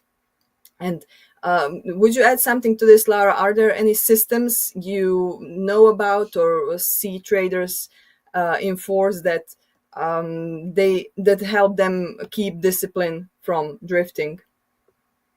Yeah. Well, actually, the clue is in what you just said. It's about systems. We talk all the time about having systems, and I think it's the best defense against anything like this. And we've kind of hinted at them earlier in terms of what not to do. So for me, the best defense against the Sorites paradox isn't willpower. It absolutely is architecture. So those systems that make discipline the path of least resistance. So it's not the heroic choice that you're making 50 times a day. You just need to build fixed rule-based systems with no wiggle room. You don't want to give yourself options to get out of it. Your stop loss isn't a suggestion, it's a mathematical certainty. I work with people who set their stops, immediately place the orders, removing the temptation to optimize. in the heat of the moment. You know, your entry criteria either match or they don't. No maybes and almost and no almosts. So second, how about accountability structures? If you can find a partner, an accountability partner to trade with who reviews your decisions, great. Hire a coach or join a trading group where you must explain your choices. When you know someone else will see your trades, you're much more exposed and you're far less likely to bend the rules. You know, through this process, I've seen mediocre traders become consistent because they just add this extra external accountability layer. And as Stanislava said earlier, you know, it has links into maybe diet, maybe exercise or whatever. We know that accountability partners, accountability coaches are so powerful for this very reason. We're much more likely to stick to our rules if there's somebody that we have to explain not sticking our rules to later. And third, automate wherever possible. If your system says close at 2R, set the order automatically and close. Remove your ability to talk yourself into just a bit more. You know, the best traders have the least interesting trading days. How many times have we said this? When trading gets boring, that's when you know you're getting there, because everything follows predetermined rules. And fourth, build friction into rule breaking. Set up alerts that fire if you're considering position sizes above your limits. Create lockout periods after impulsive trades. Make rule bending inconvenient, and you'll do less of it. One client made himself wait 60 minutes before increasing any position size, during which time the emotional urge has passed. So finally, track leading indicators, not just results. I talked about this last week in terms of KPIs and what important things we're measuring. What performance indicators are we measuring? So monitor how you're moving stops, or not, ideally. Monitor how frequently you deviate from entry criteria, the things that you can control, all right? How many days a week you skip your journal. These behaviors predict performance problems weeks before they show up in your bottom line, in your P&L. So just to wrap up today's session, Stanislava, what would you say are some key takeaways from this? Well, hopefully, one thing that I personally got from listening to you is a lot of practical tips viewers can implement. But to bring it full circle, that paradox we spoke about asks, when does removing one grain stop being a heap? In trading, that paradox is lived daily. When does that one exception stop being discipline? And the answer is, it doesn't happen all at once, as we said. It happens quietly, grain by grain, and that loss of discipline isn't dramatic, which is why it is so dangerous in a way. It's gradual, it's almost invisible, but also there is a hopeful side. Rebuilding it is also gradual, so you need to be patient with yourself, because that erosion happens through micro decisions, but so does repair. And each small conscious choice, respecting a stop, journaling a trade, sticking to position size, that is that grain back on the heap. So if there is one message I want to leave you with, it's this: don't measure yourself with that one exception.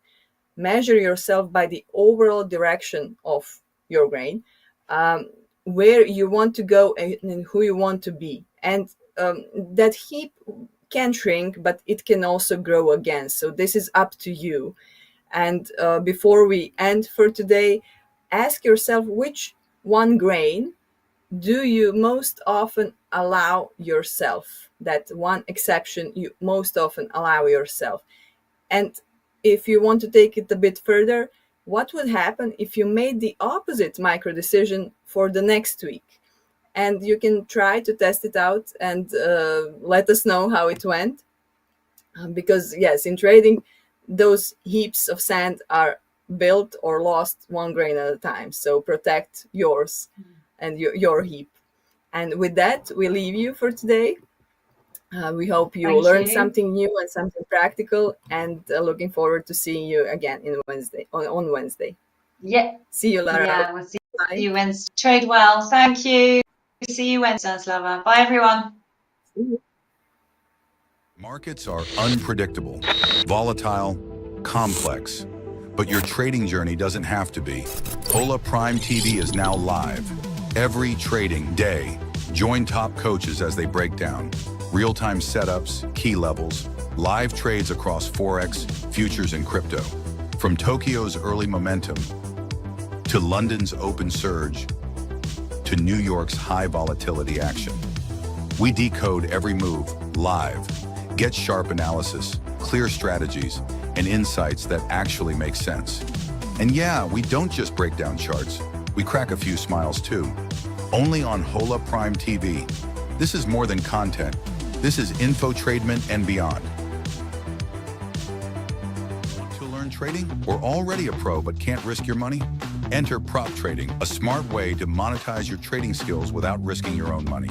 Start your journey with Hola Prime. Here's how it works. Buy a small fee trading challenge. Hit the profit target and keep losses under 3% daily and 6% overall. Pass the challenge and get a Hola Prime account. It still has fictitious funds and the risk rules stay the same. But now, no profit targets. And yes, up to 95% of the simulated profits are yours. Wondering, how's that even possible? Well, we selectively copy trades from top performing traders in live markets. That's how we generate profits. Whether we copy yours or not, you still get your share. While most firms take days to pay, Hola Prime is the industry's first to do it in under 1 hour. Yes, every payout is processed in less than 60 minutes. It's a win-win. You bring the skill, we bring the trading setup and support, including one-on-one coaching. Take the trading challenge. Get rewarded.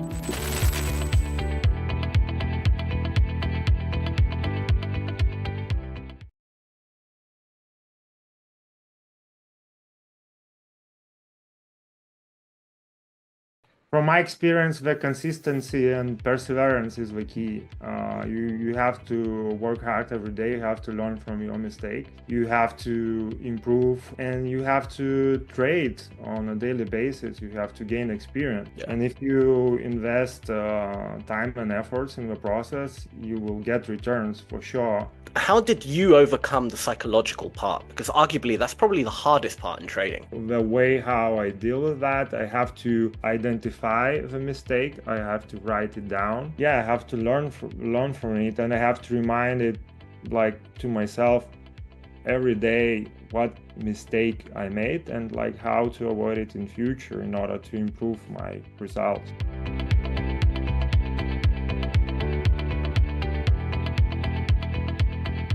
Hello everyone, and welcome to another Trader Stories podcast with Hola Prime. Today we're joined by another funded trader of ours, Dennis from Lithuania. Dennis, thank you so much for coming on today. How are you doing today? Yeah, I'm doing great, thank you. Awesome. So Dennis, I can see on my notes here you have $100,000 account with us, a two-step pro account, and you've requested a payout of $1,872. So really good stuff. Decent percentage to target as well for a month. You're keeping it at a reasonable amount. You know, you're not trying to target 50% or something. Yeah, where things could go bad. So looking really good. But I'd love to know where it all started for you trading wise. How did you get into trading?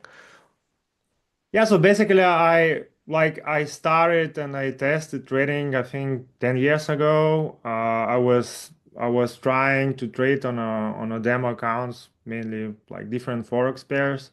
But as you probably know, like trading demo accounts, it's totally different compared to trading. Then there is some capital involved in it. So afterwards, I was investing in cryptocurrencies, but it was more like long-term trading. And 2 years ago, I started coming back to Forex again. Because it was area of my interest, and I saw a lot of opportunities on the market, so I decided to improve in that area. And one of the major factors in terms of actually getting money and getting payouts, besides obviously psychology and risk management, is actually having capital to trade.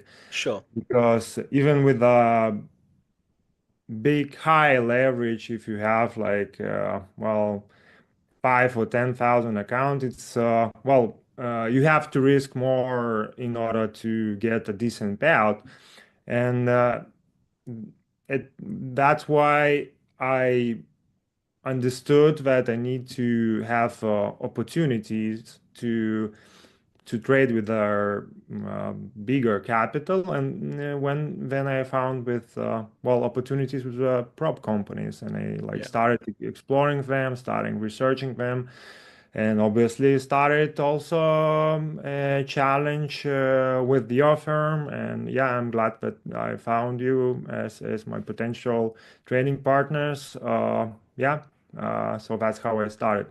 Awesome. Yeah, so it sounds like you've been in the trading game for quite a long time.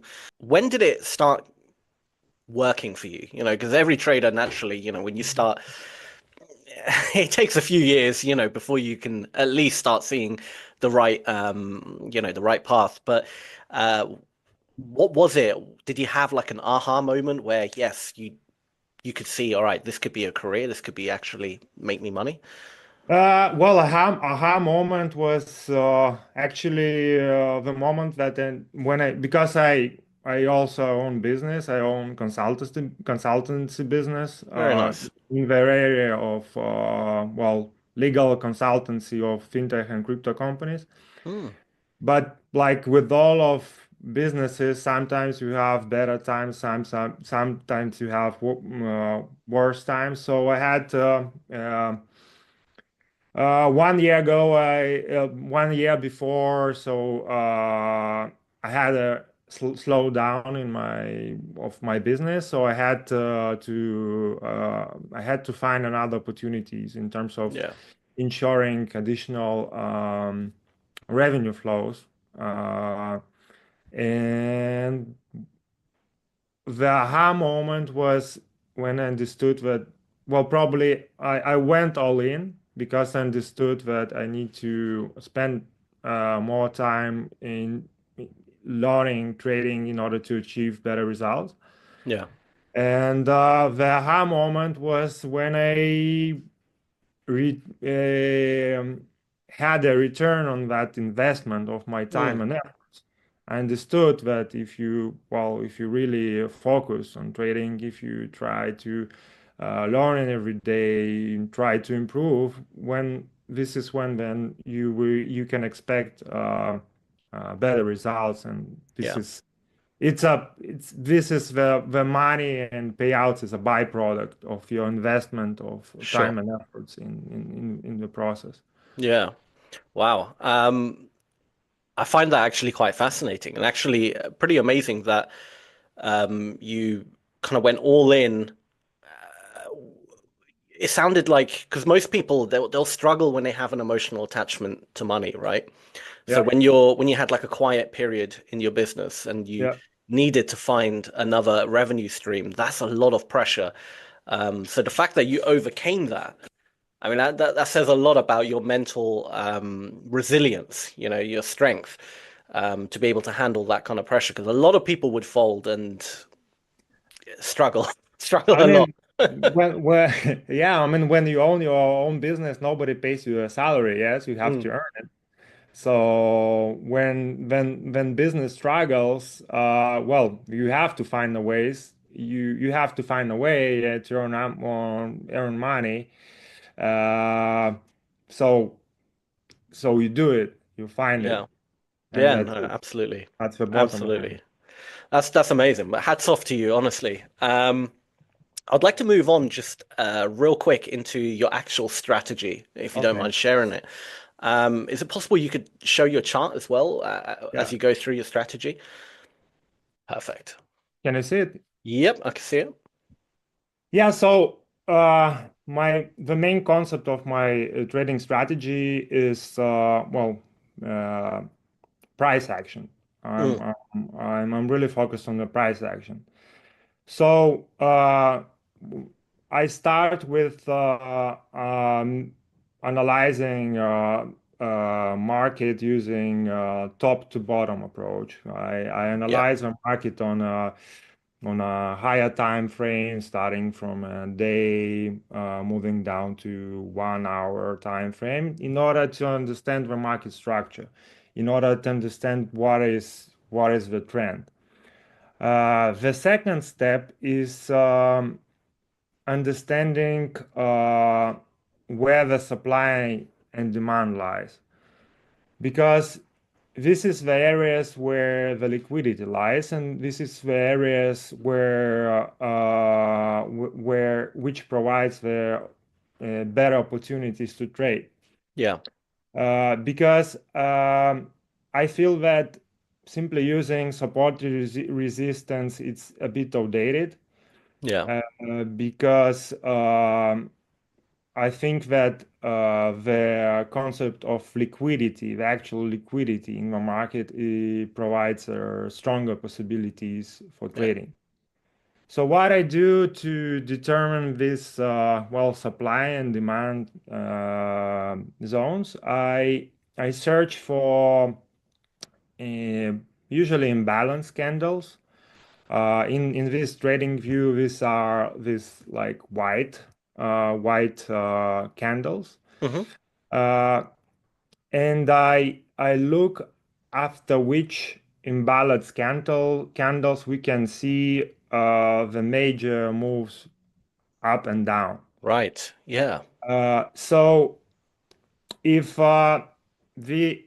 after I see and determine major moves up and down, I can determine supply and demand. If this supply and demand is tested several times, that means that I have a higher probability trades. If I have higher probability trades, that means that I can sometimes risk a bit more, maybe aim for higher take profit. And as a additional confluence, I use EMAs, which puts more weight on the recent price action. But the main thing is determine the market structure, to determine the supply and demand levels based on the imbalanced candles. And the more respected these supply and demand levels are, the more confidence in my trades I have. Yeah. Yeah. Wow, no, really, really nice. So supply and demand, absolutely, it's fantastic, fantastic. Like you said, support and resistance is a bit outdated if you just mark out where price stops or reverses. Actually understanding where people's, like stop losses are and where the liquidity lies can definitely give you the clearer picture of what is happening. So fantastic. You spoke about the imbalances. Is that an indicator you're using to show where the candles become white and then full-bodied? This is the indicator I'm using. It's actually available in TradingView. Nice. Not available on MT5. Yeah. But I found that using this imbalance candles provides high opportunity trades for me based on my experience. Absolutely, absolutely. No, that's really fantastic. And do you usually? I see it's the 4-hour chart. Is that the time frame you make a decision on? I know you said you do top-down analysis, but is that your trigger time frame, or do you go further down to like 15-minute to enter? In order to determine like market structure, I start sometimes even from weekly time frame, go down to daily. For determining the supply and demand, I either use 4-hour or 1-hour chart, depending on the instrument or the market conditions. Yeah. And for entries, I use the lower time frame, like 5 minutes. Nice, nice. I really like your charts. They're very clean. There's not like a million indicators cluttering everything up. Yeah. Really nice, simple. You're sticking to, you know, a concept that works very well. And yeah, you're doing it really well. So awesome. Yeah, you can stop sharing the screen. That's amazing. Thank you for that. You're welcome. Really interesting, seeing your strategy, how you view the market, because it's really interesting always seeing, you know, every trader has a different way of viewing the market, and I find having spoke to so many different traders, regardless of, not always, but a lot of the time they come to the same conclusion using different theories, and I find that if you master just one strategy and become really good at that, that's more than enough edge to become consistently profitable and actually make money in the market. It's not always like too many people feel that they have to constantly look for a different strategy if they're not making the right kind of money or if they're losing. And it's usually not the strategy, it's the psychology that is holding them back. How did you overcome the psychological part? Because arguably that's probably the hardest part in trading. Yeah, it is. Well, obviously, like all of the traders, I still well try to improve every day in that area. So what I do, I have my trading journal. So what I do on a daily, I actually write down my mistake and my mistakes, and also on a daily basis, I read my trading journal. So that helps me to remind myself what the mistakes I made in order to not to make them again in future. Yeah. So yeah, and obviously when I have time, I try to educate myself in this area by looking at watching the videos of the more experienced traders which achieved more in this area. But yeah, for me is the way how I deal with that. I have to identify the mistake. I have to write it down, and yeah, I have to learn from it, and I have to remind it like to myself every day what mistake I made and like how to avoid it in future in order to improve my results. Yeah. Yeah, no, absolutely. Journaling is a fantastic way. More traders should definitely journal their daily trades, and not just for the psychology, but you start picking up on patterns. You know, at this certain time, I have a higher success rate, or things go better, or you know, you things that you're not really even consciously aware of a lot of the time. You start noticing things. So journaling is hugely beneficial. Was there a particular trade? Because like in my personal experience, I finally decided to stick to my core rules, write them down, and have them on my screen at all times. When it was due to one trade where I had a really good, for about 2-3 weeks, made the most money I ever made in trading, and then in one trade I lost it all because I just psychology was so off, and that hurt so much that it forced a change in me. Was there like that one trade, good or bad, that kind of changed you as a trader? I mean, I really respect my risk management rules. So at this stage of my trading career, I don't risk more than 2%. So my downside is always limited. But sometimes I well really miss the upside of the trades. So this is also where it can improve. But in terms of your question, I mean, I don't have that like trades where I lost a lot because I always limit my risk to 2%. Very good. But I had trades where I could earn more by maybe like investing more time into analyzing the market structure and letting the trade ride for longer. Yeah. Yeah.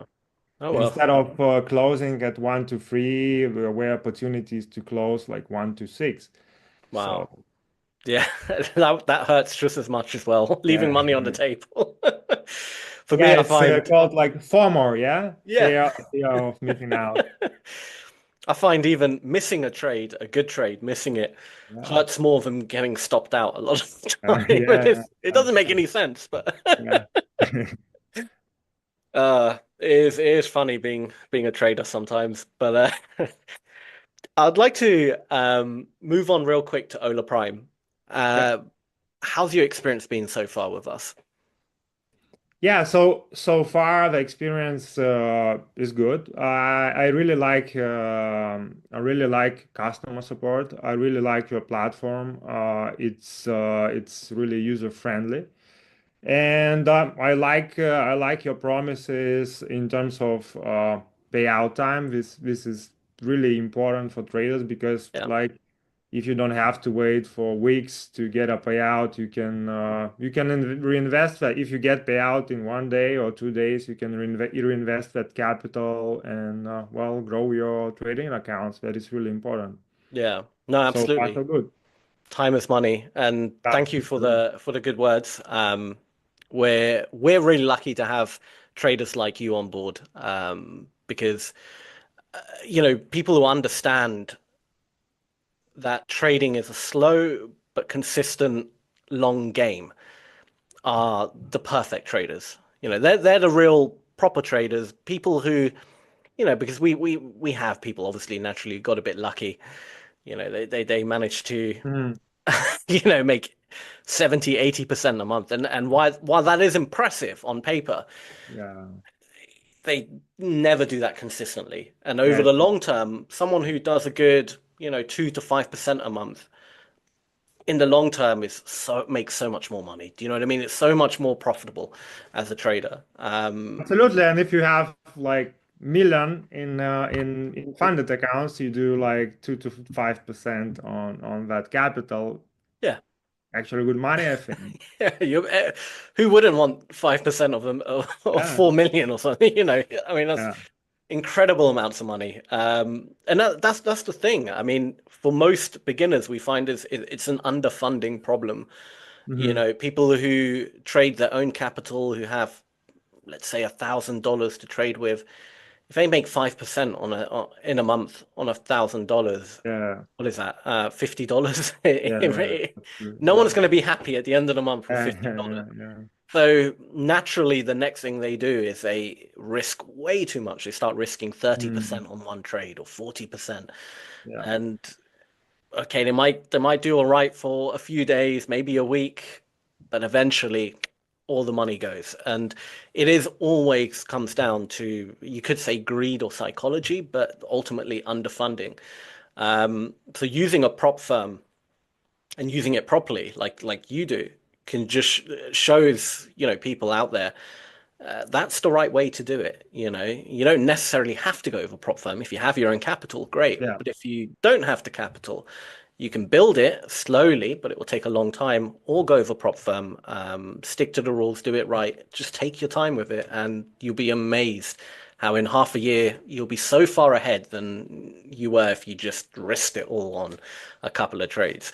So really, hats off to you, because you're doing it properly. You understand. I mean, even your story of how you got into trading shows that you have strong mental resilience, which is definitely needed as a trader. You have to be quite strong in the mind to get over a lot of the hurdles in trading. So honestly, good job, and we're very lucky to have you on board, and I'm excited to see where your journey will go. In fact, what is next for you? Are you gonna try get another account? Are you gonna try scale the current account? Well, my next step, I actually have now 800,000 of active capital. Oh, wow. Okay. So obviously next step is getting 1 million. Wow, you're not far off then. Very close to it. Active, like we only with the Hola Prime is, well, I also trade with other firms. So Yeah. I think in June definitely I will achieve the achievement of 1 million of active funded accounts. And then obviously, yeah, 2 millions Yeah. and maybe 1 million in payouts. Exactly. Why not? Yeah. That's incredible. In June, yeah, absolutely. I mean, if you've got 800,000 now, you only need 200,000 more. Sounds like you're more than capable of hitting those numbers. That's going to be. Do you have something planned for when you hit 1 million? Do you have a party, maybe a trip somewhere? I Are will you going to throw a celebrate party. it? I will Yeah. throw a party in town for sure. Please do, and send some pictures over into our Discord or something. Okay. We would love to see that. That's a real achievement. 1 million in capital. That's a huge achievement. So that's amazing. One last question, then I'll let you go. The people watching this, a lot of people are going to be relatively new or haven't yet become funded traders, or they're struggling to get to that stage. So they're wishing they were at where you are right now. What bit of advice would you give to the person who's struggling right now? What would you tell them if you could talk to them? From my experience, the consistency and perseverance is the key. You have to work hard every day. You have to learn from your mistakes. You have to improve, and you have to trade on a daily basis. You have to gain experience. Yeah. And if you invest time and efforts in the process, you will get returns for sure. And obviously, there are sometimes you want to stop because you're not getting results. But believe me, like the results are there, they are waiting for you, but you have to put some efforts because, well, like from my example, I achieved that 800,000 of funded accounts in less than 1 year. Wow, that's So, even more incredible. yeah, so that means that like if you put efforts and if you work hard, everything's possible. So that's my advice. You have to trust the process. You have to be persistent. You have to work every day, and yeah, you will achieve results. Amazing. Really well said. I 100% agree with you. Dennis, it's been an absolute pleasure talking to you today. Likewise. And Likewise. I hope we can do this again when you do hit the 1 million. That would be amazing. And yeah, keep us updated with your progress.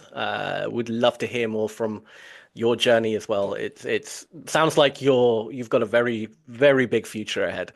And thank you. Yeah, Thank you. we're honored to have you. With you. Pleasure talking with you. Thank you, Dennis. Thank you.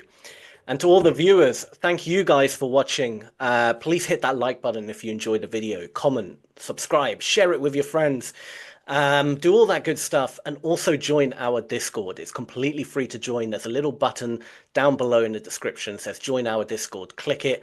You'll see live AMA sessions, exclusive competitions, even discount codes as well to our challenges. So it's well worth joining our Discord, sharing your ideas, seeing what other traders are getting up to. There's a lot of value there. But apart from that, thank you guys for watching. Thank you, Dennis, for coming on and sharing your story. Pleasure talking with you. And we'll see you all again very soon. Take care. Hola Prime, trade with transparency.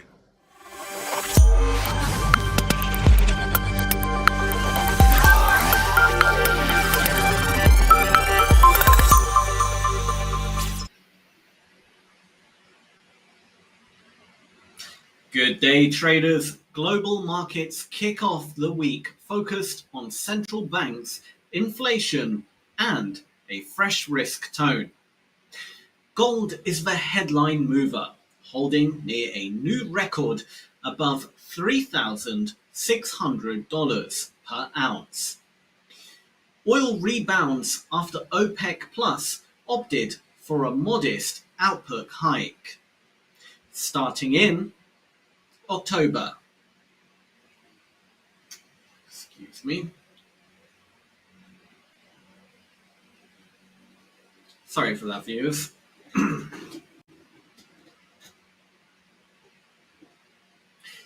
In crypto, Bitcoin holds steady near the $111,000 to $112,000 zone.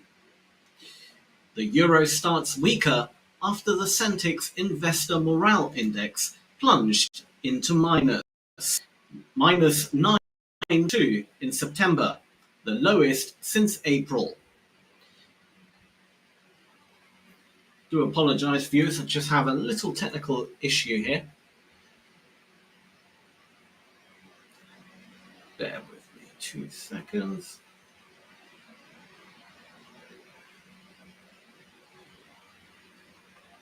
I do apologize that for the viewers, there's a little technical glitch just happened. Where were we? Oil rebounds after OPEC opted for only a modest output hike starting in October. In crypto, Bitcoin holds steady near the $111,000 to $112,000 zone. The euro starts weaker after the Centix Investor Morale Index plunged into minus 9.2 in September, the lowest since April. Germany's backdrop is even softer, with exports slipping and sentiment deteriorating. The European Central Bank, the People's Bank of China, have extended their currency line through October 2028. That deal allows up to 45 billion euros and 350 billion yuan in liquidity backstops. For the dollar, the narrative is simple. A Federal Reserve rate cut is widely expected this month. Thursday's US Consumer Price Index will fine-tune the path for the Fed's next moves. Today's calendar is light, with Eurozone Centix already released as consumer credit due later.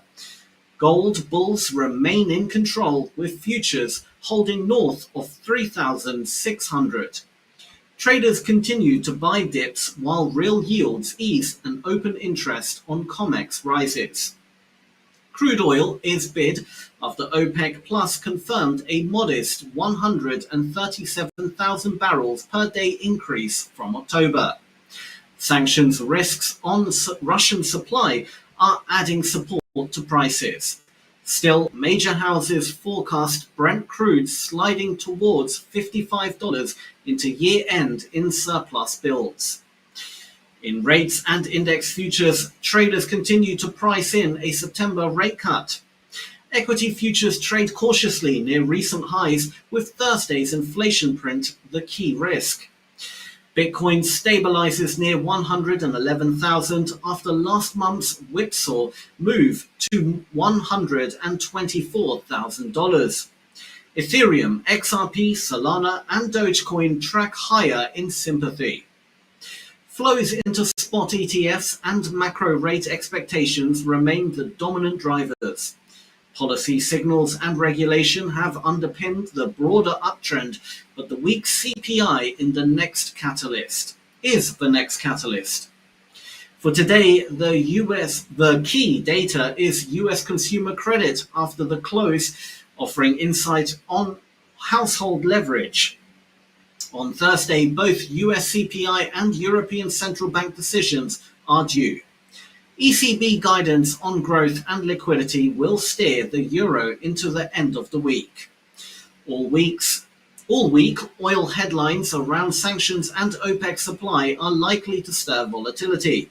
For Forex traders, euro rallies are suspect ahead of the ECB and US CPI. For gold, momentum and macro remain supportive and dips after tactical long opportunities. For oil, respect the bounce, but be aware of the downside risks into the late 2025. For crypto, the range trades hold with Bitcoin magnetized around 111,000 until fresh catalysts are hit. Up next, we have a beginner's guide to Hola Prime.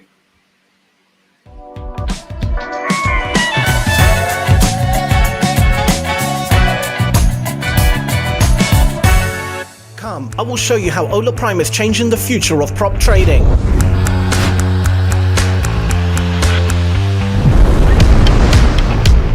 not like this. By being on our toes so that you can experience prop trading as it should be, fair and transparent. We are Hola Prime, the most transparent prop trading firm. With traders from 175 plus countries and offices all across the globe. We are the first company in the prop industry to publish daily price transparency report, so our traders can cross-verify their trades and they can trade with confidence and peace of mind. Let me share the story. In the decentralized Forex market, traders often face pricing uncertainty, but not anymore. To ensure fair pricing every time, we introduced Price Transparency Report. A daily tick-by-tick comparison with industry data. We didn't stop here. No hidden rules. No unclear trading conditions. Everything is stated up front, including prohibited trading practices. From supreme trading conditions to responsive customer support. We operate with transparency, sharing every crucial detail with our traders. That's why traders from 175 countries trust us. No unfair breaches of accounts. Wherever possible, we send traders preemptive warnings because we hide nothing. With us, you can scale your account up to $4 million. And those profits? We offer up to 95% of the profit splits. That's 95%. But what good are profits if you can't access them quickly? That's why we process withdrawals within 1 hour, putting your earnings straight into your hands. We calculate your withdrawable profits at the end of each trading day, ensuring you get your withdrawals as soon as you request it. We know what failing a challenge feels like, but we won't leave you alone. After reviewing your account's trades, we'll create personalized videos to help you prepare for your next attempt. Our expert trading coaches and Prime Academy are always ready to help you learn and succeed. I started as a junior analyst. With clear feedback and growth paths, I've moved into a leadership role. When I joined here, I was just a graduate. Now, I'm an MBA and a senior manager. My career has been transformed here, from an entry-level position to a department head. While others are catching up, we are setting new standards in prop trading every day. Join us today and get funded with transparency.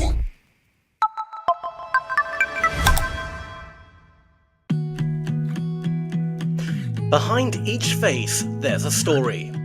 A story of courage, a story of battles fought too soon. These little fighters take on challenges every day with courage beyond their years. Today, we brought a little bit of magic into their lives, a chance to laugh, to wonder, and to feel like kids again. So we have arrived at Access Life, which is a very, very important charity. Their main aim is to help and support children with cancer and allow their parents to live with their children. So they don't have to go to work and they can, be together during such a difficult time as anyone can imagine. We're currently here. As you can see, there is a magic show happening behind us. We prepared this magician to come to help lift the spirits of these children. A puppet show, which is trying to make them, feel better and joy. And they're laughing and having a great old time. So really good to see. Every smile is precious. Every moment of happiness, a victory. Today, they are free. Free to laugh. Free to believe in magic, if only for a little while. A few smiles, a few moments of wonder. It may seem small, but for these children, it means everything. Magic may be an illusion, but the happiness it brings is real. It's a reminder that joy is still within reach, that even in dark times, there is still light, laughter, and love.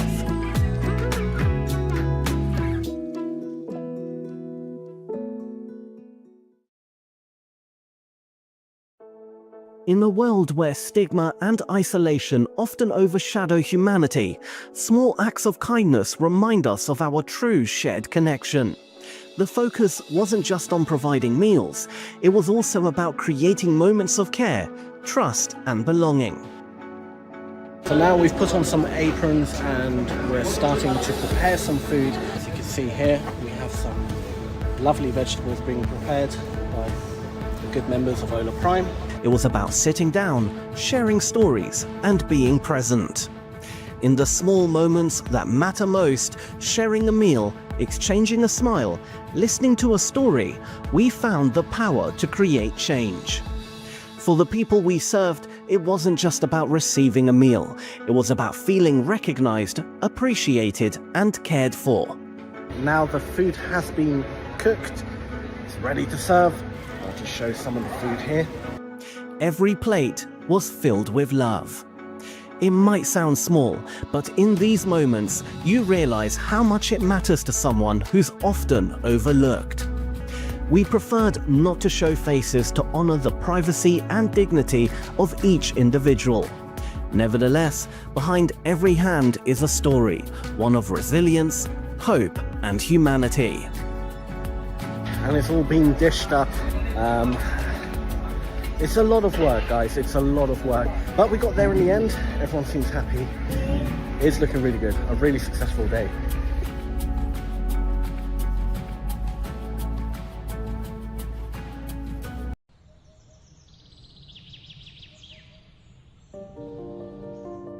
Education is the foundation of growth, opportunity, and empowerment.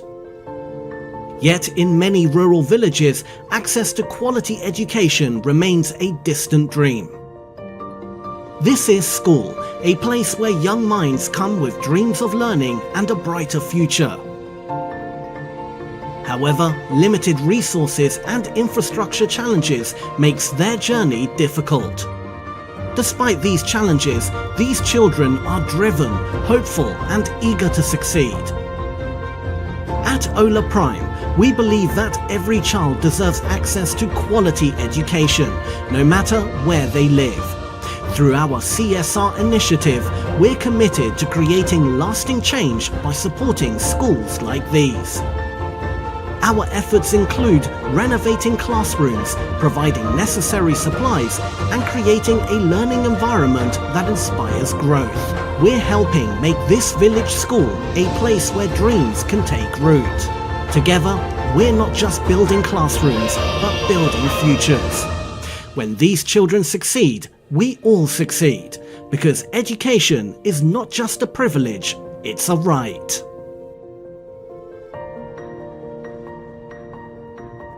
How do you feel after another victory? It's really good, so we're excited, we're happy to be here. People only see the wins. And there it is, folks, the trophies. Buzzer sounds. The moments under the lights. But they don't see this.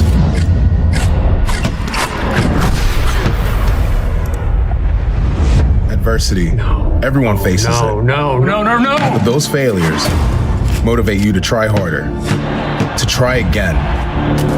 Hola Prime is the platform used by pro traders. No hidden rules, just fair trading. In basketball and in life, speed is the difference between success or failure. Hola Prime has the fastest payouts in the industry with less than an hour. Adversity sometimes just means a new beginning. Hola Prime, trade with transparency. Got trading skills but can't risk your money? Enter prop trading, a smart way to monetize your trading skills without risking your own money. Start your journey with Hola Prime. Here's how it works. Buy a small fee trading challenge. Hit the profit target and keep losses under 5% daily and 8% overall. Pass the challenge and get a funded account. The risk rules stay the same, but now no profit targets. And yes, up to 95% of the profits are yours. Wondering, how's that even possible? Well, we selectively copy trades from top performing traders in live markets. That's how we generate profits. Whether we copy yours or not, you still get your share. While most firms take days to pay, Hola Prime is the industry's first to do it in under 1 hour. Yes, every payout is processed in less than 60 minutes. It's a win-win. You bring the skill, we bring the capital, speed, and support, including one-on-one coaching. Take the trading challenge. Get funded. Hola Prime, trade with transparency.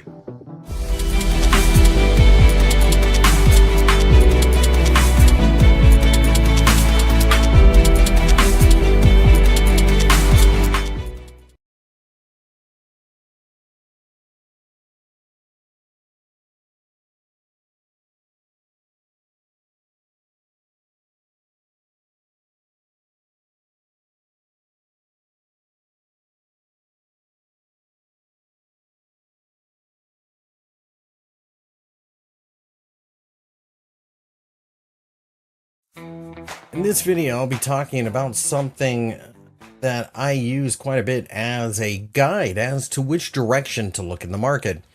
Now, most of you probably have been exposed to technical analysis. For example, buying a pullback at the 50% Fibonacci retracement level that bounces.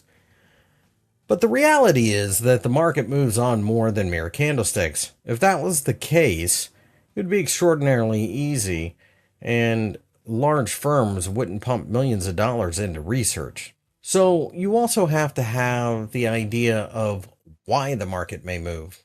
And generally speaking, I try to look for some type of fundamental reason for a market to make a move, and then a technical analysis setup that I believe jives well with it. For example, if a certain thing happens, maybe geopolitically, then I look for a setup that goes with whatever that geopolitical risk on or risk off event happens to be. So a quick example might be something like new war, some type of conflict brews.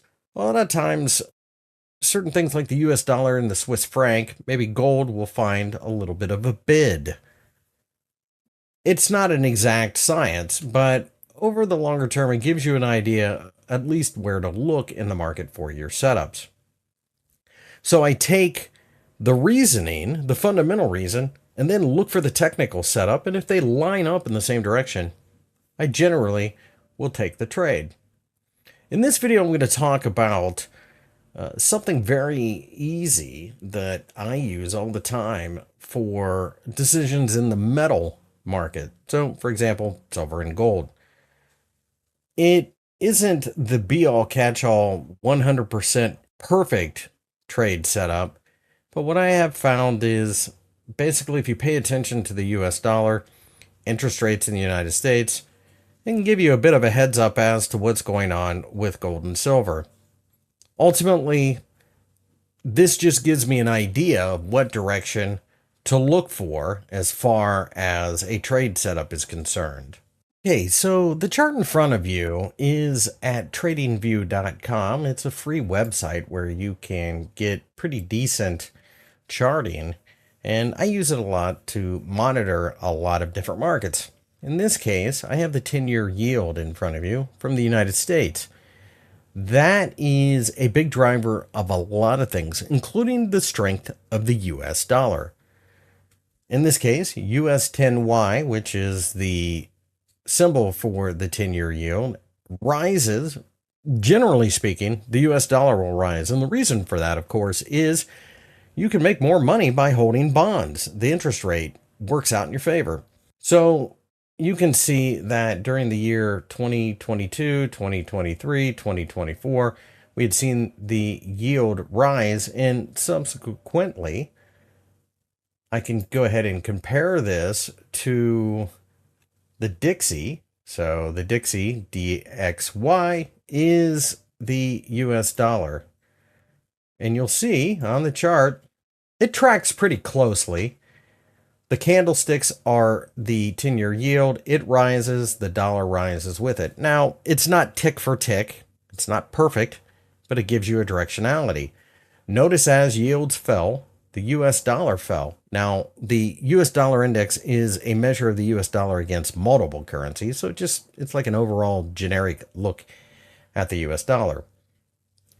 So you can see that you can more or less use either one. So what I will do, then I will show you that the 10-year yield and gold and silver have what is known as a negative correlation. 10-year yield up, US dollar up generally. Most of the time, if the yield's up, gold's down. And the reason is you have to understand that large amounts of money go into these markets. And in order to truly hold physical gold, these large funds have to pay storage fees. So holding gold pays no interest and it costs money. So if yields rise, typically they would rather hold US treasuries because it's a piece of paper, or really these days it's just an electronic transaction. So let me go ahead and add, in this case, let's start with gold. And I'll click on new price scale on the chart. And you'll notice that it's not always the case, but notice how the 10-year yield was rising in August of 2022 all the way to October of 2022, and gold was falling. Notice, though, that a lot of times the inflection point will lead or lag each other. So, for example, notice that the gold market had been right around the $2,100 level, kind of stagnant, and then shot straight up in the air, and they both went up at the same time. But once yields started to fall in the United States in the 10-year yield, at that point, we've seen gold go somewhat parabolic. So let me go ahead and get rid of gold, and I will add silver. Silver, again, you can see that as yields dropped, silver skyrocketed. Now, granted, that's a pretty extreme move, but notice how silver was dropping a bit while yields were rising. And then there was an inflection point where silver really tanked down to about $18.25. And at that point in time, yields were at about 3.55 and climbing. You can see that the silver market, like the gold market, led the 10-year yield as it rose. Silver was rising a bit, got a little noisy, and then once that 10-year yield started falling, silver took off. Now, something to keep in mind about silver is it doesn't have the same purpose that the gold market does. A lot of people make a huge mistake of assuming that gold and silver are the same thing, and they really aren't. They're not even close sometimes. So notice US dollar kind of range bound here for most of 2022 to midpoint in 2024 as I record this. Let me go ahead and put gold on again.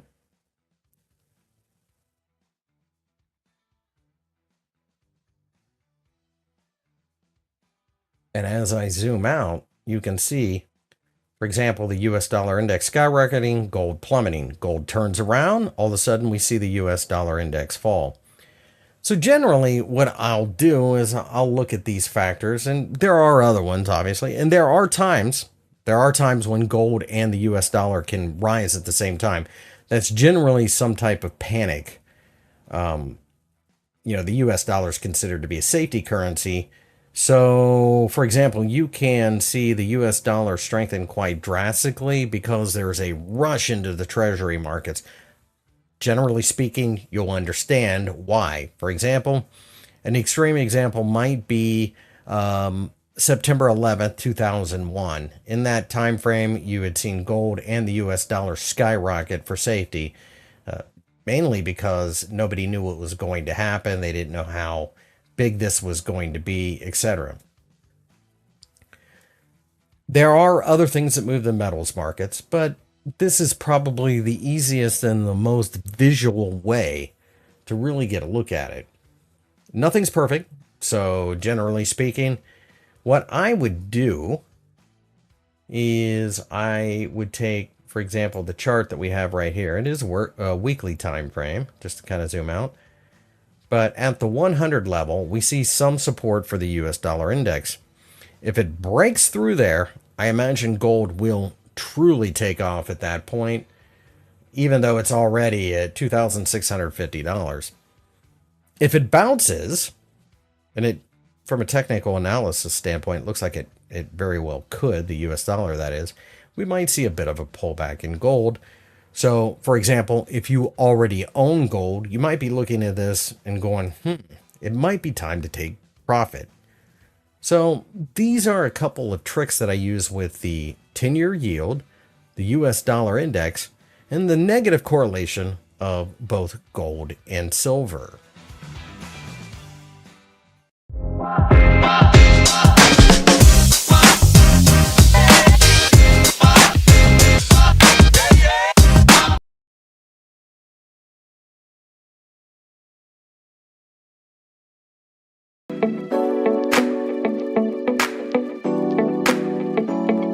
Hey, I'm Troy Epperson. I'm one of the coaches at Hola Prime, and this is a little glimpse of me outside or beyond the charts. Outside of trading, I play golf with my son.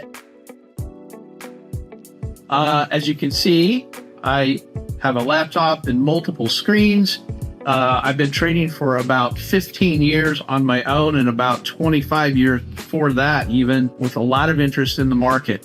I've realized over time that it's not about the strategy or the method. It's about implementing whatever that strategy or method is, which is super, super important to become consistent as a trader. Everybody wants to get profitable and make thousands of dollars a day, literally overnight. But it's about taking those small incremental trades just over time, taking the same boring pattern over and over again that creates that consistency and develops discipline to make money trading currencies, futures, or stocks, or whatever you're trading. Golf is great because the parallels with trading are immense. Discipline, doing the same thing over and over again, getting your setup correct, knowing when to do a layup and when to actually go for it. All of those things apply to trading. Balance is super important and is the edge when it comes to trading. We want to be consistent, but at the same time, you've got to be patient, and you need to be able to reach out and ask a coach a question and never feel guilty about doing that. And there's no bad question. Every question is a great question because it helps you enhance your intelligence and your knowledge of the market. Well, that's a bit about me. I hope to see you soon in a live trading session. And remember, we're just looking for one good trade. And once we find that one good trade, we're going to do it again and again and again. I'll see you then. Hola Prime, trade with transparency. Want to learn trading or already a pro but can't risk your money? Enter prop trading, a smart way to monetize your trading skills without risking your own money. Start your journey with Hola Prime. Here's how it works. Buy a small fee trading challenge.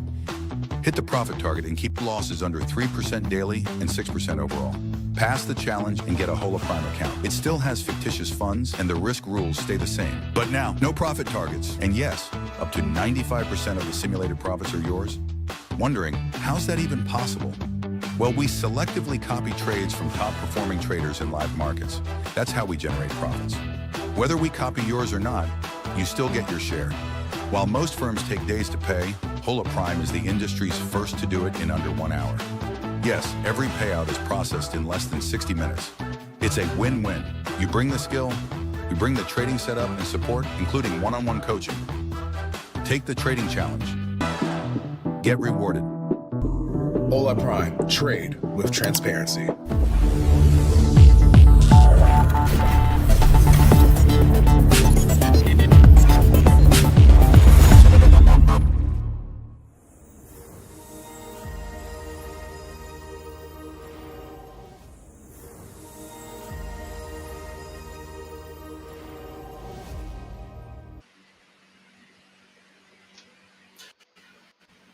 Welcome back, Coach Troy and everybody. Hope you had a good break. What's up? What's going on? What's up? All good, all good. Let me load up the chat. I actually have the chat loaded up, funny enough. But yeah, to everyone watching, this is the Ask the Experts segment. So by all means, if you have any trading related questions, drop them in the chat on YouTube where you're watching this, and we will be answering them live. So really cool stuff. But if there are no questions, we do have some pre-written questions that we can go over. But yeah, always a fun segment. really quiet in my headphones. Let me just make sure I've got this turned up. Here we go. Oh, that's a bit better. Yeah, so let's look at some of these questions that we have. Anyone in the chat, like I said, feel free to drop your questions in the chat and we will get to them ASAP. I actually wanted to add to a question we had sure this morning about, you know, whenever with rollover. So when we roll over to a new contract. So first what I wanted to say is a lot of people always they'll particularly on charts, they'll put the SPX in their chart because it's a continuous contract and it's the cash version of the S&P 500 index. And so there's always a question as to why is there a difference between the SPX and the futures contract? And the answer is there's two additional components to the futures contract versus the cash. Of course, cash is a picture at this moment in time. What are all of the 500 S&P stocks worth? And it's instantaneous, real time. That's your cash index.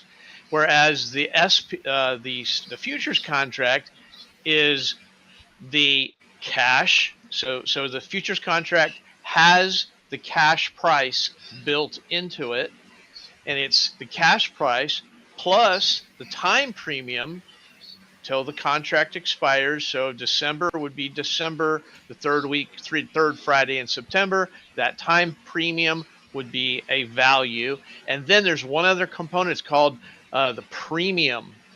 And the premium is the difference between the time value and the cash value. And then it sometimes trades at a premium or at a slight discount to the market.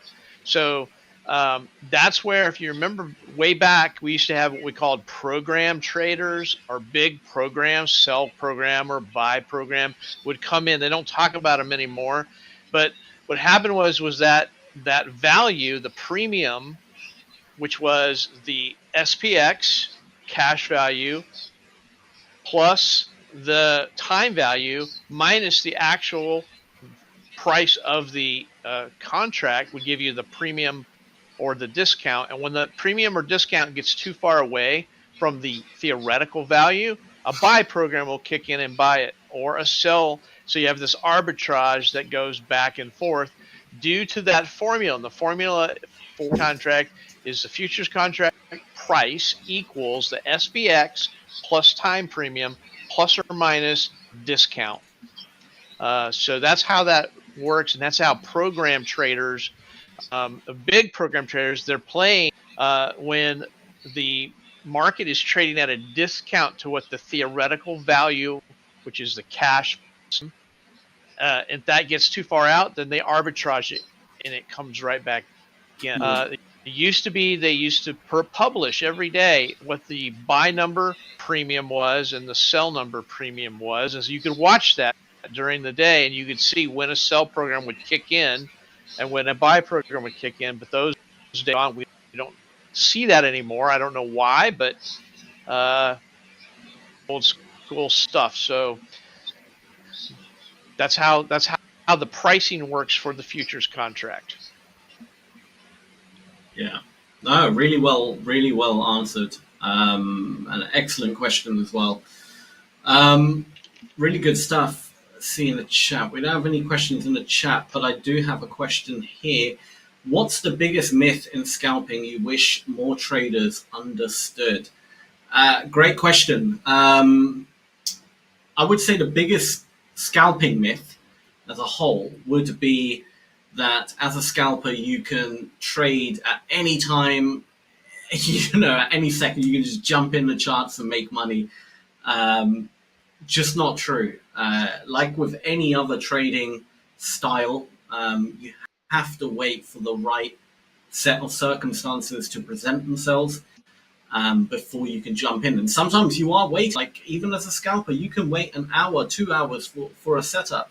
Only because you're in the trade a short period of time doesn't mean that there are so many trades available at any given time. That's just not true. So understand that scalping, yes, as a general, like if you're comparing a scalper to a swing trader who's going to trade more, of course the scalper is going to take more trades, but they are still waiting, sometimes an hour, 2 hours, however long for that setup, and then they're in and then they're out. It's not like you can just load up any chart and go to a scalper and say, right, make money, and they can just figure out what's going to happen next. I wish you could, because we'd all be super rich, but but sadly, it's not that. It doesn't work like that. You do still have to sit on your hands quite a lot and wait for the right opportunity to present itself. Yeah, I would add to that scalping is a game of speed. So you got to get in quickly, you get out quickly, and therefore you need fast internet. And I don't mean like 100 MIPS. I'm talking about if you can get a 1 gig service, you're going to be better off. You want that lag. Whenever you do a speed check, you want to make sure that the lag time is very, very small in nanoseconds, and you want that nanosecond to be less than 10 if you can possibly get that kind of speed, because it does. If you watch Sam do this live, he's in, he's out, and if his internet is off by just a little bit, he's not going to make money on that trade. And he'll think he'll go, oh, I made 5 ticks, and then he looks at his sales or his actual print, and it's like -1. You're like, what the frick? I have 6 ticks of slippage, or was I behind? Yeah. And the answer is most likely your internet was slightly behind, and so it becomes extraordinarily important that your internet is super fast. Your computer is super fast. You don't want to have 3,000 products open in the background. You want this thing to be computer trading centric, and trading's, you're not browsing 25 different windows. Your machine is dedicated to one thing and one thing alone. That's trading and internet speed. So making sure you have that. Also, I think that the other myth about scalping is that you get in, it's not just getting in and getting out. It's being able to recognize the pattern as it's happening in real time. And sometimes you're actually, like there's definitely times, and I know Sam, because I've watched you do it, but where the order flow starts to get jiggy. And you know what I'm talking about when I mean jiggy. And that you got to get in, and you got to get in now. And so you're hitting the button, and then you actually see the print, or you actually see the buyers come in or the sellers come in. And so you're almost anticipatory. And so it's not as clean. It's not nearly as systematic as regular swing trading or day trading, because you are anticipating the pattern, you're anticipating the order flow, and you are pulling the trigger really fast in both directions. And I think I'll scalp it. Well, you've got to have a certain mindset to be able to scalp. You've got to be very fast reflex from eye to finger coordination, right? And you've got to make sure that, because you can be, I've done it before too. In 5 seconds, you're out $1,000. We've all seen that happen. So it works both ways. It's a dual-edged sword. And the other thing is that most of the time, scalpers are looking for imbalances that are very, very quickly filled. So it might be the market's out of balance and then it fills. Market's out of balance and then you're trying to catch that little reset. The thing is that it's really easy to get on the wrong side, and it resets faster or slower than you think it's going to. So scalping is not an easy game. It's a very difficult game. It's also very profitable. Become good at it. And so, I think that there's a lot of myths about scalping. A lot of people think, oh, that's easy. That's easy. The other thing that can get you transaction costs. you know, if you're doing 100 trades and you're spending $5 for commissions, you know, that's $500 you just spent in commissions.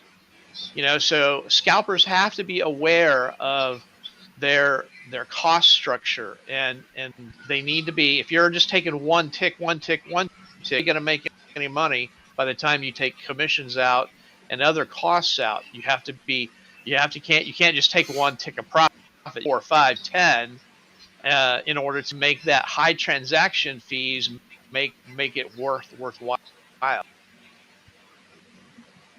Yeah. And you made a great point. I mean, everything you said there, I can 100% relate. Like the internet speed, of course, you know, I've had it many times where my internet lagged or my computer lagged for whatever reason, and I'm hitting that button, and it takes a couple of seconds, and by the time I do actually get my order filled, you know, I've already lost a big chunk of what would have been profit, right? And I would also add that when you mention speed as well, you got to be fast, not just in clicking the button, but you have to be fast in making the decision.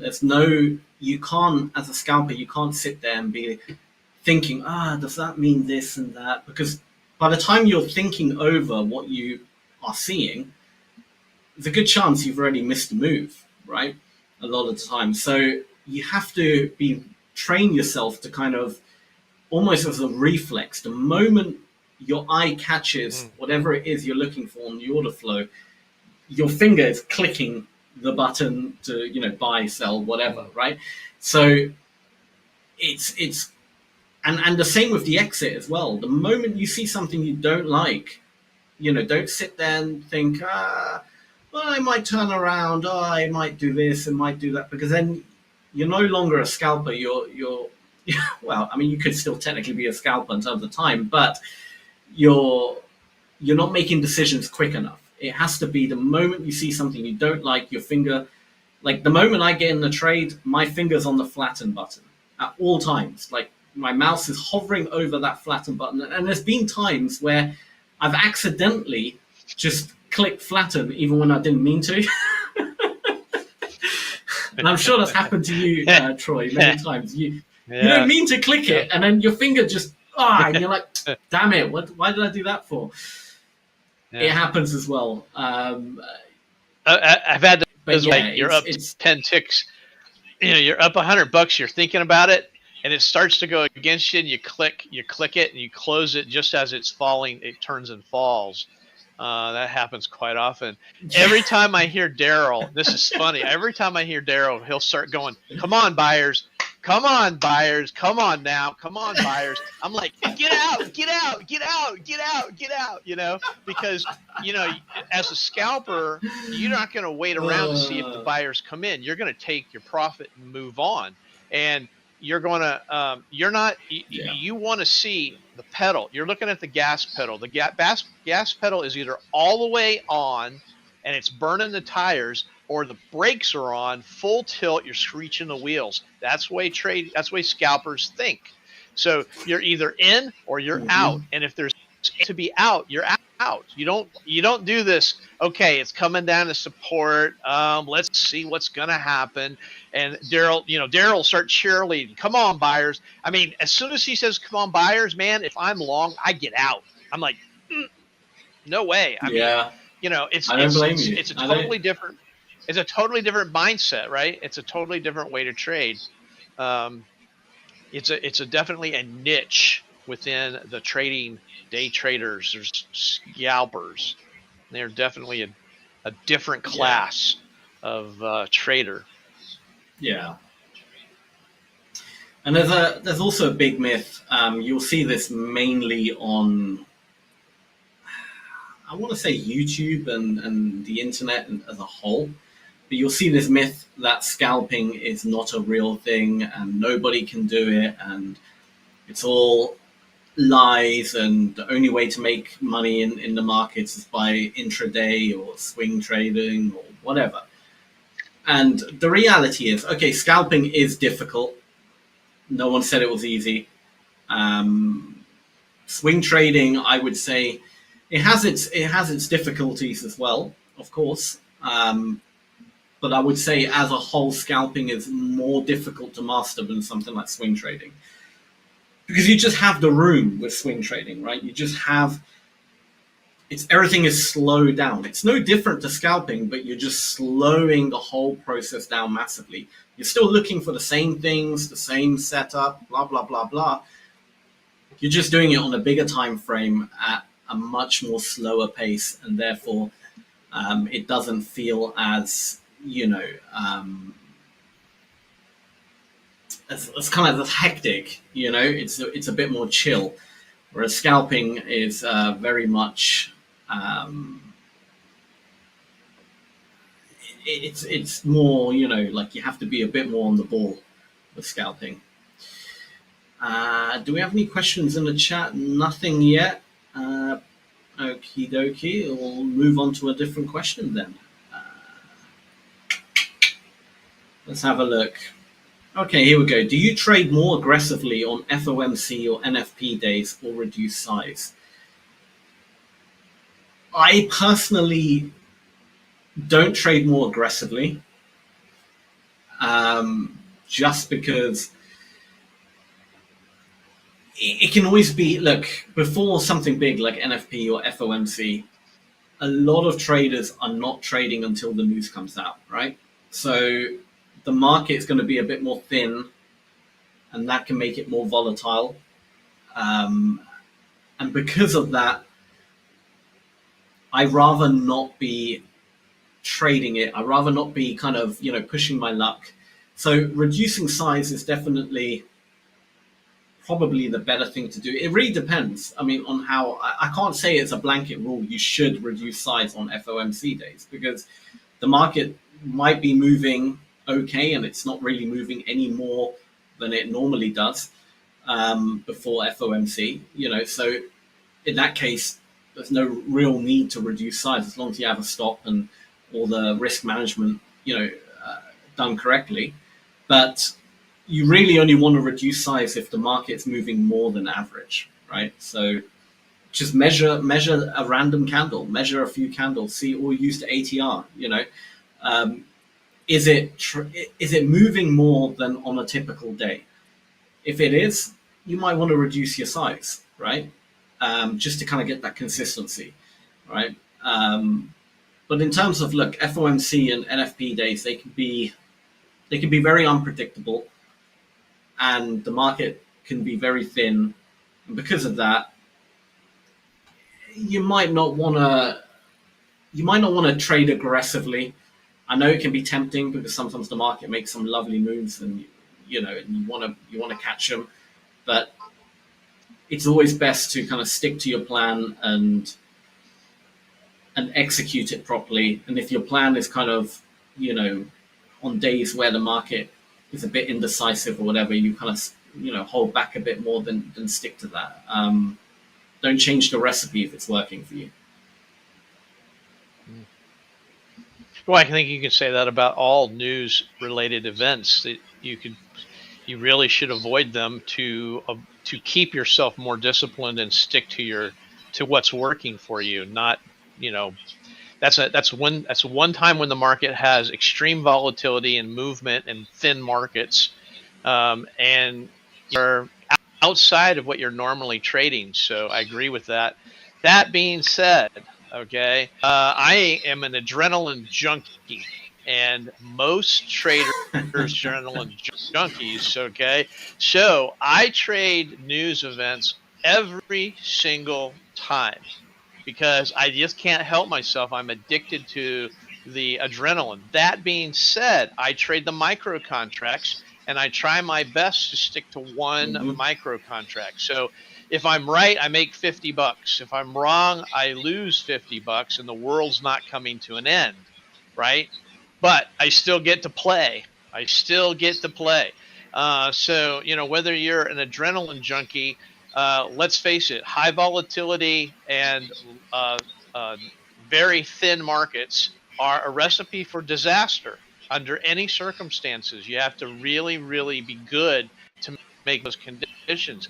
Doesn't mean you can't, Doesn't mean you should, but if you're going to, at least lower your risk by going down to the micro contract. That's my 2 cents worth.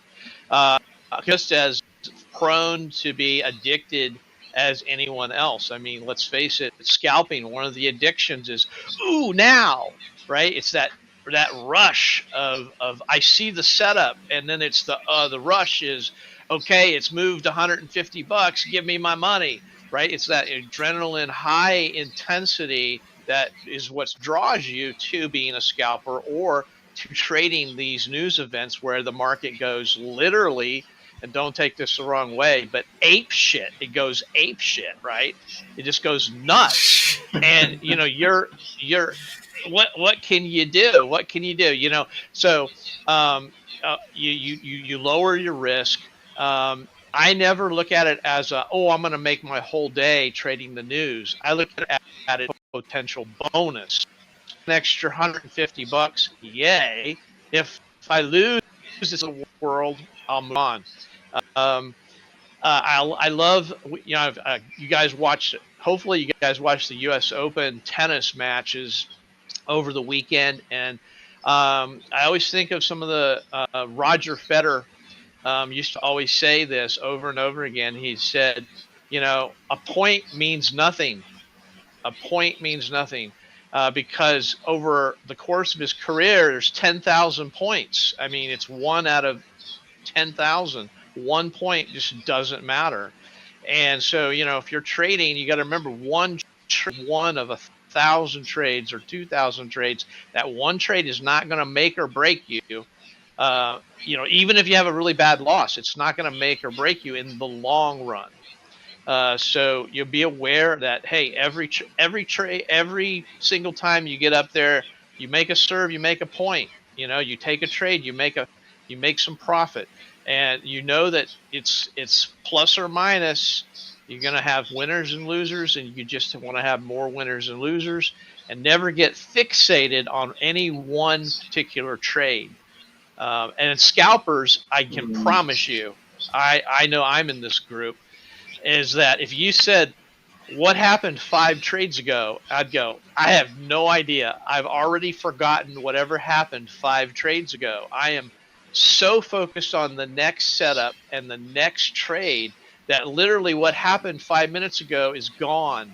And that's the way you want it to be, because you want to always be looking for the next opportunity, the next setup, and to erase the fact that you screwed up on the last trade. You want to be able to say, that's just one trade, moving on, here's the next trade. So scalping's a challenge, but I think that there is a place for it in this market. What I like to tell people is you need to find your niche. What makes you comfortable. If you click on that button and you're in a position and you're starting to feel anxiety instantaneously, you shouldn't be holding a long time. That just means you're hanging on to more anxiety, right? So, if you go into a position, you're like, oh, this feels good. I'm long, and I'm going to stick here, and hey, yeah, let's read the paper. It doesn't bother you that you're in long, then you're definitely a swing trader or a longer term trader. So you have to find that happy medium with that anxiety of being in the market. And I know, because I watch Sam do this almost every single day. We don't talk about it, but I can see sometimes by the expression on his face, he starts feeling anxiety. He's going to get out, okay? Because that's just the way it is. And you got to be willing to pull that trigger if the anxiety level. You remember, your brain thinks and sees faster. The unconscious thinks faster than the conscious. Therefore, your brain is already seen the exit before your brain goes, oh, I need to exit, right? And that's where the anxiety comes in, right? Your brain's giving you anxiety because it's saying, get out. And by the time you go, oh man, I'm feeling anxious, I need to get out, you could have gotten out earlier and been a lot better off. Right. And the idea is that over time, traders to train their unconscious to talk to their conscious quicker. And that makes you a much, much better trader because it merges that unconscious ability to see the pattern into the conscious, which is where you buy it and sell it. Yeah. No, that's an excellent point. The whole subconscious part with your conscious, like, it's so true.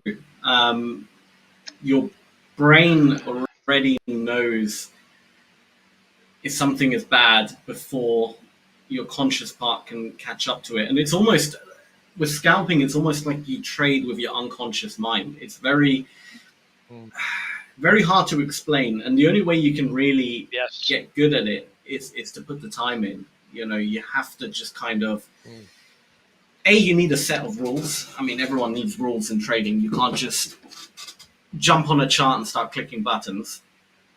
But yeah, you just have to put the time in as a trader, you know, really just focus on, you know, getting like one setup, one style, and really focus on kind of just mastering that setup. You know, every time you see it, get used to kind of getting in, getting out, getting out. And then once you get good at that, and you can do it just without even having to think over your trade and the reason you're getting in, you just kind of see it, boom, you're in. Then you can start, you know, adding different setups and, you know, but master one setup first, make it automatic almost, you know, become a robot in a weird way. And once you've done that, then you can start adding more setups and whatnot to your overall strategy. Do we have any questions in the chat? We don't. Do we have any left? Okay, we only got a couple of minutes left, so we'll just kind of continue with what we were saying.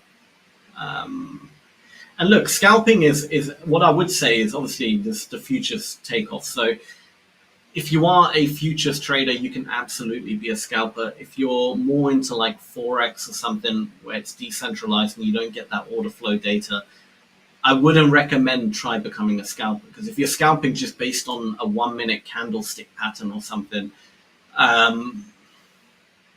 it's going to get very frustrating, because you kind of almost need that data to kind of to make informed decisions in the market. Without it, you're almost blind as a scalper. You know, that would be well said. My kind of recommendation. Yeah. Yes. But you can certainly do it. Yeah. So it's a good skill to master, being a scalper.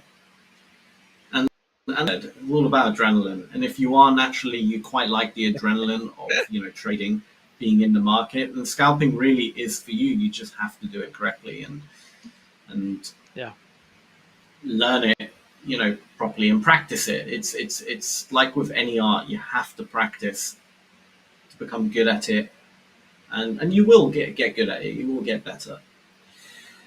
But that pretty much wraps up the Ask the Expert segment.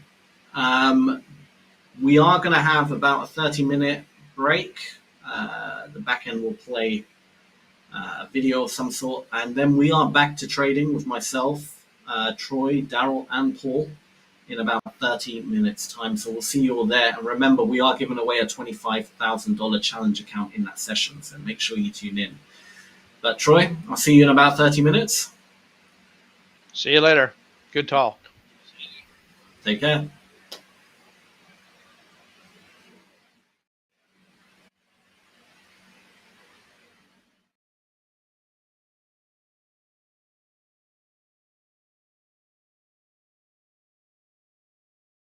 Coach here, and in this video we'll talk about the exchanges and some of the players in the futures market. So the first thing that we need to understand is that there are two distinct, although there's some subcategories, types of traders that are involved in futures markets. The first one is a hedger. So a hedger is somebody who has a product for sale or needs to buy a product in the future and looking to lock in a price. So for example, if you are Coca-Cola and you need to buy sugar There is a sugar futures market that you can buy sugar out into the future so you know exactly what it will cost you. Those are people who are either going to take delivery, in other words, the actual sugar itself, or they are looking to hedge their exposure. So in the first video, I mentioned something about farmers and agricultural products. So for example, I have 80 acres of corn planted, and I am concerned that perhaps the price will drop. So what I do is I go in and I hedge my risk. I sell whatever the number of contracts of corn that would be the same as my field, or something close to it, some type of percentage. And that way, if price does drop, when I go to sell the corn on the open market, although it's coming in cheaper than I originally thought, I will have made money by shorting the contract. Conversely, if I buy corn contracts, I'm expecting perhaps price to move higher. And that way, if I already have corn locked in somewhere at a specific price with a written contract, I can, for example, let's just say I'm selling it at $6 a unit and price goes up to $9. Well, that contract, I can't just change that.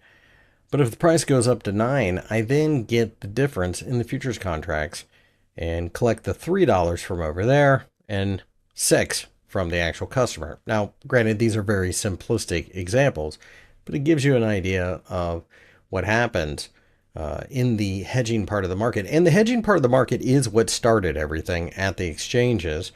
It was originally all about cattle in Chicago. Then I think wheat and corn came next.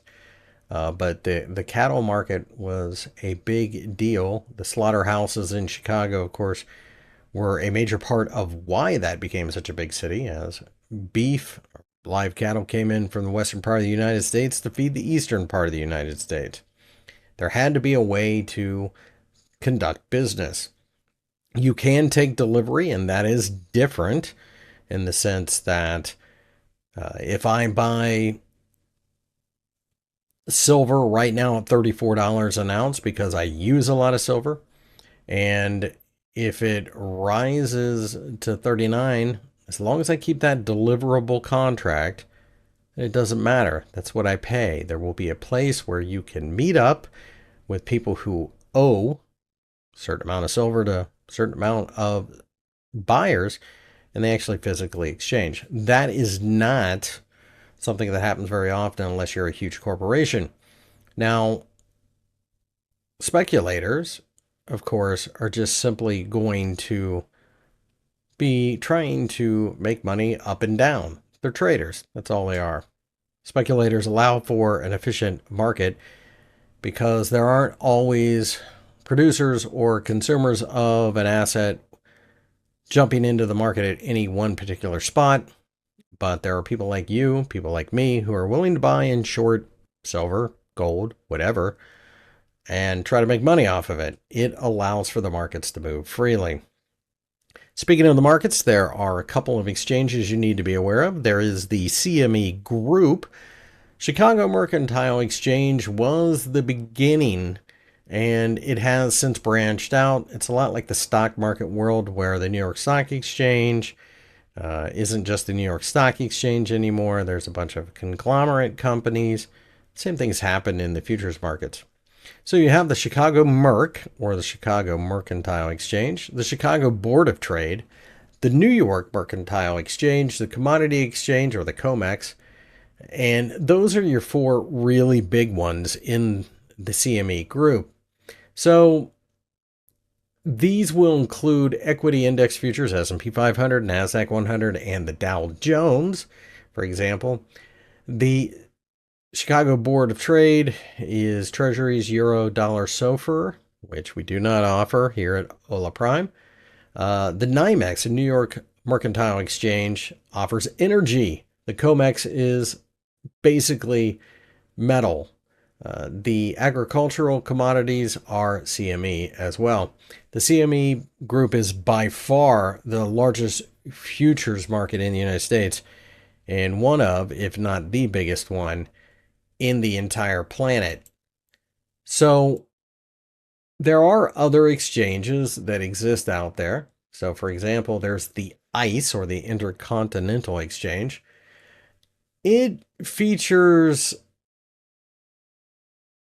basically on the Hola Prime platform, the Russell 2000 index. It's its main financial futures. But there is the Brent market, which is not offered. And then there's softs like coffee, cocoa, cotton, orange juice. And then the Dixie, or the US dollar index. There is the CBOE futures exchange, including the VIX and other smaller contracts that involve trading overall. 95% of what you're trading here is going to be in the CME group. The CME group is a behemoth in this industry, and therefore that's really what you're looking at. Again, you don't have to worry about this, because I'll show you on the platform what the difference is. So here we are on the Project X platform again, and I'll show you when you go in and you search for a product, you'll notice it doesn't say anything at all about the exchange. So for example, let's go to soybeans, and full disclosure, the market is closed at the moment, so it's not moving. We just closed a little while ago, but we just flip right over to the soybeans market and the Chicago Mercantile Exchange. Then we can go to the COMEX and get gold pricing. Again, they're all part of the same group. It's all being integrated. But there's also the Russell, so the RTY. Russell 2000 is over at the ICE, or the Intercontinental Exchange. Again, makes no difference. You can see that we are settling for the day here right before the close in this market. So it's pretty quiet, but there are trades being made. In other words, you really don't have to worry about such things as the exchange that it's on. It's all centrally routed into your platform. So doesn't really matter. You won't notice the difference. And in fact, as somebody who's been trading futures for several years now, I don't even think about it. Hola Prime, trade with transparency.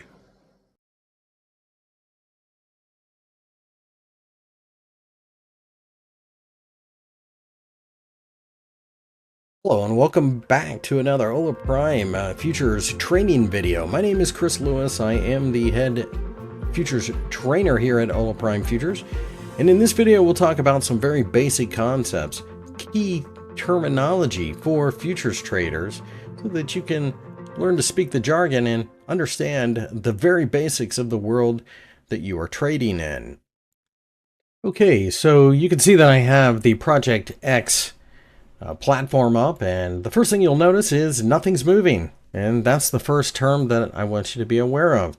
It's not the weekend. The markets are technically open, at least for the day, but there's an hour that starts at 4 o'clock in Chicago, 5 o'clock in New York. Well, they do what is known as settlement.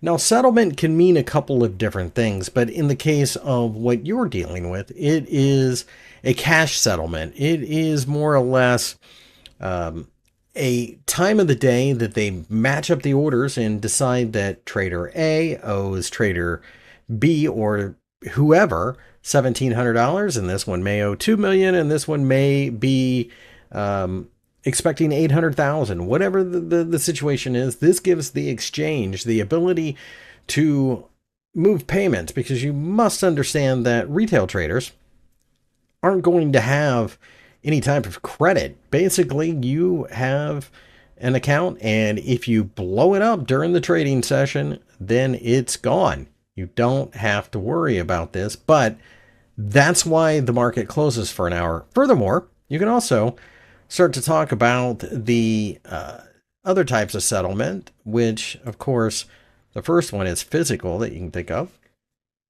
Now, physical is basically, for example, if you buy oil and you want to take physical delivery, that is a settlement as well. You go to Cushing, Oklahoma, they drop off a certain amount of oil, you get the contract, you pay for it, or the exchange is financially done ahead of time, I would assume, and then you take your X amount of barrels of oil away. Again, not something you need to worry about.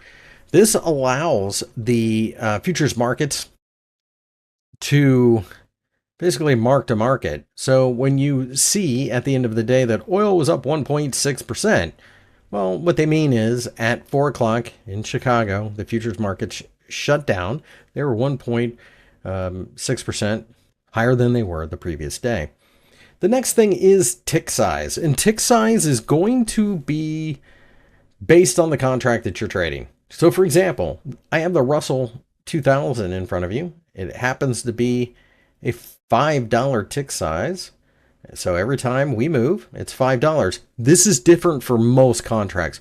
For example, gold is 10, micro gold is $1.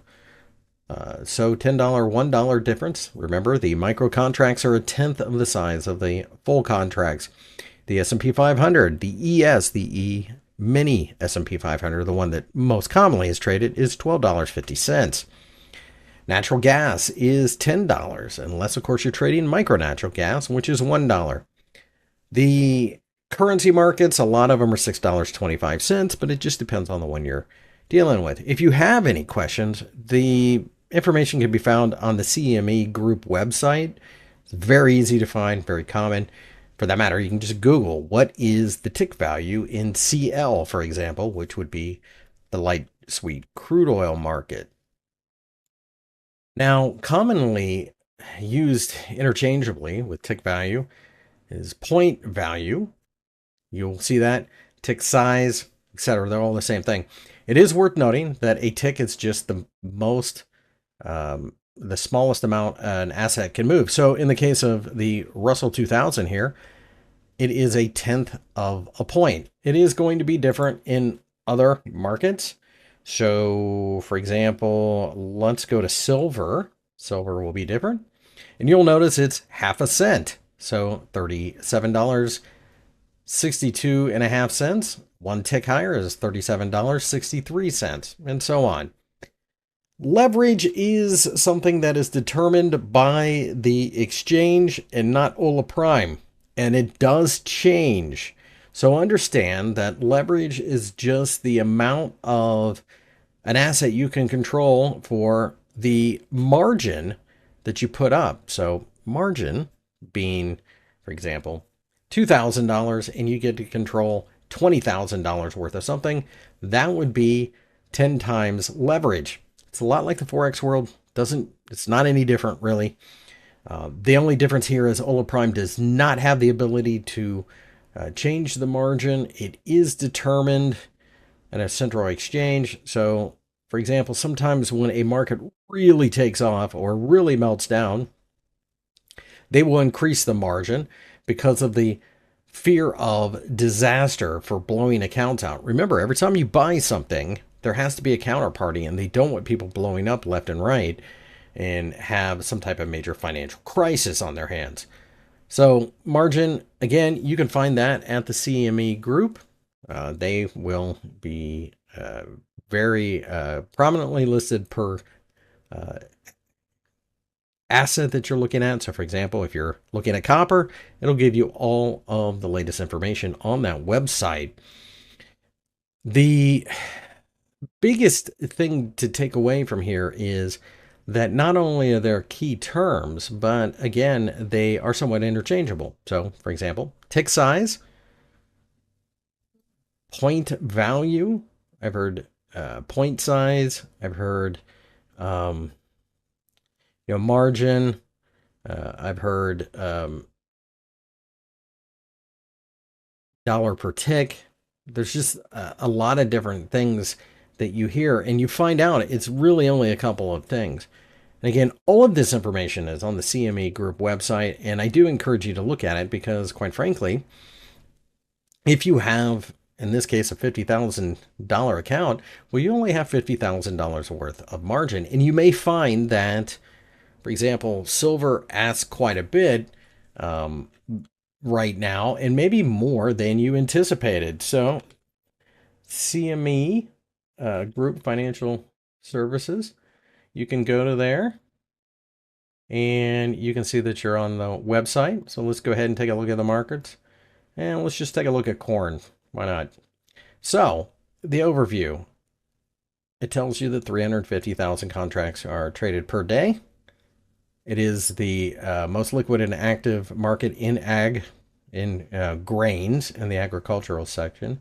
You click on margins, and it will tell you maintenance margin is $1,050. So at this point in time, that is your margin, but you can also see that it just depends on when. You can see how it's gone up. It was 600 at one point. You can look at specs, and it'll give you each contract is 5,000 bushels. It's in US cents. The times it's open, the letter codes, you'll be looking at CME Globex. There are other routing possibilities on other platforms. You can see that it goes through the price limits. This is something a little bit different in futures. There are certain limits on particular products that they will shut down the market for a certain amount of time. So for example, if you are looking at, let's just say block cheese futures, very bizarre and out there type of market, but you can see 7.5 cents gets people the current daily price limit, and they will shut it down. And each market is a little bit different. It'll cool it off for 15 minutes in some cases, and other times they'll just shut it down for the day. It just depends on what it is. Let's find a little bit more common one. Okay, so this is your reference price for enhanced delivery futures. Again, that's not you. Micro gold futures, you can see that depending on the month, these are the reference price, and where you have a circuit breaker. Again, depending on the market, the circuit breaker does change. Equity index, this might be a little bit more easy to read. Let's see. So the 2000, well, let's just do these are all the growth index. These are some of the smaller ones. What you want to find is the actual major industrial average index futures for the Dow Jones. That tells you all the levels that they will stop it out if it hits. It changes every day. It's a certain percentage, so you don't really need to know that. But the one thing that you don't want to do is get caught in a position where you are limit down or limit up and you're on the wrong side of the trade. That limit gets hit, it kicks off the circuit breakers, and there have been times in the past, very rare, but it does happen, where a market goes limit down, for example, whatever that happens to be, maybe 7% that day. And then the next day it opens up, and it opens up limit down because there's a flood of orders. You do not want to get caught in that, so do be aware that it can happen. Very, very unlikely to happen. And of course, there are some protections on the platform. So going back to the platform, you will see when you enter a position, it will say ask price, bid size, blah, blah, blah. You can change the dome to show P&L column or hide it. It'll say, in for example, silver, it'd be $25 each time. So it'll say 25, 50, 75, 100, and so on. And just make sure you know what you're getting into before you start pressing buttons. It's very easy to find all of this information. It's all on the website, and you can reference that to get all of the latest information for the products that you are trading. You should get used to using that website. It's a wealth of knowledge, and it will guide you through your journey as a futures trader. Hola Prime, trade with transparency.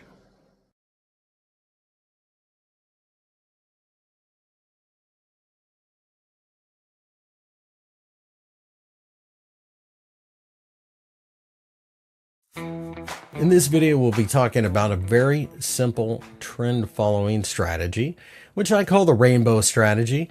Now, full disclosure, there's not a lot revolutionary about it, but what it is would be a trend following strategy that employs several moving averages, and it gives you an idea as to where the market goes. It has a clear set of rules, when to get out, when to get in, etc. And as a result, it does make it rather simple. So the first thing I would say is that you can do whatever variation you want, but in this video, what I'm going to do is use 4 moving averages, the 10, 20, 30, and 40 exponential moving average, to give you an idea of how to do this. Now, you can use whatever moving average you want. It all pretty much works the same, although I would say you want to use a wide band. You don't want, for example, 5, 7, 9, 11, because it would be too tight. You want to see when the market has truly shown which direction the momentum is going. So in front of you, you have the Australian dollar versus US dollar 1 hour chart, and you can see that there are 4 moving averages on the chart. And like I said, in my example, I will use the 10, the 20, the 30, and the 40 exponential moving average. The red is the 10, the orange is the 20, the green is the 30, and the blue is the 40. As you can see, there are times when all 4 moving averages move in the same direction and spread out quite nicely. There are also times where they cross each other. So the question then becomes, how do you use this? It's pretty straightforward, really. What you are looking for is an area where the moving averages start to spread out like you see here on the chart, and you trade in that direction. It's really that simple. Now, when do you get out? Well, you let the market tell you, and that's one of the better parts of this trading strategy.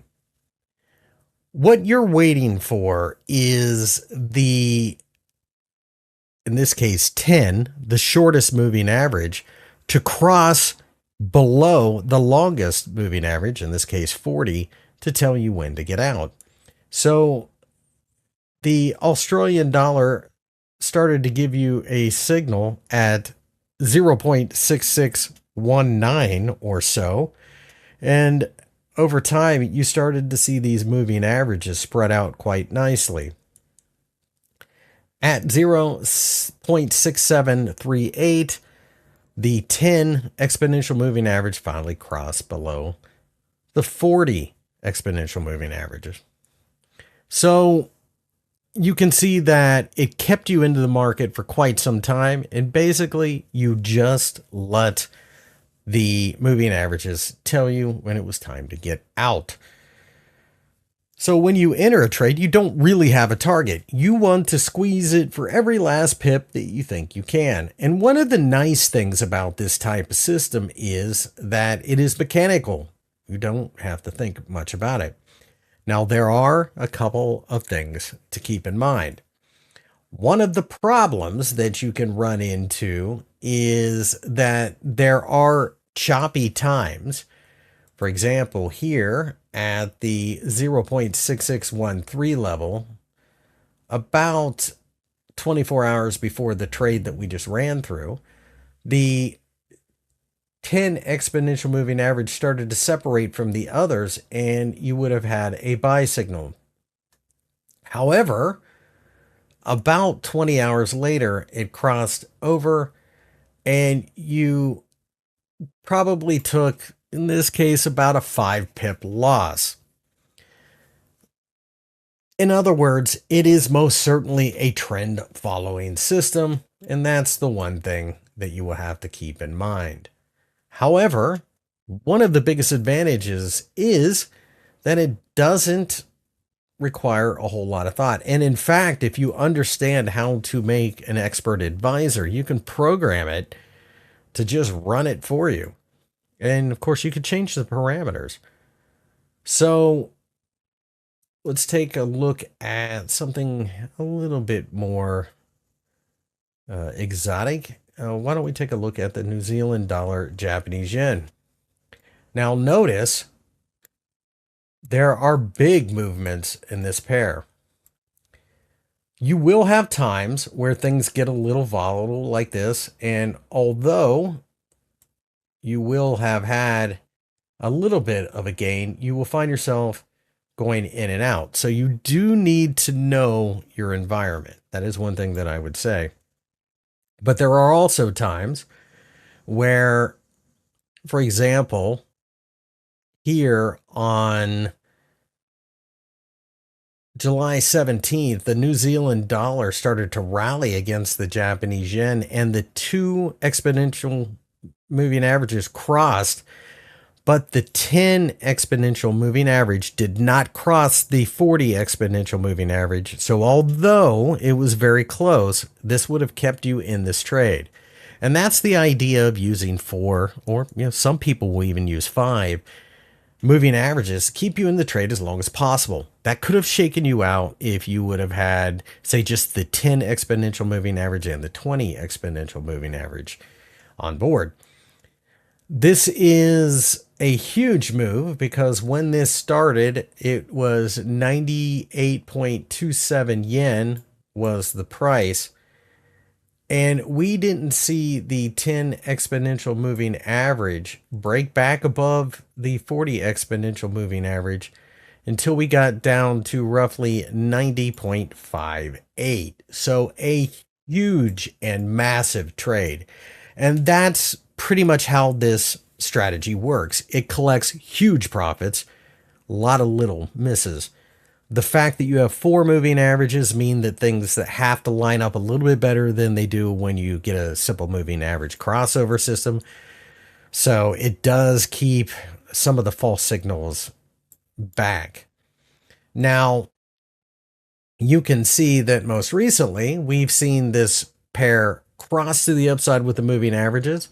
And once we had all 4 moving in the same direction, right about here, you're looking at 89.69. And as things stand right now at recording, you are up about 100 pips and the moving averages are spread out quite nicely. Will that change? Yes, of course it will. But it's not until that 10 exponential moving average crosses below the 40 exponential moving average that you are looking to change your position or close it out, either one. That does bring up an interesting situation where some traders will just simply reverse their position. I don't know that I like that as much. Really, what you want to do is hopefully trade with the longer term trend. That way you don't get chopped up. So if the longer term trend in a market, say on the weekly chart, is obviously bullish, then you're looking to trade in that direction. And as a general rule, that's something that you should always do anyway. So let's take a look at something a little bit different. Let's look at the Nasdaq 100 in the United States. And you can see that this volatile market has recently had the 4 moving averages cross right at about the 18,200-ish area. We started to see a real fan out, and we didn't get the crossover until 19,797 or so. So that is a massive gain again. There are going to be times, like right here, where once all of the moving averages move in the same direction, that you might find yourself stopped out later, giving up a little bit of the gains and maybe getting out a break even or a small loss. But you have to be willing to accept that as a trader. That's just the reality of trading itself. Higher time frames are a little dicier with these. So for example, the daily chart, you could get chopped up, but you can also see where you would have gotten in at about 15,000 and gotten out at about 18,000. So again, that's not a bad thing either. And the most recent move would have been somewhere around 18,000, getting out about 19,500. As long as the market is not going sideways, you will find that the profits that this system keeps you in are going to be much more important and influential on your yearly return than the occasional choppiness.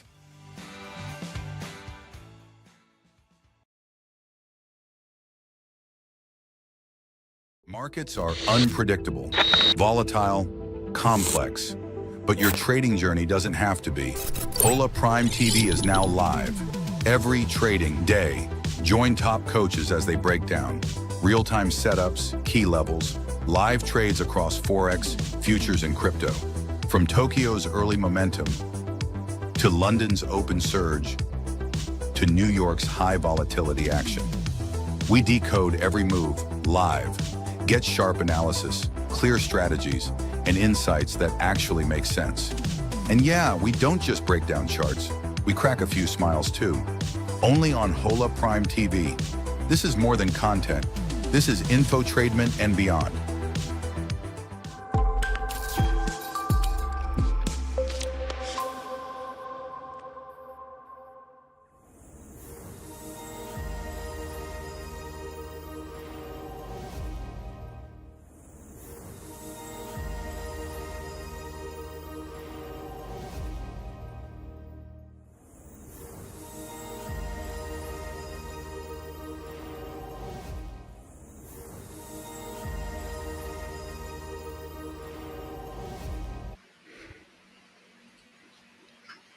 All right, we are back. Welcome back, coaches, Coach Troy, Coach Paul, Coach Daryl. Hope you had a good break. Absolutely. Great. Absolutely. How's everybody feeling? Here. I don't know. This market's rolling over. Coffee. I think bullish. Really? They trapped so many sellers on that down move. Yeah, I'm pretty sure they locked in that low. Yeah, and that was right at value area high of Friday, and it was like a failed that failed H we're talking about previously. Like it literally just caught a bunch of aggressive sellers and then rifled up. Just like Sam said, I see it. Almost caught that long. I sat down a little bit too. I sat down like around like 2:10 p.m. when that move was occurring, and kind of missed it a little bit. But my long cattle trade, by the way, right as we got off the morning session, ended up working out. So got back to the green here. Got to update my P&L. Yeah, me Very too. good. Give me update. 1 second, guys. I'm just going to switch off the fan.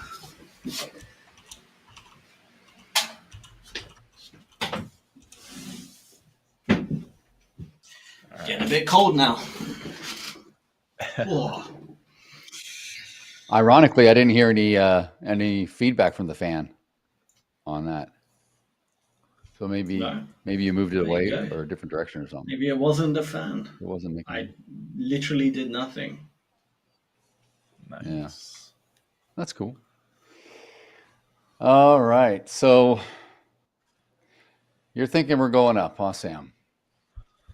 And I looked at this thing coming up to, and the ES came up to point of control, and VWAP, and it tested twice, and I'm thinking it's going to come back down and test the overnight low of 64.80.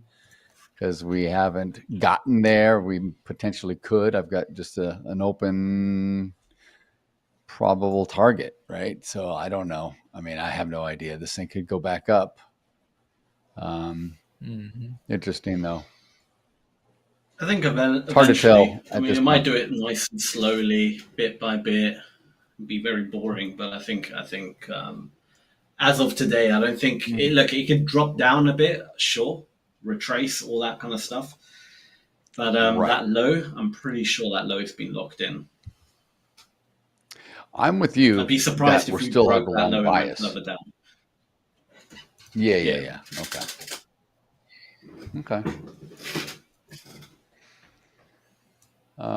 Okay. Interesting. It was kind of an exhaustive low, though. So it did look like it made, kind of a heavy sell off and then exhausted. It came back up. It did the kind of the H that Paul was referencing, and then it went long from there. I don't know. I just think it could test the overnight low and go deeper. We'll see. Only time will tell. What's that overnight low level? Yeah. What is that level, by the way? In the ES, 64.80 and a quarter. So let's call it 64.80. Okay. That was on the open swing low that we talked about. It went down like 5 points right off the bat. Boom. It actually went down about 8 points, real hard.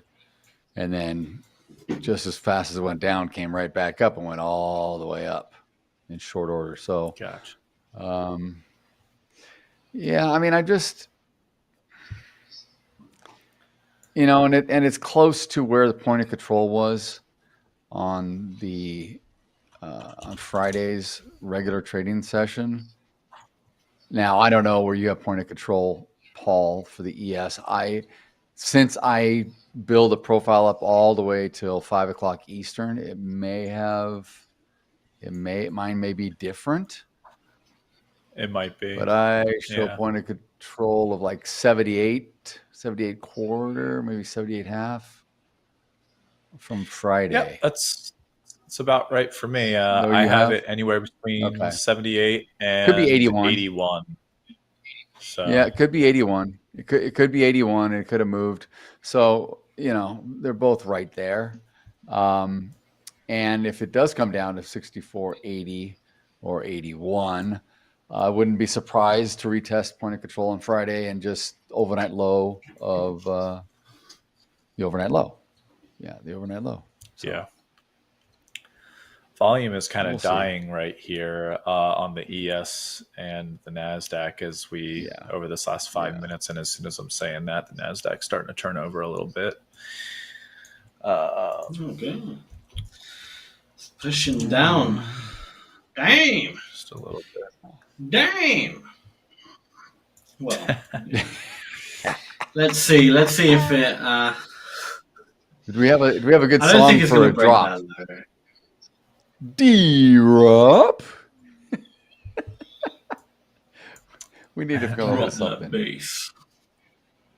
Drop the base. That 23,820 level on the Nasdaq is a stubborn one this afternoon. That's for sure. Maybe we have to come down a little bit before we can get back through it. Like you're saying, Sam, maybe we come down to this 23,790 area. I don't have the market profile up on the NQ at the moment. Yeah, that's what I was going to look for if there was a gap or anything. So, and that's where a lot of volume came in, and around 23,792. A lot of buy volume came in. I think if it breaks below there, then I guess we may be going further down. But I'll be surprised if the market just gets through that area, to be honest. But we'll see. Who knows? Yeah. Anything is possible. Yeah, and I think we're going to try to do a giveaway in this segment here before the end of the segment for anyone new that hasn't won. I don't know if we have new people in the chat. I think Anonymous PE from Port Elizabeth. I assume that's South Africa. Welcome. He says hi to Coach James.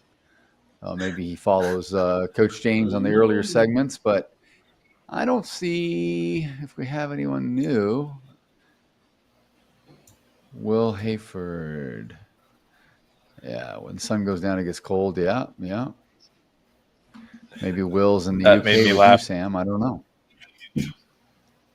Sorry, because it reminded me of Will's comment. Reminded me of that one chef guy that made that one comment popular where he said, if my grandmother had wheels, she would be a bike. Oh, and, yeah. Who was that? Who was that? Classic. I can't remember his name. It's this Italian chef. He's always on Gino. I forget his Is second that name. is that First name yeah? Gino.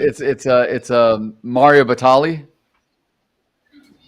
No, Is that the no. guy? His name was Gino something. I forget his second name. Oh, he's Gino? always on this Well, that's British Gino. Yeah, like he's always on this Gino. British like morning show and stuff. Right. Yeah. Ah, it's quite funny. Right.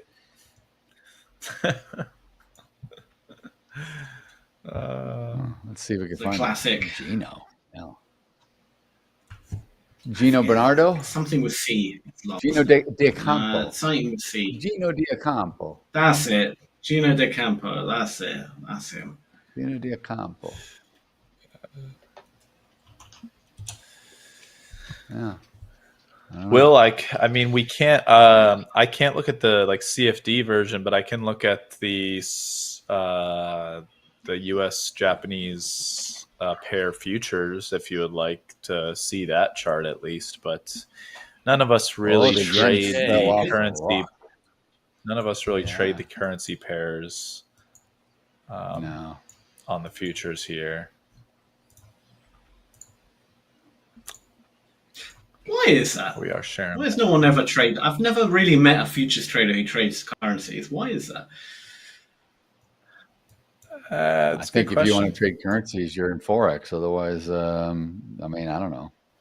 I don't see the point. No, but it's it's a tradable asset on the futures. Why is it whenever you meet a futures trader, there's always the indices, always ES, always NQ. CL, gold. It's just common stuff. I don't know. I think futures because for me. Liquidity. Currencies always trade sideways. Yeah, for a long. Hey, I don't know. No, they do. They always trade sideways. It's not like they're going to do all-time highs. It never happens. No. It's not like they're going to do all-time but lows. That depends. It's very rare. Very rare. That depends. But Troy, that depends on your time frame outlook. Like, you can look at this on a. I don't know. Like, here, let's look at the daily. Look at 20 years. Why don't you look at a 20-year chart and you'll see exactly what I'm talking about. That's what I mean is like exactly like if you're looking at 20 years of time, about intraday, of course, but like intraday, there's a lot of movement to be had, of course, just like, just there's a lot. I'm sure there's a lot of opportunity in the FX markets and whatnot. It's maybe what you're saying is like it can be choppier. Is that what you mean? Like it can relatively be choppier instead of finding cleaner intraday moves. Is that what you're talking about? I mean, yeah. There is also for the indexes. There's a bias. There's a bias to the upside. So why not trade something you know you have a bias to the upside? Whereas the currencies are completely neutral, and for the most part, they're going to be sideways. For the vast majority of time, or they follow interest rates. So. I mean, is it possible you could have 200% interest? It's possible, but the odds are it's going to stay between 7% and 3% or 2% or 1% for the next 40 years. It's just there's not as much movement. There's not. I'm not agreeing or disagreeing. I'm just saying that when I talk to traders that are futures traders, they're like, I used to trade Forex, but it was so sideways. At least in the indexes, they're on balance, they're positive. And even if you go back 200 years, the indexes are going to be positively sloped, and the currencies are going to be sideways. Mm-hmm. Yeah, right. Exactly. That's kind of what I wanted to like dive into more was the more. Because a lot of this is like a little bit more intricate than saying, okay, well, the currency pairs are sideways, and it's like, there's reasons behind it is the point. It's not just like what you explained is, I think, the clarification that a lot of people would like to hear. So we do appreciate that. Thank you. Because I think there's a lot of the euro. What the highest we've seen the euro in the last, my lifetime has been about 130 maybe. Yeah, and it's been 135, maybe 140, 135, 140, maybe 140. It's I'm just saying, on balance, if you just generically, they're sideways versus an upward slanting slope of indices. I think that there's just as much movement and there's just as much money that can be made in the currency futures. I used to trade the 6J, the 6A, the 6B, and the 6E in the evenings because, in my opinion, those are the best vehicles to trade in the U.S. in the evenings, starting with the Australian dollar and moving to the yen, and then eventually moving to the euro later on as the London session starts to get cranked up. I think there's plenty of opportunities there. It's a totally different type of trading, though. I would say I would be much better at sticking to those because contra trend is going to be the way to go. When you hit a high, you want to go short. When you go long, or you want to go long at bottoms, and it's sideways. And it's very interest rate and flow related. I think sometimes the technical charts are easier to read because they do tend to trend for extended periods of time. We haven't seen dollar strength in a long time, but when we did have dollar strength, that was some great times to trade the currencies because the dollar continued to be strengthened and, through the Bush years, and even before that, the dollar started to strengthen, and we've seen the dollar weakening over the past 5 years probably. Yeah. And it's better to trade the currencies as a future than it is to trade the currencies as a currency, due to the fact we have volume information on the currency futures. Yeah. So you do have order flow. Yep. I was going to bring that up. Yeah. Yeah. Which is interesting but I think there's a two-headed monster there, because when Sam asked that question, which is a really good question, I've never really, I kind of thought about it. I think about it from time to time, like, why? We have better information, like you said, Troy. One exchange to deal with, whatever you're trading on. You can trade volume profile, you can trade volume, you can trade footprint, you can trade heat map. You've got that data where you don't have it on the Forex. But you can also have a lot more leverage on the Forex, and maybe that's what keeps these guys doing that. I don't know. Easier to get into. But here's the thing. Trade a lot for, I don't know. Maybe that's the deal with them. I don't know.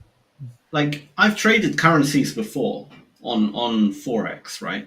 But I still use the futures charts and the data, the order flow of the futures, in order to execute the trades on Forex. Does that make sense? Because the charts are pretty much identical, right? So why not use that data? That's what I can never understand. Like, if you're a Forex trader, why are you not using the futures markets order flow data, to better understand what might happen and better position your trades, etc.? This is the same chart, essentially. Like, all right, it might move a little bit differently, a tick or two, but because they need another data feed, they need another charting platform or program to run it. So you know what I mean? Because if they're trading with an FX broker, they're only going to get that. So they're going to have to get another source. Maybe they don't know how to do it. Maybe it doesn't occur to them. I don't know. It's just probably lack of sophistication and just experience. I can tell you why I don't trade currencies through Forex. Okay. Well, there's a million reasons why you wouldn't want to, but if you were going to, you know, use the futures market to your advantage. That's what I would say. 100%. I agree.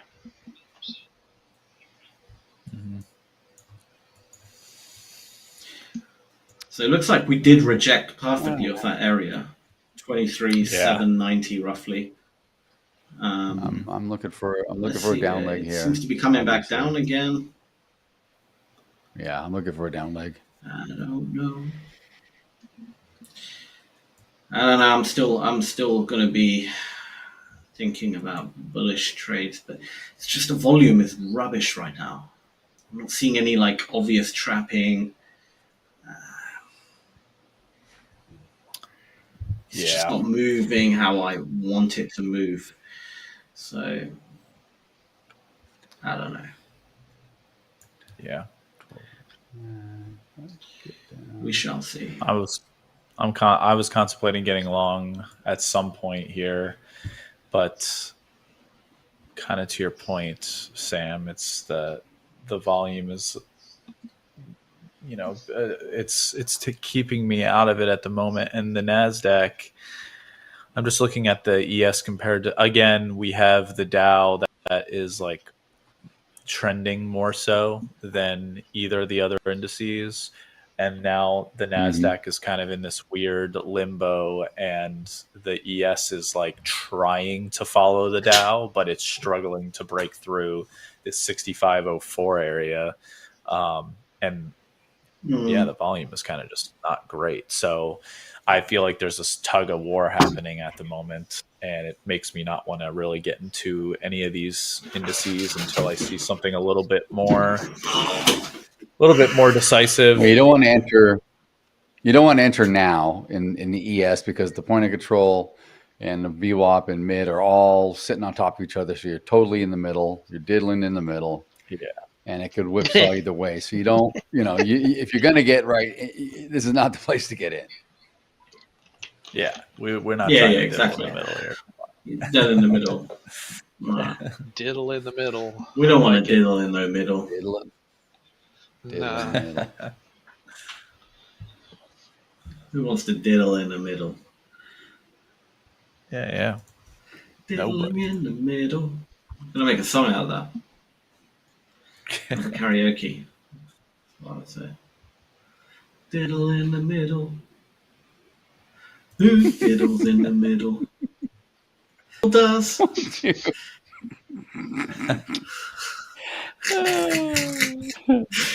Daryl's the diddler on the roof. Oh no. That sounds not good. No. That's not good. That's not good. No bueno. We don't You don't know. that. You don't know the famous play, Fiddler on the Roof? No. I do, but I don't want to. Okay, that's good. It sounded. The way it sounded was ooh. Oh man. Oh boy. Not so good. The Diddler on the Roof. Nothing wrong with that, Daryl. What's that? I just love that. I love it. Diddler on the Roof. Diddler on the Roof. Jeez. All right, come on. We can't say that anymore. We can't say that anymore. Just we're done. There's nothing wrong with it. It just means you're faffing about on the roof. Just messing around up there. Playing with the roof tiles and, I don't know, checking for leaks or doing something. There we go. Right.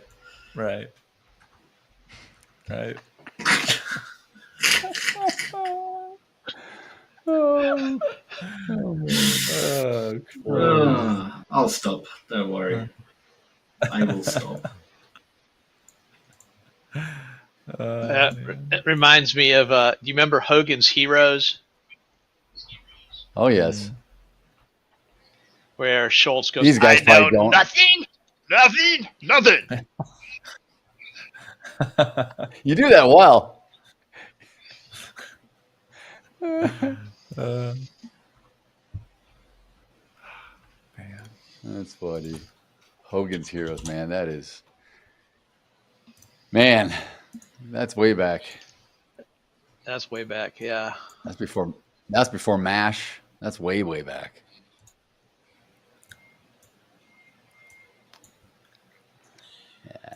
Colonel Clink. Oh my God. I'm with you, Robert. Yeah, Colonel Clink. Yeah. Robert, there's a leak, all right. Yeah. Yeah. Sammy Sam. No idea what you're talking about, man. No idea. Just reading the chat. I'm just reading the chat. Having fun. Waiting for the ES to break down. Waiting for the ES to break down here. Almost a power hour. Looking for a breakdown. Are you short? Dear. Come home. I am short. You're pretty tall. I've been short. I've been short for a little bit since we've been on. I've been short. But I mean, yeah, you can it's only keep it, 5'2". You can keep it at you can keep it on Paul. He's on the ES anyway. So tiny little man. Pocket sized. Oh, we talking about too short? I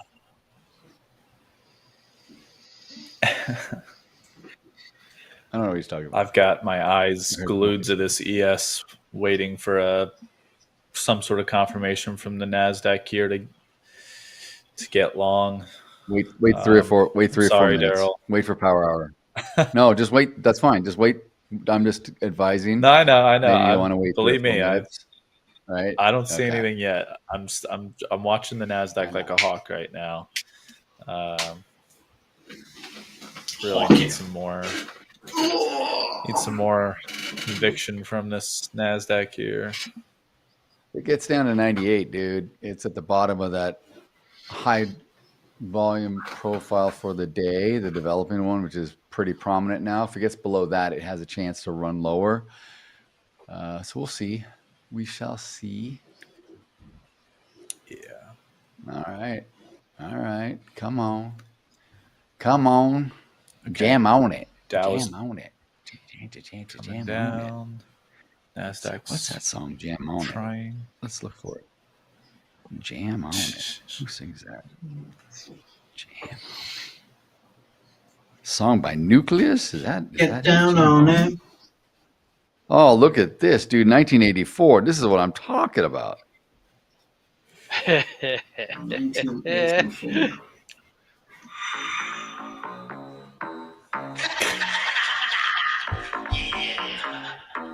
Jam on it. Jam on it.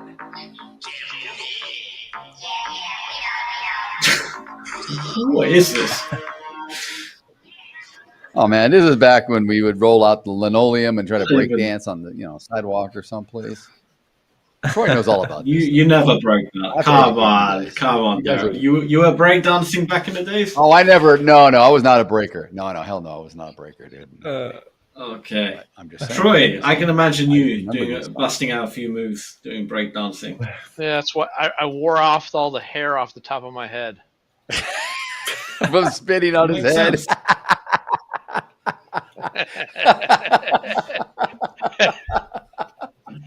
Now I get it. That is good. Now I get that it. That is good. Oh, that's funny. It makes sense. Yeah, I could tell Troy he's like, was outside the charts, I breakdance with my son and I spit on my head.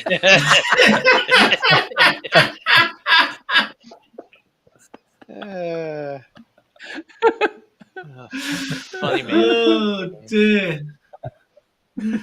That's fantastic. Troy's definitely a breakdancer.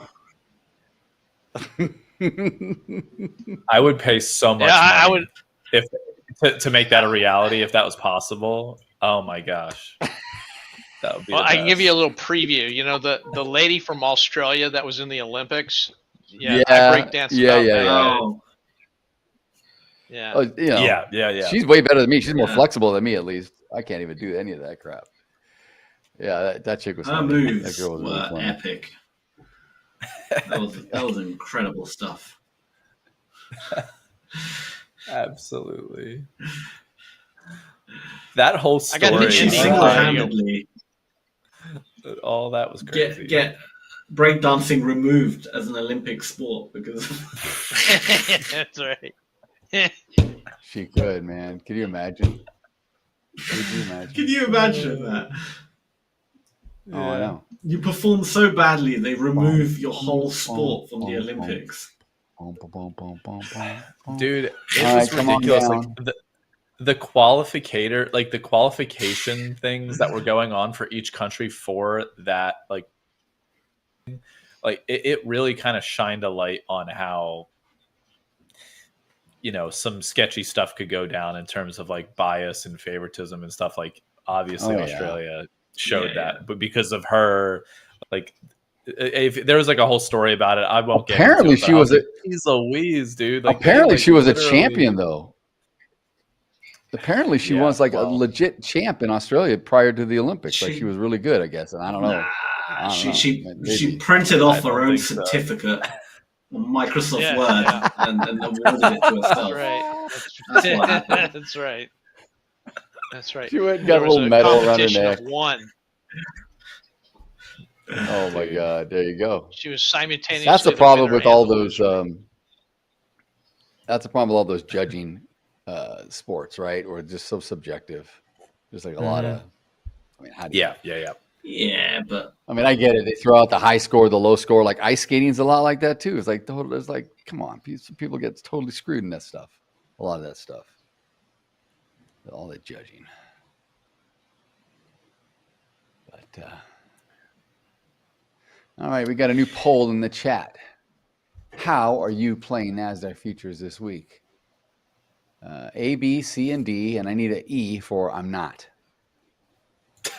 B-Dog puts I'm not. But if I was playing the Nasdaq futures, if I approached it to where it would be like the ES, definitely not sitting back waiting for Friday. Definitely not YOLOing. Swing trades, probably scalping. Swing trades towards every breakout? That's interesting, though. Nah, probably scalping. That's what I picked. Yeah. Oh, yeah. 75%. Absolutely. Someone said YOLO. Who was that? Yeah, golf in the Olympics, Robert. I mean, wasn't there a talk about doing that? Having golf? I mean, they almost do with like the. It was at one point. Yeah. I thought it was. Yeah. And then I think it came they back. They do like the Ryder Cup with the different countries or Europe versus US, and they do a version of it already, right? Like on the tours, like they do stuff where it's not the Olympics, but it's like, you know, not country versus country, I guess. But they reintroduced it this past Olympics, I believe. There was golf was in the Olympics last time, so it was the first time it had been back for a long time, I believe. Yeah. Yeah, I believe so. Robert put the YOLO. Robert put the YOLO. I figured. One way. That's good, man. That's good. One way to make the Olympics even more boring.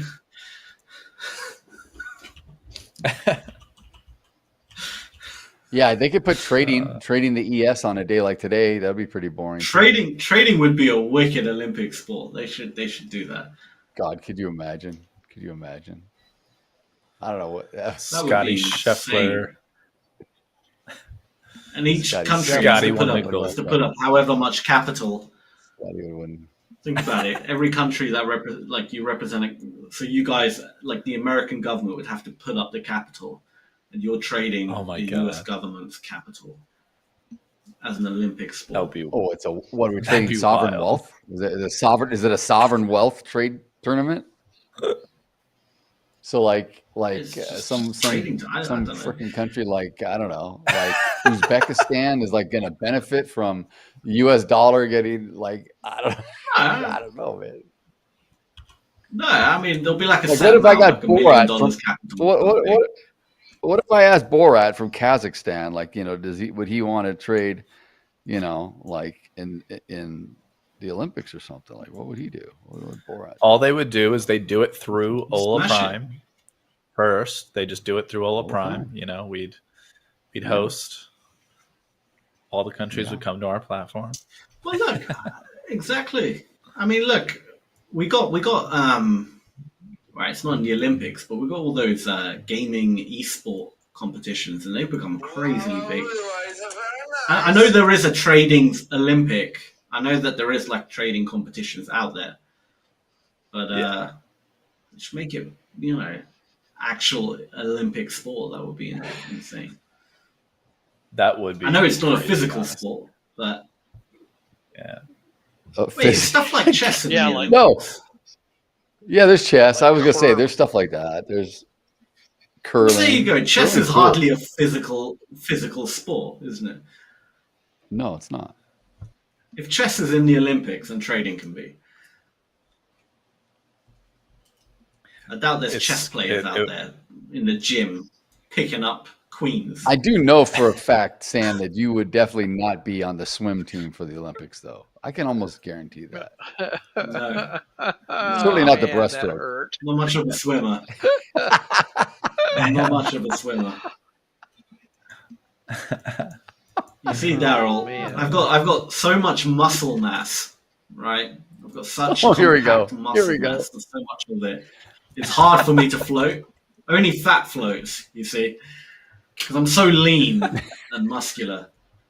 Very difficult to stay afloat. Oh, Sinks like a rock. Oh boy. Yeah, I know. I'm with you. Oh boy. Science right there. So many places to go with that. Reason. So sad. All right. Are we doing any fun time today? Do we know? No, there's no lull time sadly today, but it will be back. All right, cool. Most likely tomorrow. Oh, we're making our own fun time right now. Yeah. This is the bag session. Yeah, exactly. Let's be honest. There's in every session, it's like lull time is pretty much 24/7 when we're on stream. It is. I agree with you. It starts off with a bang, and we just keep going. Never ends. What's up?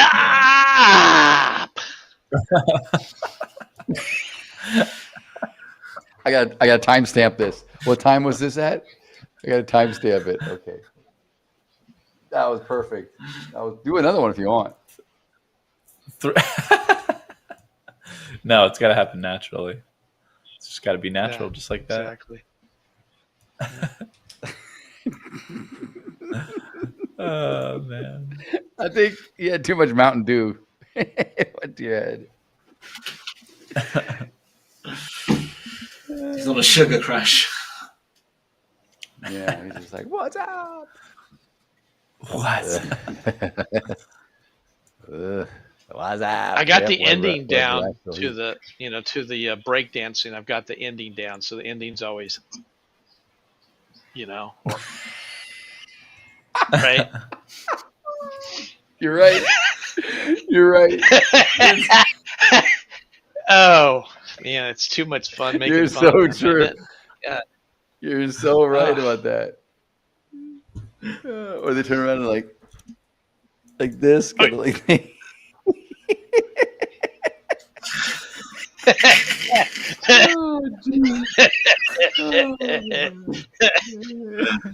Oh, I crack myself up sometimes. Yeah.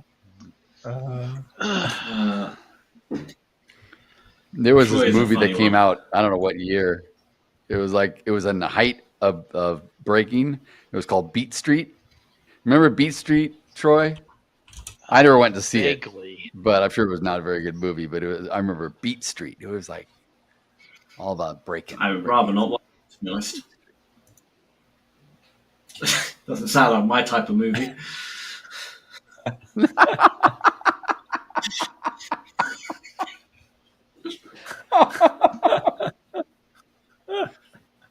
Oh my god!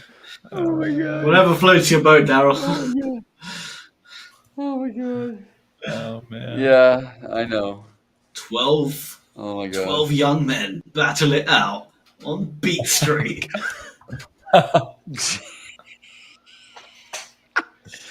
It wasn't a dance off. It was a off. Just oh gosh. Just eat it. Beat Street, 1984 film. Beat Street, dude. Official trailer. Look at this. Only in the 80s would they have made something like that.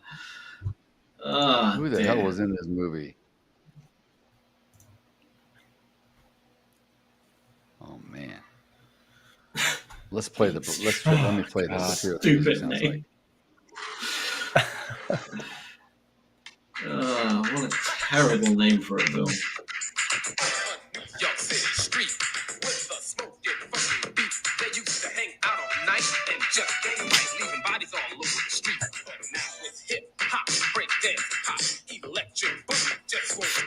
What is this? This sounds terrible. Oh, Beat Street. Yeah.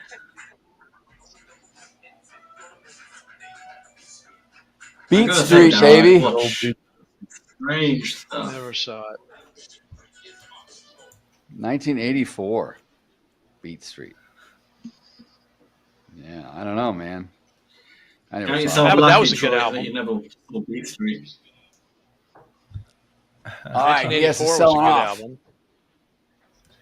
1984. Van Halen. I got that for my 13th birthday at Zuma Beach. I had a beach party. Yeah, shit, with the baby smoking and playing Panama all the way home. Actually, no, that was a vinyl I got, but that was Panama. Dun dun dun dun dun dun. Panama. Yeah, that was good. That was perfect. More fodder. What timestamp was this one at? Oh, that was so good. That was so good. Yeah, no, Panama. But I was like listening to. I loved Van Halen before. Like I would come home from school, like 6th grade, and I remember I'd go to class in the morning. We'd have to line up in assembly, like boys in one line, girls in the other line, and I think we do like Pledge of Allegiance outside, and we all go to class. And I remember we go for some reason. Oh man, we would all like try to sing the lyrics of all the whatever, like Diver Down, Running with the Devil, whatever, we were just doing stuff. And then there was this one kid, I remember this one kid moved to LA from New Jersey. And I'm not going to say his whole name, but his name was Chad. And he was a huge Kiss fan because Kiss was from New York, right? And he kept arguing with us every day, like, no, Kiss blows away Van Halen. Van Halen's garbage. Nah. Kiss rocks. We would just do this like battle on and off every freaking day. Went on like 6th grade, 7th grade, probably 8th grade. I don't remember, man. It was hilarious. I would go home. Man. Like play that cassette every damn day. I probably wore those cassettes out every day. Playing those albums. Van Halen 1, Van Halen 2, Women and Children First, Diver Down. That was the shiznit, dude. That was the best. Van Halen's fantastic. That guy. With the Kiss fans, like if you are a Kiss fan, like you're a diehard Kiss fan. Usually, I feel like a lot of the time you run I love people Kiss. that are like, I'm a big Kiss fan too. Yeah, I love Kiss. Yeah, I mean, my wife's uncle is, her uncle is like diehard, like goes to the shows and does all the things and whatnot, and like people dress up and all that stuff. I mean, it's hilarious.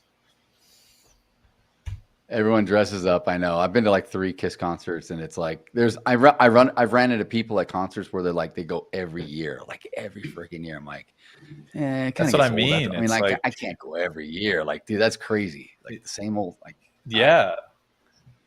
There's so variety. many people like that though for Kiss. Like Kiss is just like just a cult diehard kind of band. Mm-hmm. Totally.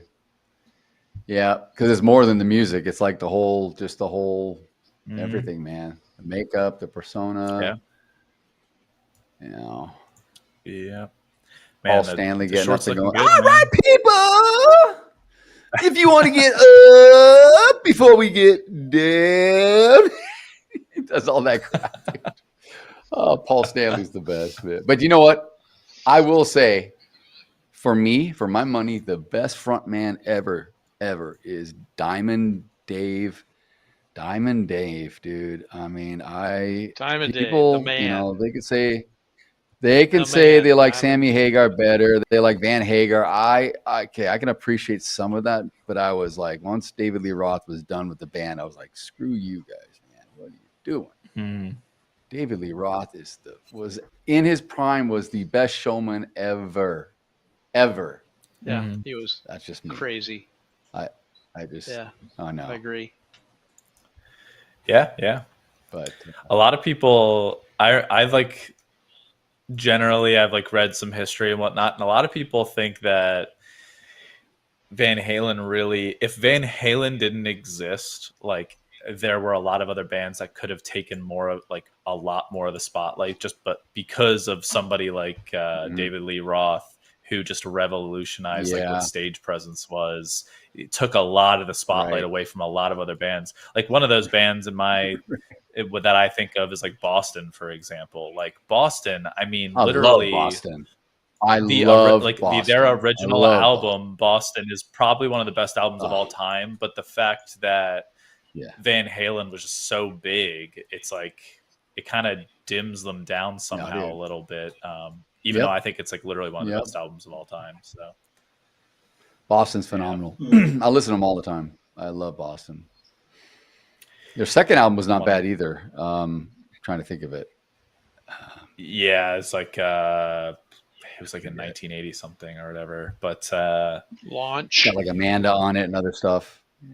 Oh, what is it? Wasn't the name of it Launch or something like that? Something like that. It had a spaceship on the cover.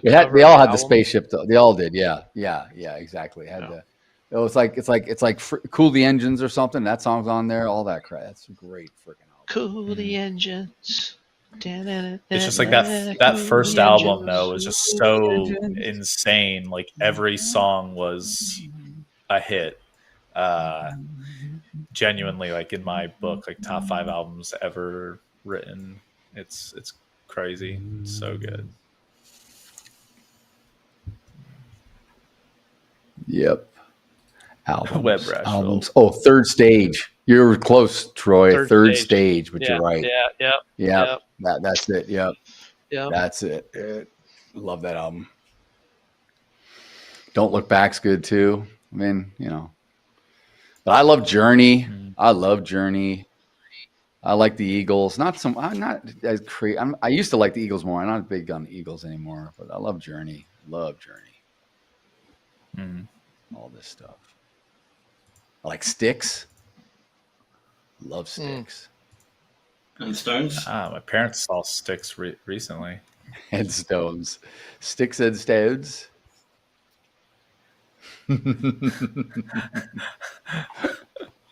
Oh man.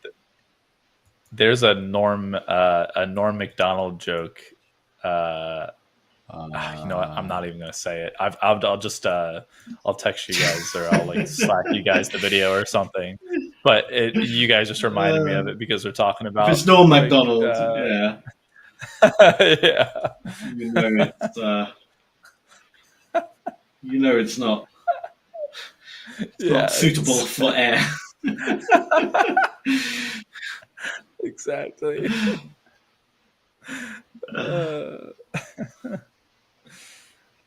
Too good. What a legend. All right. Come on now. For real. Come on. Jam on it. Jam on it. Boom, boom, boom, boom, boom. Boom, boom, boom, boom, boom, boom, boom, boom, boom. That Beat Street, man. Why do I get these things in my head? Crazy. I like this though because it takes me back in time. I feel like I'm talking to Troy about 1984. Yeah, and this was cool. When they had real music. Totally. Real music. You had a turntable. You had vinyl. You had cassette. You had 8-track. You had all that cool stuff, man. Yep. Yeah. Cave paintings. Saber-toothed tigers. Mammoth. Muscle cars. Trans Am. Camaro. Yes. Yes, exactly. Fire. Exactly. Bow and arrow. Nothing better than fire. Spears. 1982. Pterodactyls, Triceratops. big. Did you have an 82? Neanderthal wife. Yeah, there is. No. Did you have an 82? I had an 83. No. It looked like Kit. Did you? It looked like Kit. It looked like Knight Rider. Yeah, I did. Seriously, I did. Nice. But I got it. I bought it in before I graduated high school. So it was like spring of '89 or winter of '89, and it was so underpowered, dude. It was like it had a 5-speed. It had a 373 rear end in it. That was the only thing good about it. And it had a freaking 5.0, which probably had an anemic 165 horsepower. It wasn't tuned port injection back then, right? So it was like maybe like crossfire or throttle body. It's like a blend between a carburetor and some sort of injection that they had back then. It was so, I mean, the emissions on that crap. I mean, the Corvette, the 1984 Corvette, the fourth generation was only like 225 horsepower. And, it's supposed to be like the badass car of the year. It was like, it was just different times. We were coming out of all the oil, and all the Iran Contra, all the stuff, emissions, and crazy. I mean, these cars today are insane. Just a regular car today can just fly. All right, Will Hayford. Will Hayford and SP King. What's happening, SP King? Will Hayford, can you give me 3 tips for the Hola Prime Grand Prix, given the daily loss limit? Not to sound facetious. First tip, don't blow it. Second tip, don't overtrade it. No, I'm kidding. I'm being stupid. For the Grand Prix. Tell me something I don't know. No, for the Grand. I know. That's why I said I'll be facetious. 3 tips for the Hola Prime Grand Prix. I would say, we talked about it earlier when we got on this morning about the consistency rule and how it pertained to whether it was a challenge account. So in your case, the Grand Prix, I think these are challenge accounts. Correct me if I'm wrong. But you got to pass it. Double check so that you stuff have like to, the consistency rule and all that is in the Grand Prix. I don't know. On there, it might be separate rules, but it'll be in the where all the rules are. All right, let me look. Yeah, let me. I don't know. You guys have any advice? Well, pay attention to the rules for one. Will, make sure you pay attention to the rules. Take your time. I know it's a Grand Prix. There's a contest and there's prizes for, performance. But still, if you're going to do it, you want to do it right. You don't want to blow yourself up and then have to start all over again. So let's see here. Grand Prix.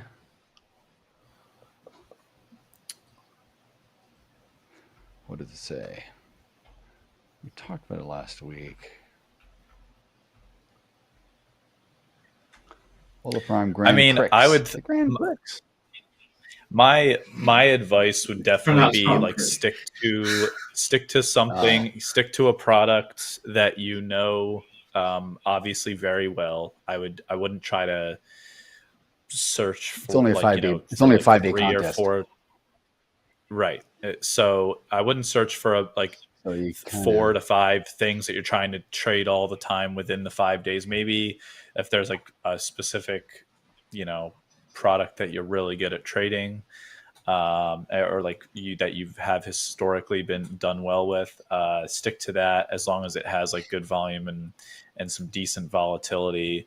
And then secondly, I would say try to this is where these kinds of challenges are something I feel like that really will test your ability to be patient. So you're going to feel this overwhelming need to make a trade because it's a limited time kind of format.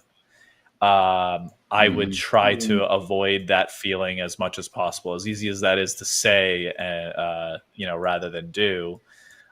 Really make sure that you're essentially any setups that you have that you feel extremely confident about, you wait for them and you're as patient as possible, and maybe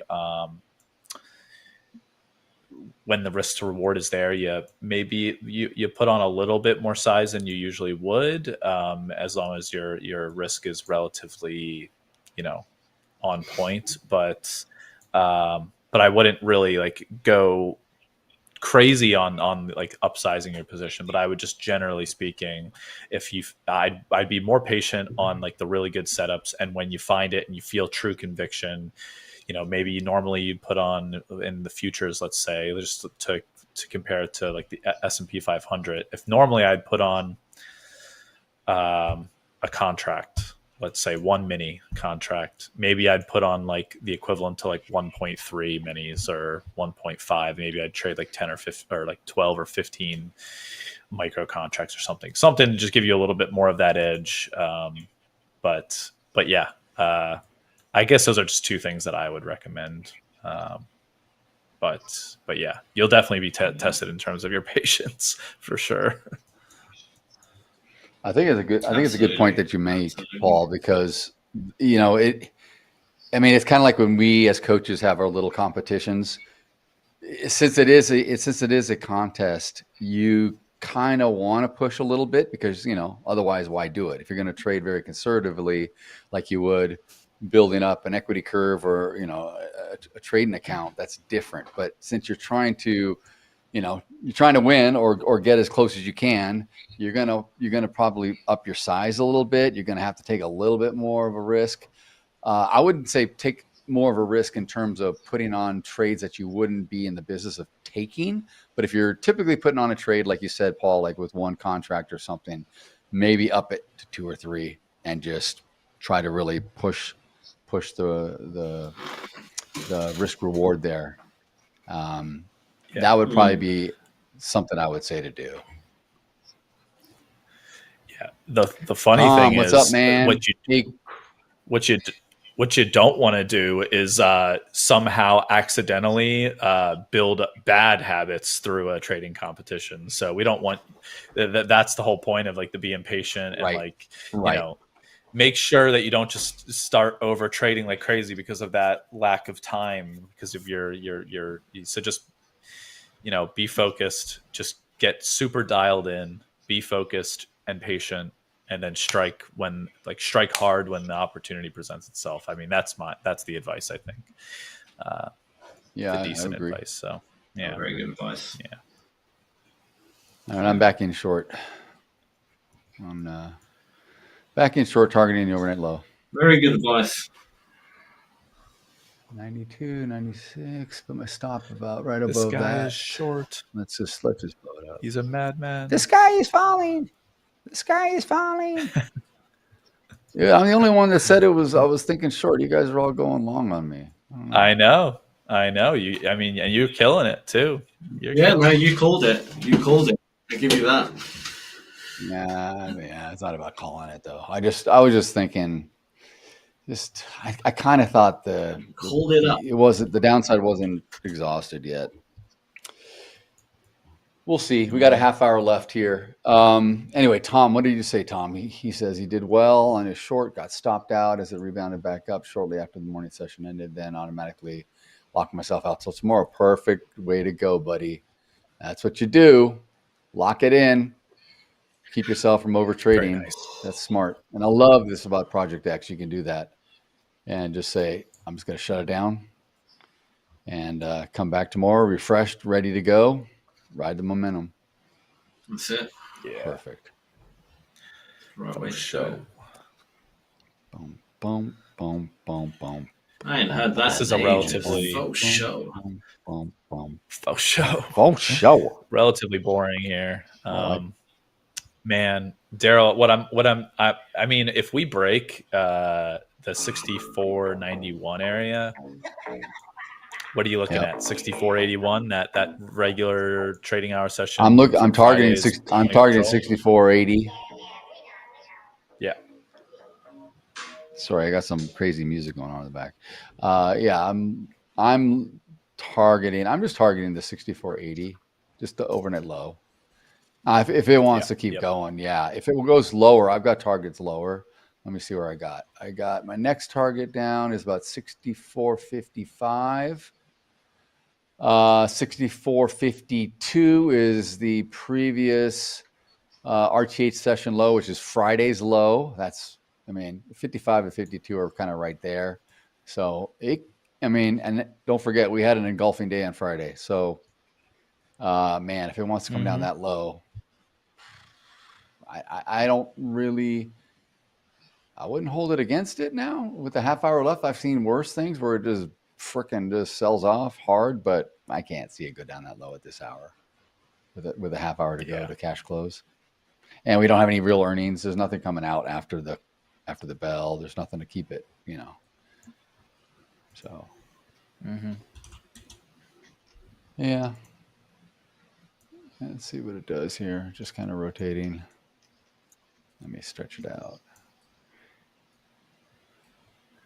There's a lot of little targets, Paul, on the way. I'm just looking at I tend to make these things going from I'll match up a high volume node or a low volume node with not necessarily a value area, because I know you focus more on value area. I'll just look at the entire distribution. So just the low a day, high a day type of deal. Yep. If I see several lining up, if I go back and I see certain levels where because it tends to go and retest these areas, right?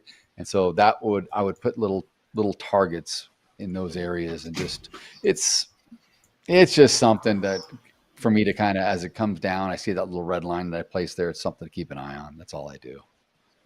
I really try to keep it simple. I don't go crazy with it. Yeah. All right. Let's see. Keep it nice and simple. Is it going to 6,500? You going to 6,500? What you doing? Get down here. Get down with your bad self. Get down with your bad self. Get down on it. Get down on it. Get down on it. Who's that? Another classic tune. Cool the Gang, maybe. Get your back up on. Get down on it. Oh, no, stop. So we never really took out that low, which is interesting. We came back to it, but we never really took it out. We kind of dipped like a tick or two below it, but it was only an instant little doom, and now we'll push it back up get again. down on it. I don't know, man. I don't know. It's all a bit suspect, if you ask me. Don't trust this market.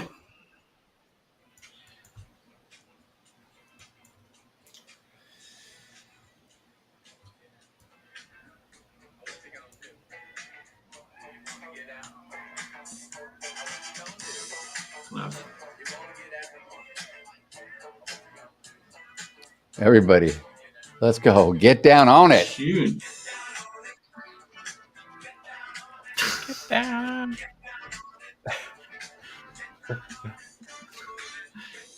So when you're in a short position, that's your song.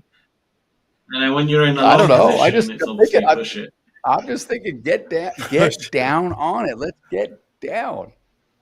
If I'm in a long, I told you it's push it. Push it real good. He wants me to play push it. Push it when you're in long. This is your... You can push down too. You can push both ways. Down on it. Yes, I know. I'm just trying to mix it up. Trying to mix it up a little bit. That's good. It's a good addition to the music that we play here on the live. Come on, break through. Get down on it. Get down on it. Come on. There we go. 92, get to 90. Break the 85. If it breaks the 85, we are home free. Possibly. It may just sit there. Trap everybody.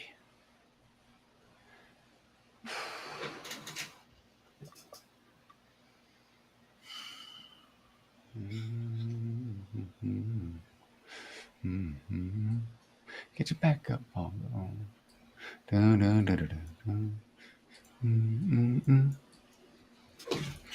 Get down on it.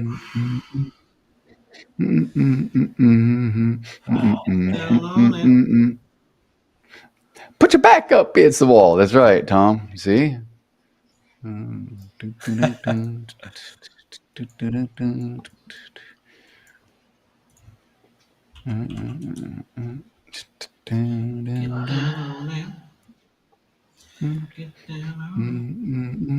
See, so we've done like it's a weird day, Sam. I mean, I know what you're thinking because, like, you look back here, we could have called this like a double bottom, and we came up, which we did. Then we come down again, and now we're coming down again, but now we're coming down again. So to me, this is kind of like a weak low. Now, I mean, it's hindsight. You didn't see it earlier, right? But now I'm starting to see it, and it just looks like break the purple. Just oops. But just this little support right here, resistance, what have you, coming down. Yeah, no, I totally get it. I mean, I see it now, but it's harder to see when it was like,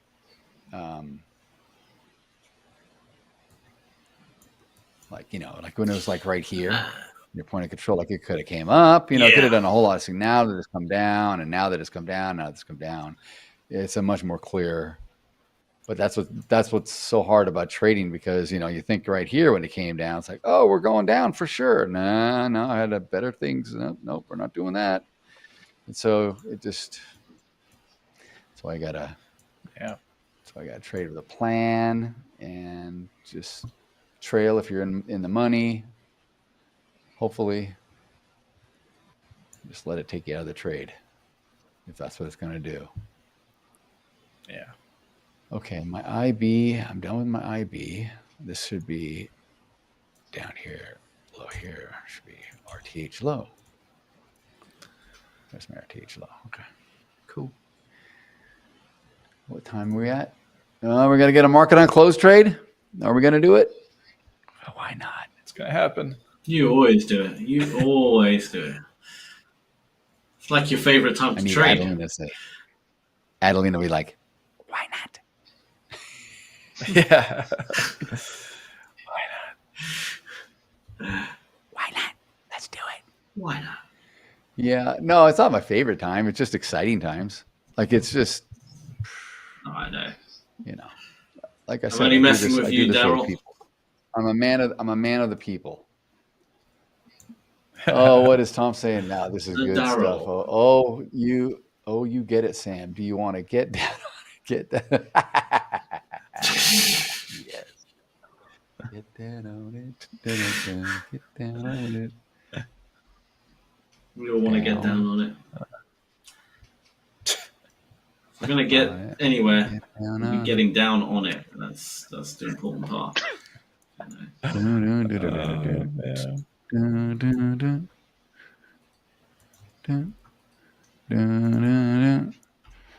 It's always time to get down on it.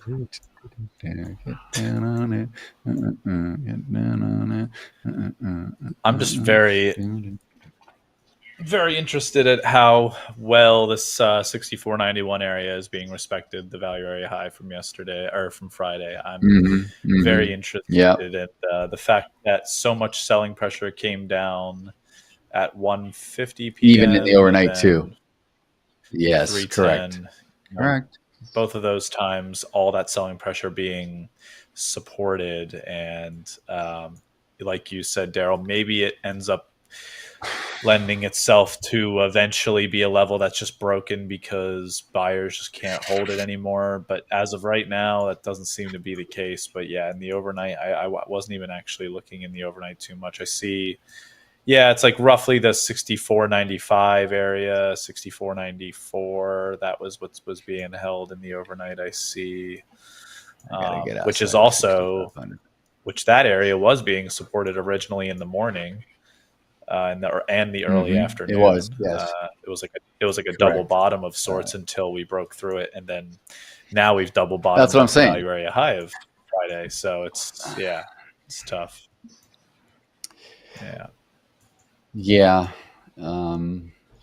tough. But we're also in this low volume node here. Let me stretch this out. Right. You know, you see it here, right? And then we got to put another little band right here. Yep. Right here, and it's been holding. It's holding all of this. It held. It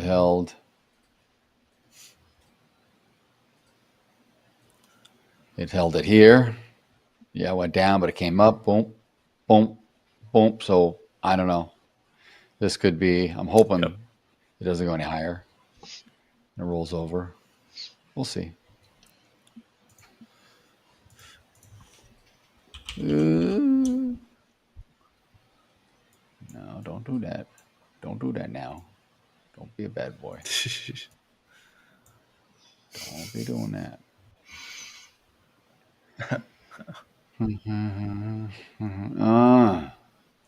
Fine. You want to test point of control 6,500?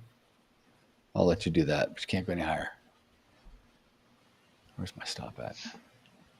My stop is at 6,501. Ooh. Like whispering, Daryl. Where's my stop? I don't know. Show me the stop. Exactly.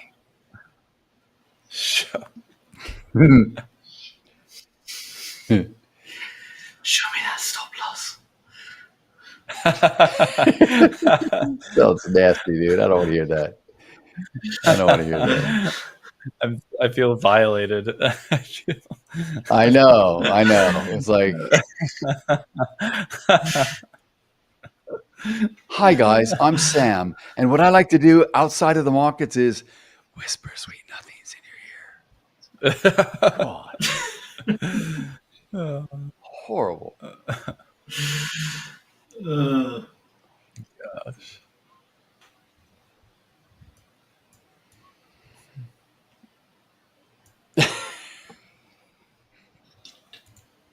Get down on it.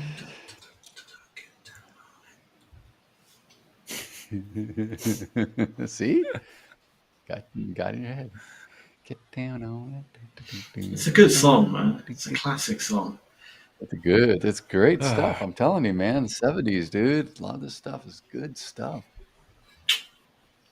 It's true. They don't make music like that anymore. All these guys sample that. That's what they do. Sample it and make their own thing out of it, which is fine, but you know. Yeah. You know, when the band Earth, Wind, and Fire came out, Troy was with me. He was carving the wheel, and I was trying to make fire for Earth, Wind, and Fire. We're part of that band. Yeah. Just, you know. You were at the inception of the elements that existed when the band was created. We were charting on the cave walls. We were using, I don't know, animal blood or berries or something. We were making or charcoal. We were doing something. Oh, come on! What are you doing here? Tagging 6,500 only to come down. Let's see what we do. I think it's got to still come back. I think it's got to come back. Troy is a seasoned investor. That's what you need to remember. All right. His first investment was in the steam engine. Eli Whitney's cotton gin. He traded cotton. He invented the cotton gin.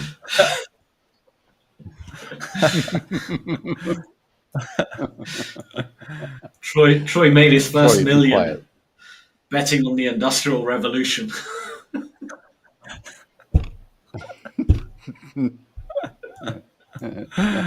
Oh man.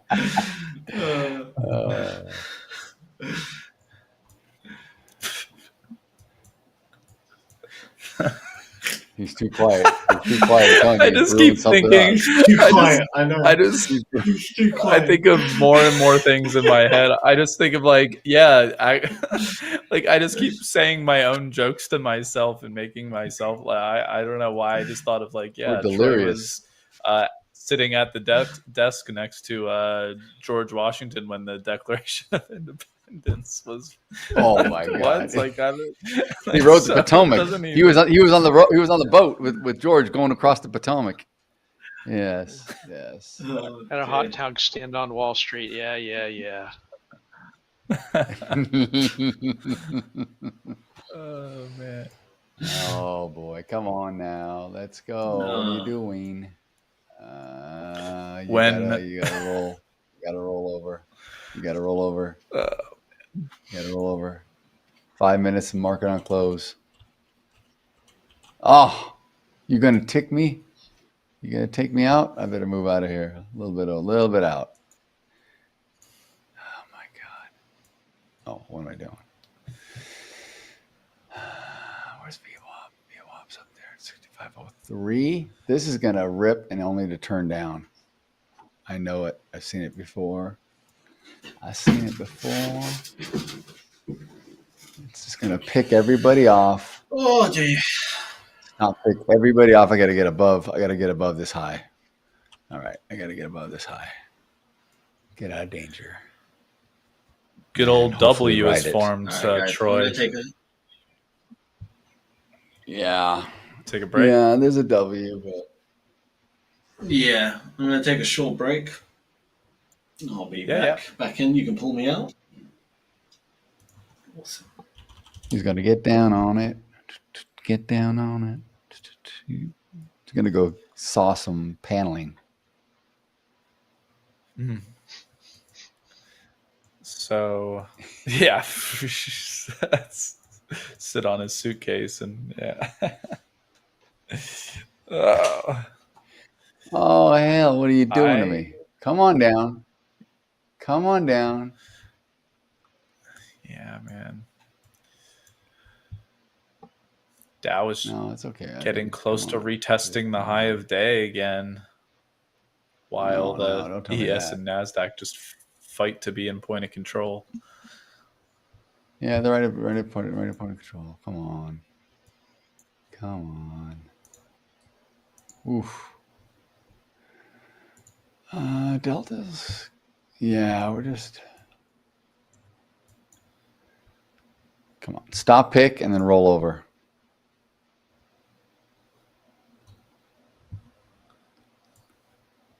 Oh, it's getting ugly. Come on. Yeah. Come on. Drop down. You did your retest. You said hello. Now say goodbye. There we go. Get down. Just fall. Just mess these guys up. Sure. Just go pick all those stops now. Let's go. There's all that fuel on the way up. Let's go. Go get it. Converted to market. If there was an area to get short, 6504 feels like the area where new shorts would come in on the ES. I feel like. Agreed. So. Agreed. Possibly, but I'm not adding more at this point. Yeah. Oh God, come on. It may not make it to the overnight low. Maybe it will. Maybe I'll just make a big run. It's a big kamikaze. Just drop. Let's go. Marking our close 2 minutes. Oh yeah, good point. Yeah, but I was gonna look at possible gold trade, but I switched my challenge account to a different one so that I can preserve the one that I have at the moment, the green there. Might get into a gold trade at some point here in the next 40 minutes, but we will see. It's been pretty dead, generally speaking. Yeah.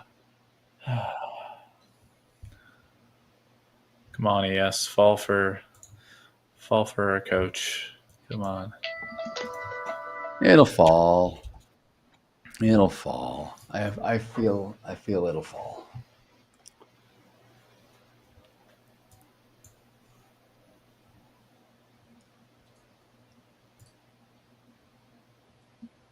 All right. Oh no. There we go. Look at that. Look at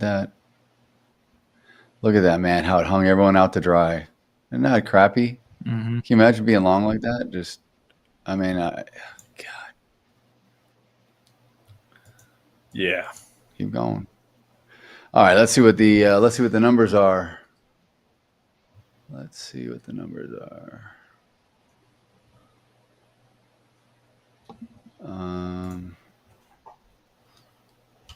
Ooh. I gotcha. You see negative 1.6 billion good. on the That's good. S&P, 1.7 billion negative. That's good. That's good. Negative 900 on the Nasdaq. All right. Pretty good. My financial juice just like seized up. There we go. Finally. It went like blank for like 10 seconds there. All right. Yeah, everything's heavy seller. Okay. Let's get this out of your system, shall we? Let's go, guys. Below 65. Thanks for stopping in, Will. Appreciate it. Thanks for hanging out with us for a little bit. We know that the afternoon was a little bit dead, but we do appreciate the you hanging. Yep. At least Daryl's been in a couple of trades, and Troy as well. And I try to keep something going on. Troy's yeah.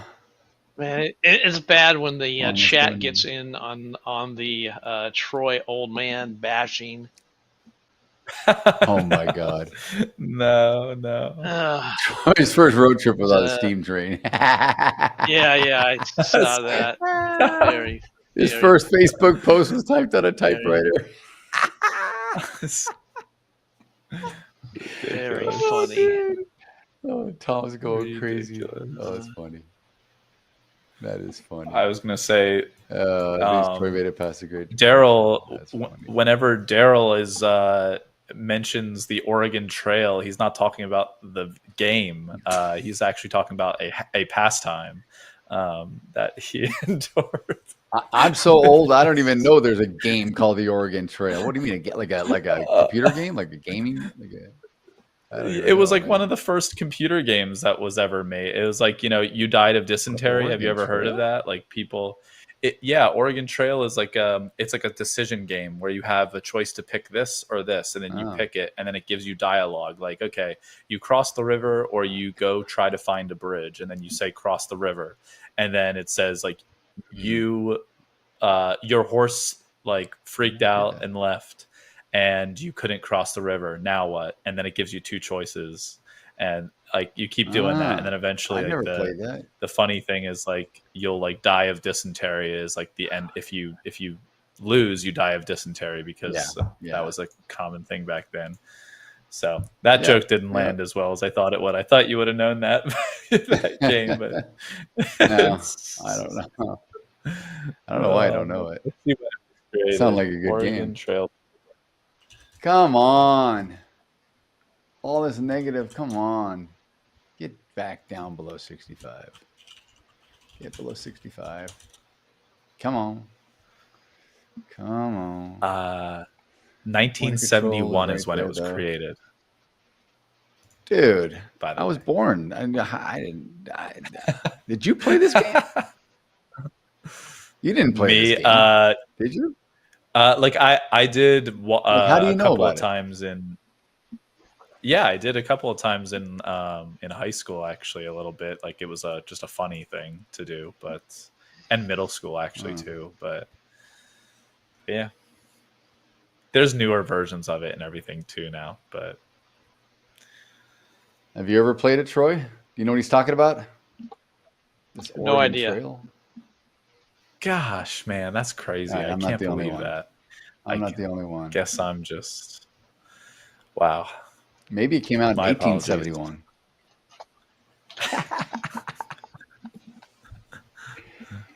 Oh man. I don't know. Come on. This is just quick reversal. Man. I don't have a good feeling. I don't have a good feeling about this.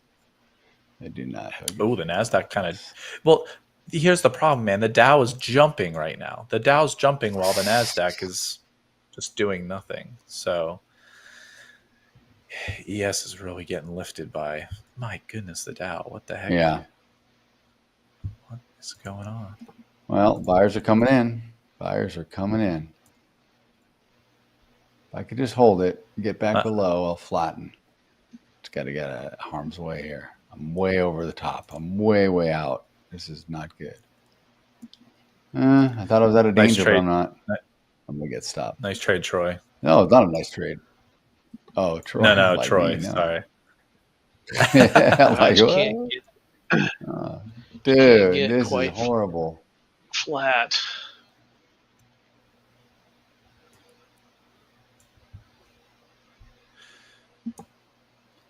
Did you actually get in a long there at some point, Troy? Or did you get short on the Nasdaq when it did that little dip? As soon as on the MOC, as soon as it started to go, I hit it. Nice. And then covered it quickly as well. I'm going up to 7. I think there's a chance it could still pull back. I think it could still. Hey, for a Monday, man, this is not a bad day for me. Right. Yeah. My nemesis. No, I hear you. My nemesis. Usually I'm down $1,000 or $2,000. Mm-hmm. Yeah. Yeah, get back into the swing of things after a nice weekend. Come on. Sometimes. I'll tell you though, like I said it on Friday too. This last like week and a half of trading for me is just the same boring story. I go down $300 to $500 in the red, and then I claw my way back throughout the rest of the day, and I end up green maybe like in the $50 to $200 range. And it's a lot of work. Let's just put it that way. That's how it's been for me this last week and a half, 2 weeks. Just a ton of work just to claw back to barely, be in the green. So it's been tough. It wears you out. But yeah. Stupid thing. Come on. Really?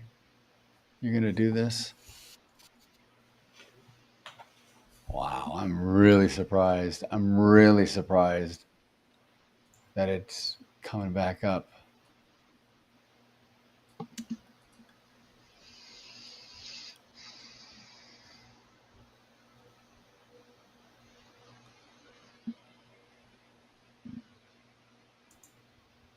All right, let's go down.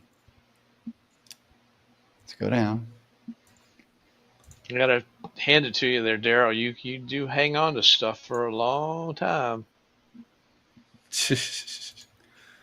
Well, I mean, I wanted to reverse, and I've seen it do it. So I'm just kind of like, I just don't want to get out and basically have a scratch trade on the day, be flat even on the day when I was up 1,100.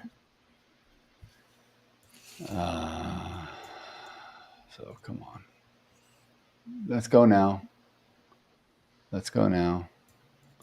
Let me put my stop in case it decides to take me out. It can go down as far as, well, let's say 92.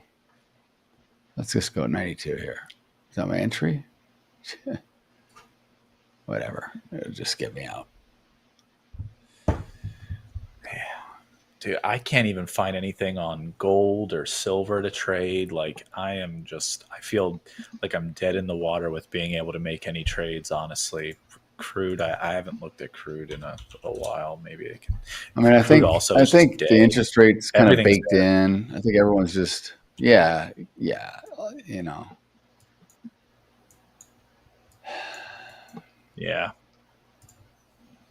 Really?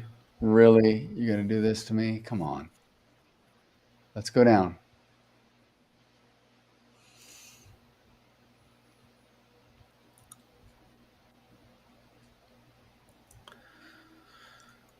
Really start seeing that volatility kicking in probably on Wednesday. That'll be the beginning of some awesome volatility that we can trade.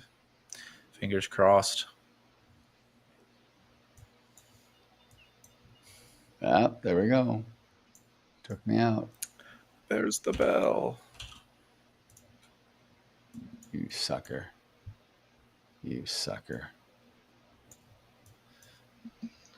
Still, it's not that for a down day, it's not that bad. I know. Yeah, definitely not. I know.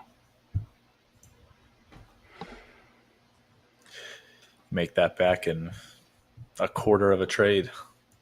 You're it's no big deal.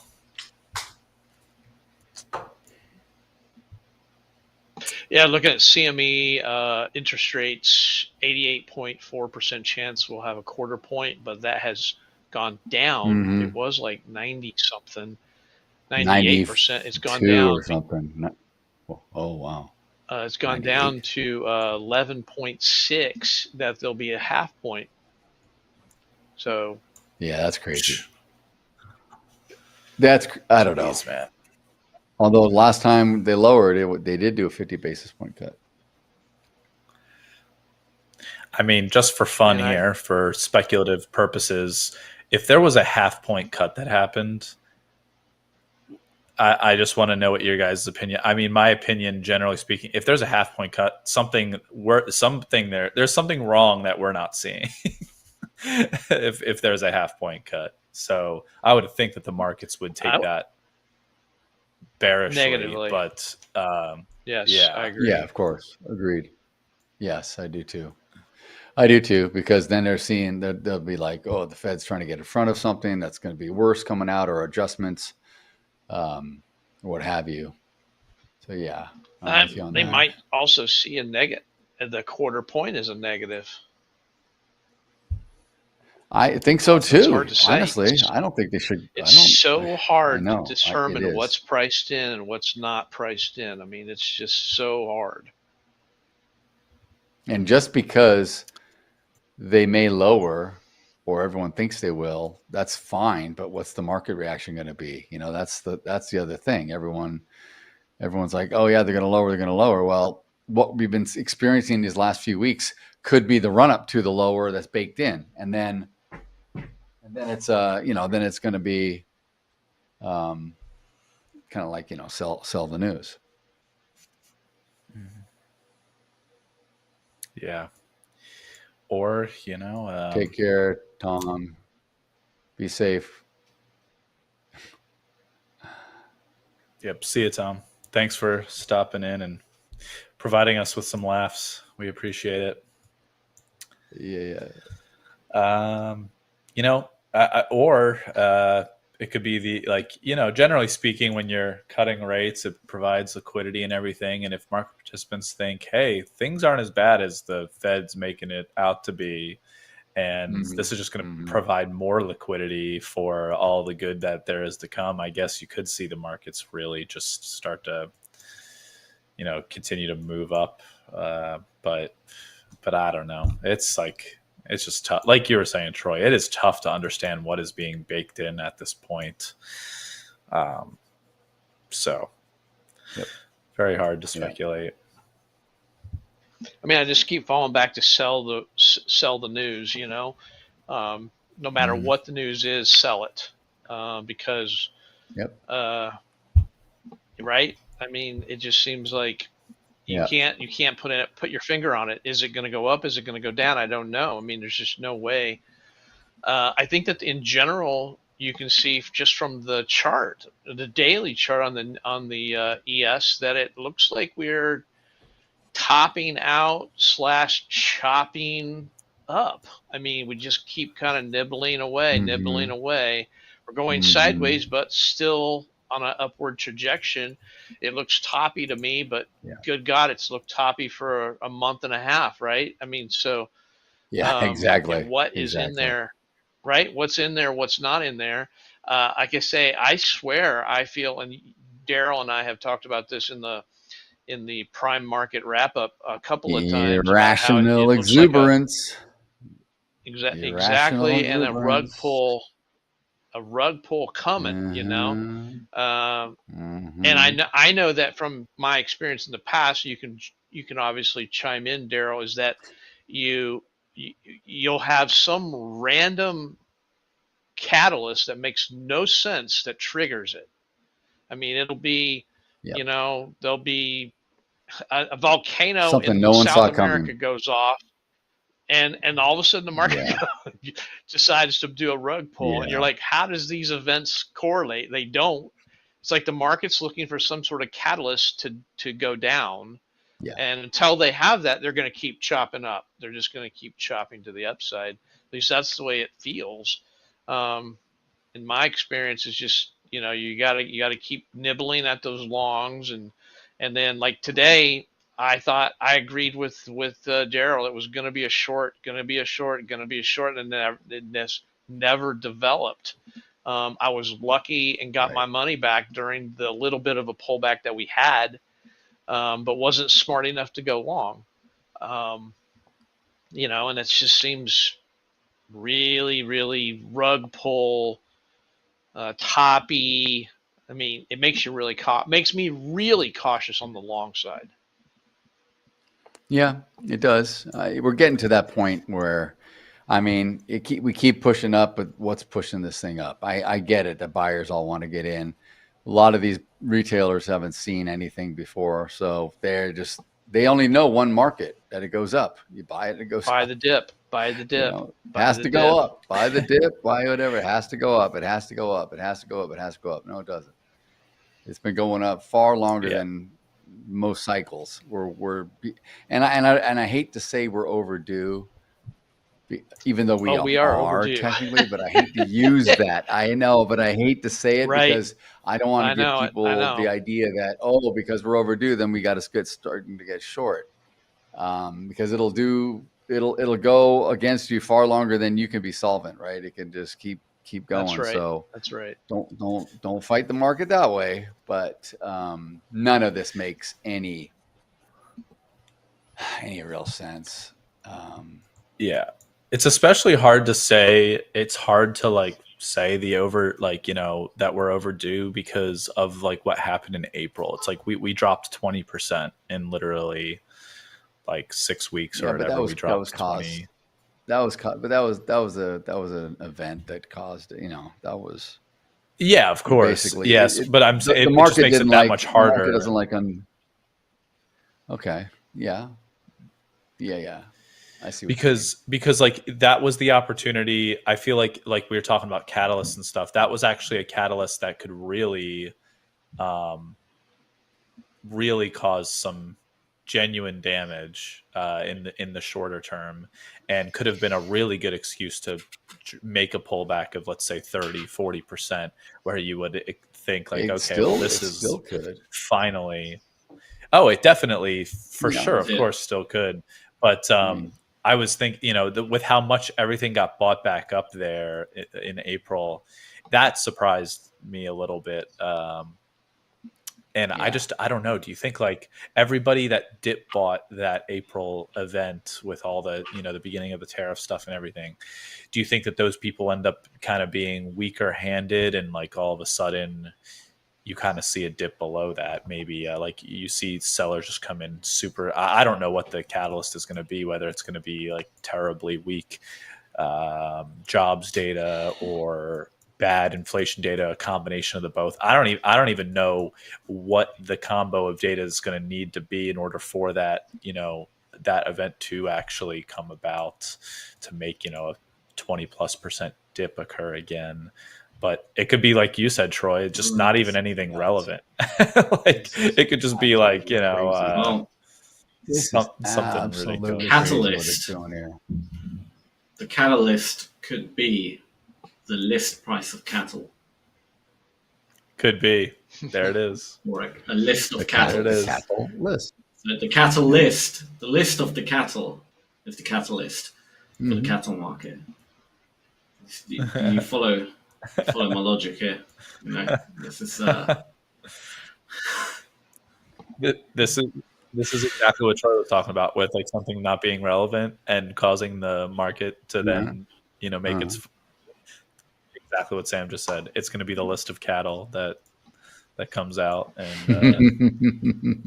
watch out if we have a 20% pullback like we did on Liberation Day. Now, Liberation Day could have been really ugly if it had stayed at that 20% level and was not showing signs of any sort of of it restoring and going back up. If it stayed down, the longer it would have stayed down, people would have gotten panicked to start pulling stuff out. Then you'd maybe even have limit down days. So, like with COVID and like with what happened on April 9th, we had a big sell-off, but then we had a real quick turnaround with a V-taper return. And I think if it happens again, people are going to think, oh, this is awesome.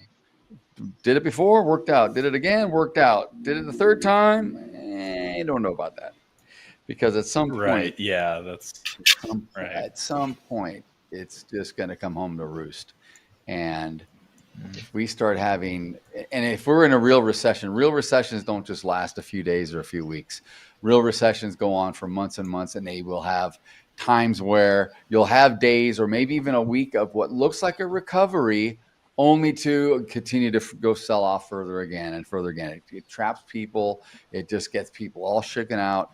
It's a recession for a reason. And we haven't had a real recession since the credit crisis. So, and that really didn't even do what it was supposed to do. That didn't even do what's going on.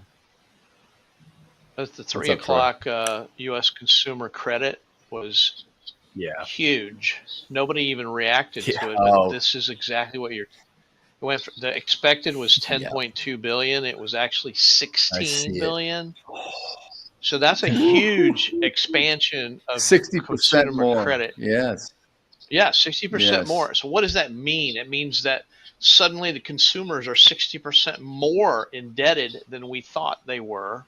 How is that not like the market should be going, what? Wait a minute. The consumer is starting to get weary and they're buying stuff on credit because they have to. Maybe they're buying who stocks knows? on credit. Sure. Exactly.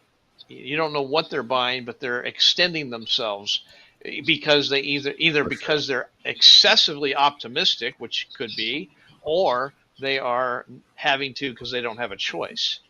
So they don't have a choice. They don't have enough income to cover everything. Exactly. No, I'm surprised the market didn't react to that. And it really didn't do anything at 3 o'clock. Great point. It sort of went sideways. Yeah, I don't know.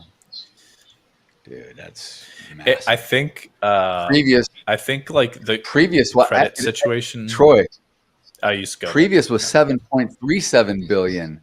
It's more than 100% doubled because the forecast was 10.2. So previous was 7.37 billion. It came in at 16. It came in like at 115%, 120%. This is Daryl. This is what I've been talking about for weeks about how the fundamentals do not match the price action. Fundamentals are not good. No, they're not. What that the is frick? Crazy. That is a crazy print right there.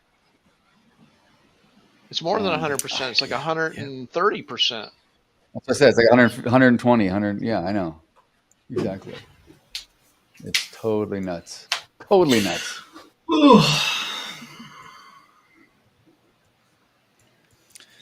Get down on also it. credit's been one of those things where it's like almost like the boy cried wolf kind of thing. Like people just don't seem to really. It's almost like they just don't. There are people like there are data points like this that kind of feel excessive and just like, wow, that's ridiculous. But like just the market never seems to care really about the consumer credit situation. Like it never seems to care. So it gets ignored, and it's like that until something like breaks, like genuinely breaks because of it. I don't know. I don't know. Maybe a country defaulting would be a big one. A bank defaulting. Yeah. Something, it's going to take something. I don't know. An insurance company, something, because everyone's so levered. Everybody's levered. All of these guys have just been on borrowed money since COVID. Everybody. I mean, it's just crazy. So, I don't know. I don't know. Let's see here. I keep going back to Sam and his oracle abilities. About 3 or 4 weeks ago, I was complaining to him about my inability to go long because my fundamental vision was short.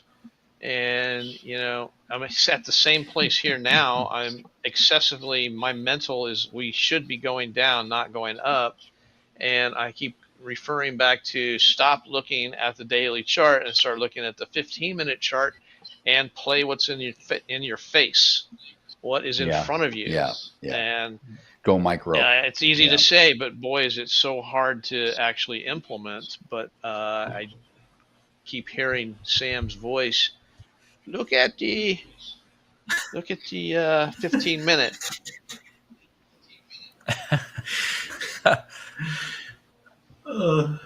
That's tragic that you hear my voice, but quite nice at the same time. Why is it that when I went to make a salad the other night? Why was that? When I was making a salad, I was chopping up everything in the kitchen, and I keep thinking of anything with fresh ingredients. Is it okay? Is it good by me? Or whatever. I can't cut up any produce or any vegetables anymore without You know, it's weird. I was walking my non-existent dog, and I kept hearing this voice saying, "There's a canyon in my backyard." Where I'm like, "Oh yeah, I know." We're like brainwashed. They play that all the time now. It's like all I hear is this. I know. I wake up at night with nightmares. Actually, speaking of our videos and stuff, I break dance with my son.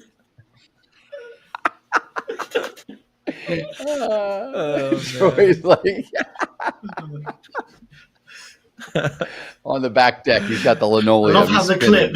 Boom, boom, boom. I love how the clip. Hold my feet. Says, "I play golf with my son." And it's just a video of Troy playing golf. You can't see his son anywhere. He was actually filming. He was recording. I figured. Yeah. An integral part of the operation, actually. Yeah. That's right. Yeah, that's right. exactly. Troy, you'll appreciate this, Troy. For my birthday, I'm going to play at Bay Hill over here in Orlando. Very, very nice course. PGA tournament. I mean, the Arnold Palmer Invitational is over. Nice, over at it. So Pricey. I'm getting to play that. What's fancy your place? What's your tee fee? Like $400 for your tee fee? Oh, dude. Well, so you have to like stay since it's like you can't just book it. For the sake of going to play, you have to like stay there on the site like overnight, like a hotel kind of situation. You have to stay there in order to play it, or you have to be a member. So the technically the greens fees are like 150, I think, ish per round, something like that. But if you include like the hotel that you have to book in order to stay there, then I mean, you're probably you're closer to that number. You're talking about 400 or so total to play, but it's such a nice. I mean, I've gone to the Arnold Palmer Invitational myself and my wife just to go watch that tournament a few years back. It was beautiful, and ever since then I was like, man, it would be pretty sweet to play this course. Want to go play TPC Sawgrass up in Jacksonville too, and there's a few bucket list ones that I'll definitely get to, but sounds good. I think it's time we can announce a winner, by the way, for the $25,000 challenge account. Who would like to do the honors? Troy, you want to do it? I can do it. You do a big WhatsApp with it? playing the drums. All right, Troy, you can announce it. I don't think Troy's ever announced a winner, so I don't know. it's in the Zoom Yeah, chat. yeah. Okay, drum roll. All right, drum And roll. the winner of the 25,000, Boljai Ahmed. That's why you don't have me announce them right there. There you go. Congrats. Congrats. All right. Congrats. Balaji, congrats. Balaji. There you go. Ahmed. Bellagio from Las Vegas. There we That's go. Bellagio from Las There Vegas. you go. Bellagio Ahmed from Las Vegas. $25,000 account winner here Congrats, live on Balaji. Hola Prime TV. Woo! You got it. You got it. All right. Let's see if he's still That's here. I think beautiful. he's still here. Oh, that's so cool. Hopefully. I'm glad he won. Balaji. Calling all Balajis. We got you. Calling all Balajis. Where are you? Oh, yeah, yeah. Balaji. You won, my friend. Balaji, you won. Oh, this is getting ugly. It's going to stop me out anyway, but I got to close it. I got to close it. This is not good. It's not terrible. It's a negative day, but it's not like some of the ones I've had. Still manageable. Have you guys seen the chat? Tom is just. Oh, yeah, yeah. Oh, yeah. Oh, yeah. I just saw it. Yeah. Cookie Choice Monster first died of road trip dysentery. was Oh, on yeah, I Steam know. Train. Yeah, yeah. Yeah, I know. I know. I know. At least Troy made it past the Great Depression. Troy, the guys in the chat, what are they doing to you? They're killing I you.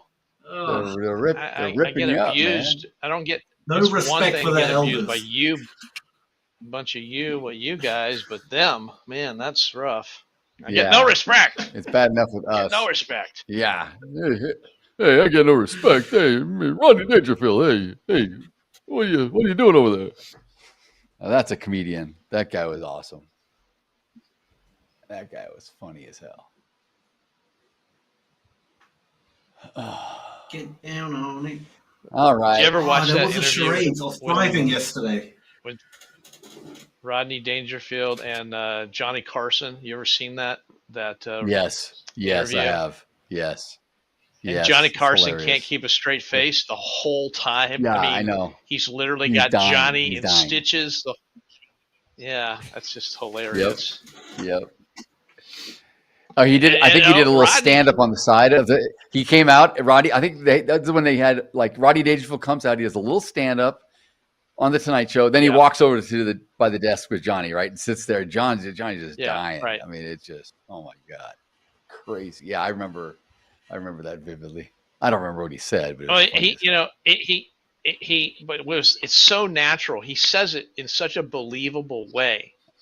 I know. It's like, I know. and Johnny's going, "What? Oh my God, are you kidding me?" He's just hilarious. It was really funny. I love those old Carson reruns. Yep. Yeah. That was I back know, when man. late night was actually funny. It was actually funny, and you had good hosts, and you didn't have a highly opinionated crap. It just was all good entertainment. No one got into all this other junk. Like today, it's just like God. It's just like I can't watch any of that stuff. I didn't even realize, Daryl, you're actually still in a trade right now. Did you just get into another? Like, Oh, yeah, I are you went still in a short No, from like a while ago? No, I went back in. I went back in a while ago. Okay, all right. Jeez, man. Oh yeah, no. I went back in. I went back in. I'm trying to get down. I'm close to getting break even. We'll see if it pulls back a little. I wanted to capture back my $281, so that's why I did it. Yeah. It looked like it was starting to soften a little bit. I'm like, I'm gonna get freaking back, and because It was just doing this stupid thing, and I'm like, it's got to come back a little bit. Well, it hasn't really. Maybe it will. I'm only trading because none of you guys are trading, so we gotta do something on the stream. I know. We gotta give these people you're something right. to, have some entertainment. Right. Tradertainment. It's like Should be it's like something. you falling on the It's gotta be sword for the XRP. It's what you do. Yeah. I've wanted. It's funny because like I wanted to you get looked into today? like a gold short, and since and when I was thinking about getting into a gold short, literally over an hour ago at this point, it has done absolutely nothing. The most boring trade. It would have been literally just as boring as me not doing anything, essentially. So that's unfortunate. That is very unfortunate. XRP's up 3.6% on the day. It's almost up to $3. I know, man. So believe me. You got diamond hands, like you said. Diamond hands Paulie. Yeah, it's what they call me, Diamond hands Paulie. I don't have diamond hands, I'm gonna cut your eyes out with them.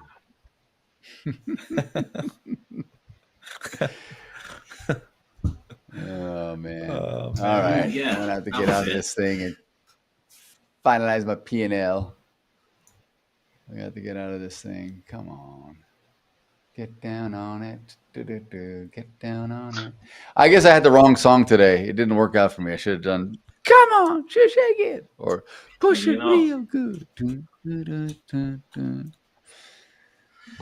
So I've got one charade. So hopefully I can get it done in time. Oh boy. I was just about to. Yeah, please. It's gonna be hard. Please take me out of this misery. Take me out of this works. misery. Nah, that doesn't work at all. Okay, I'm gonna have to hand draw this.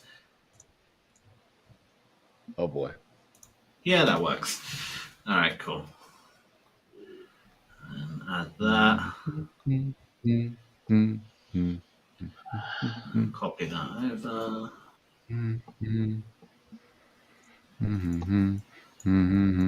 Over. Come on, running out of time. Running out of time.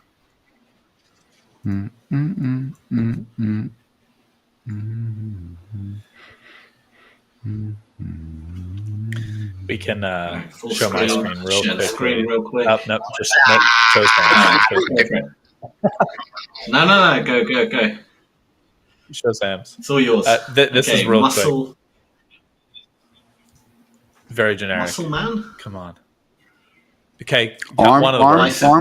Arm man? Muscle? Think of a muscle head. Muscle head. No. Man is the second word. Think of an old. Is this a song or a band? Jim Man. Yeah, old song. Old song? Instead of being strong, like think of an adjective to use for like a strong man. Bodybuilder man. The village people. The village people. Hefty man. The village. Oh. Macho man. There it is. Macho man. Yeah. Macho. All right, my screen real quick. So this is a classic hip hop 90s. Everyone knows this track. We're talking White Lines? East Coast. No. Look at the numbers. Right, that's a big clue. I see it. I imagine what those lines one, like a one. Shake it. Steamy. Hip hop. Okay. One. You said shake, which is good. You're getting there. You're getting very close. Come on, shake it. Pretty much the right word. We're gonna run out of time. I'll give you a clue. Infamous. Infamous is a clue. Always in the lyrics. We're gonna get it. Infamous. I don't know. Shook ones. I don't know. Dang. Who? Shook ones. What? I would have never got that. What? You don't know the song? I don't know what that is. Halfway crooks, I don't know. scared to death, the scared.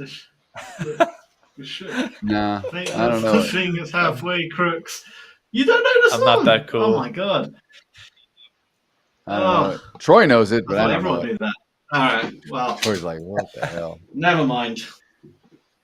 But guys, Sorry. we're gonna wrap it up there. I looked at it and went slippery when wet is what I thought.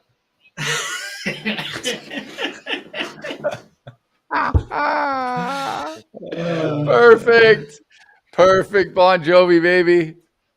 Oh, that's perfect. We'll end it there, coaches. Great session. We'll be back in 5 minutes with the Prime Day wrap up with myself and Coach Troy. So do stick around. But coaches, I'll see you guys tomorrow / some point in the week for Troy. See you Wednesday, Troy.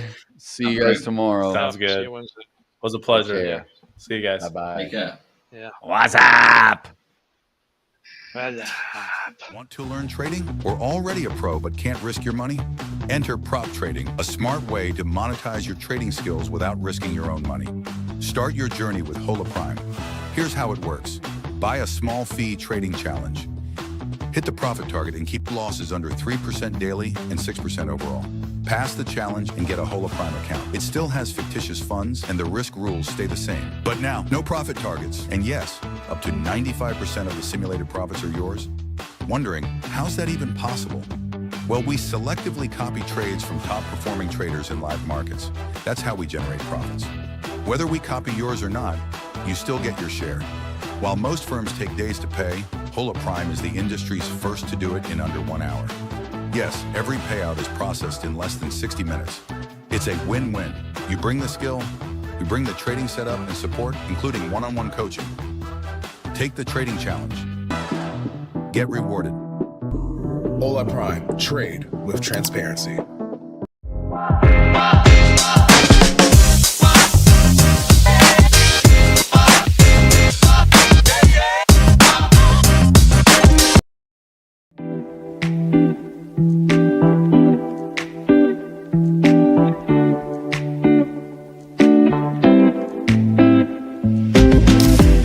Hi, I'm Sam, one of the coaches here at Hola Prime.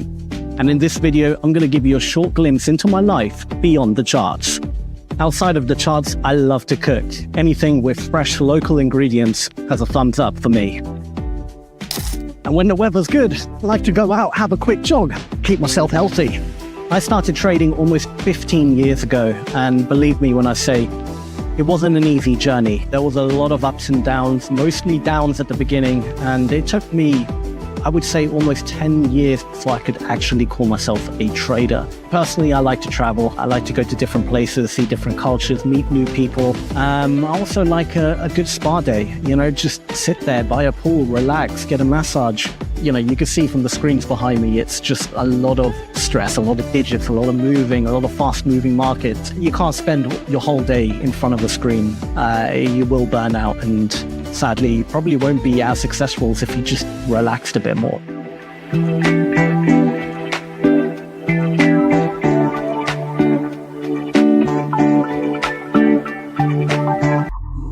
Hola Prime. Trade with transparency.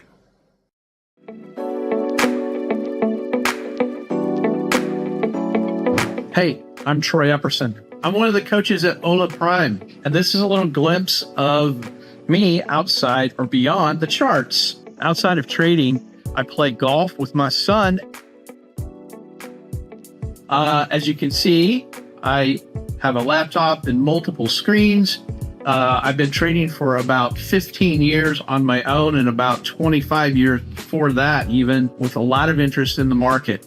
I've realized over time that it's not about the strategy or the method, it's about implementing whatever that strategy or method is, which is super, super important to become consistent as a trader.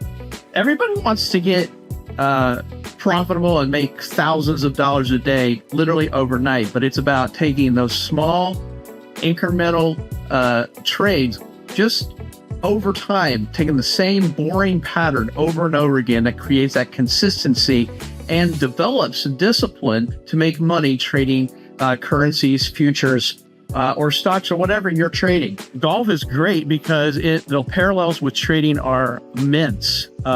Discipline, doing the same thing over and over again, getting your setup correct, knowing when to do a layup and when to actually go for it.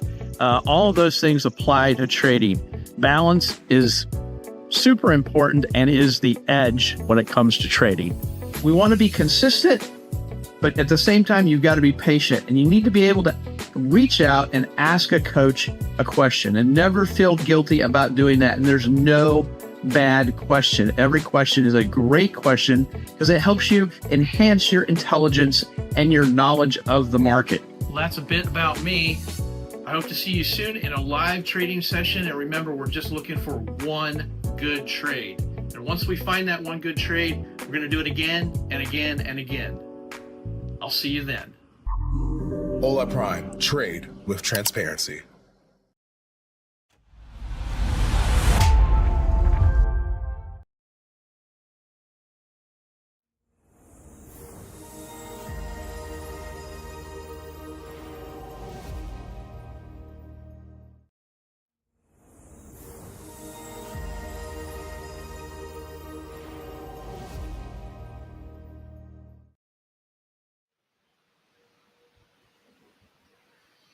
Okay, we are back.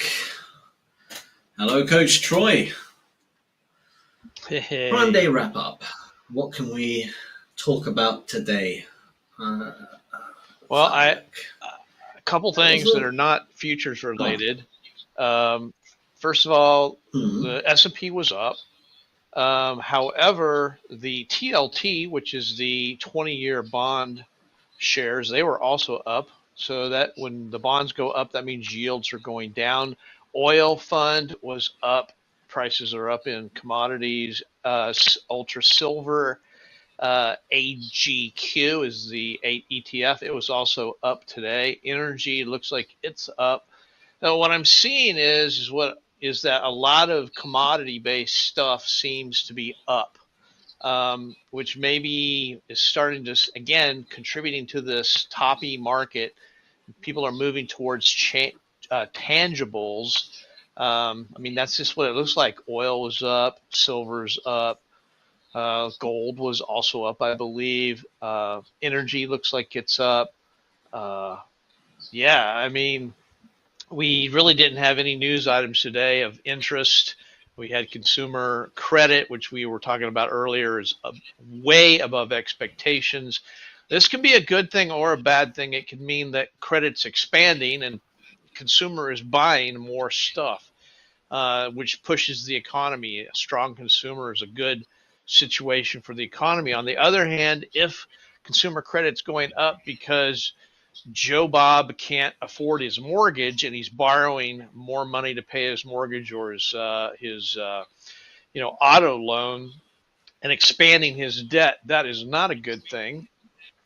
So it's kind of a mixed picture there to believe what's going on there. Really got nothing from Trump today. So no tweets, nothing really negative or positive. It was just a manic Monday, Isn't that a Bengals song? Manic Monday, whoa, wish it was Sunday. Yeah, I mean, there's nothing going on today. I was negative on the day, but normally Mondays are historically my worst day of the week, and it's very common for me to be 800 to 1,000 or more down on a Monday. So I'm actually excessively happy to only be down $172.60. You, on the other hand, had a great day, $681 on your way to getting that challenge account funded. That was my synopsis or summary for the whole day. It was just kind of blah, not much going on. Yeah, no, absolutely. I think what we saw today is on Friday we had that massive sell-off. Following a few days of just a lot of buying and a lot of bull momentum. and then we had this huge sell-off. And as we, at least on the NQ, as we started getting near the highs again from from Friday, sorry, I think people started selling again, expecting, because we had such a harsh sell-off around that area, expecting it to push down again. So there was a lot of selling came in, but it didn't have the same oomph as it did on Friday. And quickly buyers kind of started stepping back in again. So it is still a bullish day, barely, but nonetheless, I think that's basically what we saw. So I'm going forward, I'm still probably going to have more of a bullish outlook, but again, I hate to have a bias, just because you can get so easily chopped up when you have a bias. But I'm not thinking that, because we pushed down a bit today afterwards, that all of a sudden, this is the end of the uptrend. I think the uptrend still has more to give, personally. Yeah, I don't know. We'll see. We'll see moving forward. Yeah, I mean, looking at the daily chart, we sort of look like we have a head and shoulders pattern, but we also have a potential double top and maybe even another double top if we go and test the all-time high. I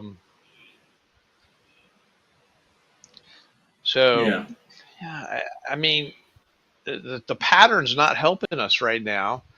We're above all the moving average. We're above the 200-day, above the 50, above the 20. So that would all be bullish under normal circumstances, but it sure looks toppy. It just really, really looks toppy. You got your shoulder on here. Here's your head, and maybe a modified shoulder over here on the right-hand side. I don't know. It's not a very pretty head and shoulders. The upside I see is that, for September, almost every day during September, we've sort of had increasing volume. Does that mean that the summertime blues is over and people are coming back to the market and we'll start seeing more participation? In which case we might see some, either a really strong breakout to the upside, or are we going to top out and come back down? We've been above the average volume now 3 out of the last 4 days in September here. Yeah, you just look at that chart and you go, and I see absolutely nothing. I mean, even if I, say, okay, I'm going to draw, what do I got down here? I've got an ascending trend line on the top side. I've got a higher high followed by a lower high. Got a little triangle wedge pattern here. Still bullish because it's an ascending wedge. But it's you also have wicks, and wicks. We got a wick right here from, I think it was from Friday, or not from Friday, a couple days back. You got some wicks down here at the bottom. You also have a couple of wicks at the top, and these top wicks, that's all price rejection. That means price went up there and then couldn't hold and came right back down. So wicks are in general price rejection, but we've got just as many on the bottom side as we do on the top side. So again, you're getting a mixed picture when it comes to, pure and simple rejection. Rejection, yes, there's rejection on the top side. Yes, there's rejection on the bottom side. So it's like, well, what does that mean? I would say that this, the summation of this is we've been going sideways since 1st of August, right? Maybe even July 25th. We've basically going sideways. And like Daryl and I have been yapping about, there is going to be a catalyst. I don't know what it's going to be, but it sure feels to me like the catalyst is coming, and it's going to be something that's going to cause the market to react. And we'll see a 5 to 10% reduction relatively quickly. And whether or not that gets legs or not, depends on what the catalyst is or was. But I mean, when you really start looking at this, I love this whenever you can argue this is bullish, or, this is bearish. you can argue both scenarios very effectively, which means nothing, right? For every positive thing, you can come up with a negative. So I guess, if you stand back away, you say, hey, there should be no bias. We're moving sideways. Yeah, maybe it's toppy, but until it either, breaks these two lows right there and or this swing low, 2277.4, we're still going to be considered a uptrend, and until then, you can't say anything but sideways to up.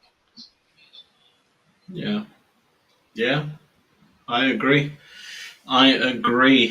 Looking at the news, I mean, tomorrow's again a very weak news day. Nothing spectacular. Wednesday we do have PPI, but I'm not expecting much. And then we've got CPI on Thursday and unemployment claims. And of course, on Friday, we got consumer sentiment as well and inflation expectations. So that's going to be have a bit more oomph. CPI, of course, is always a bit of a big one.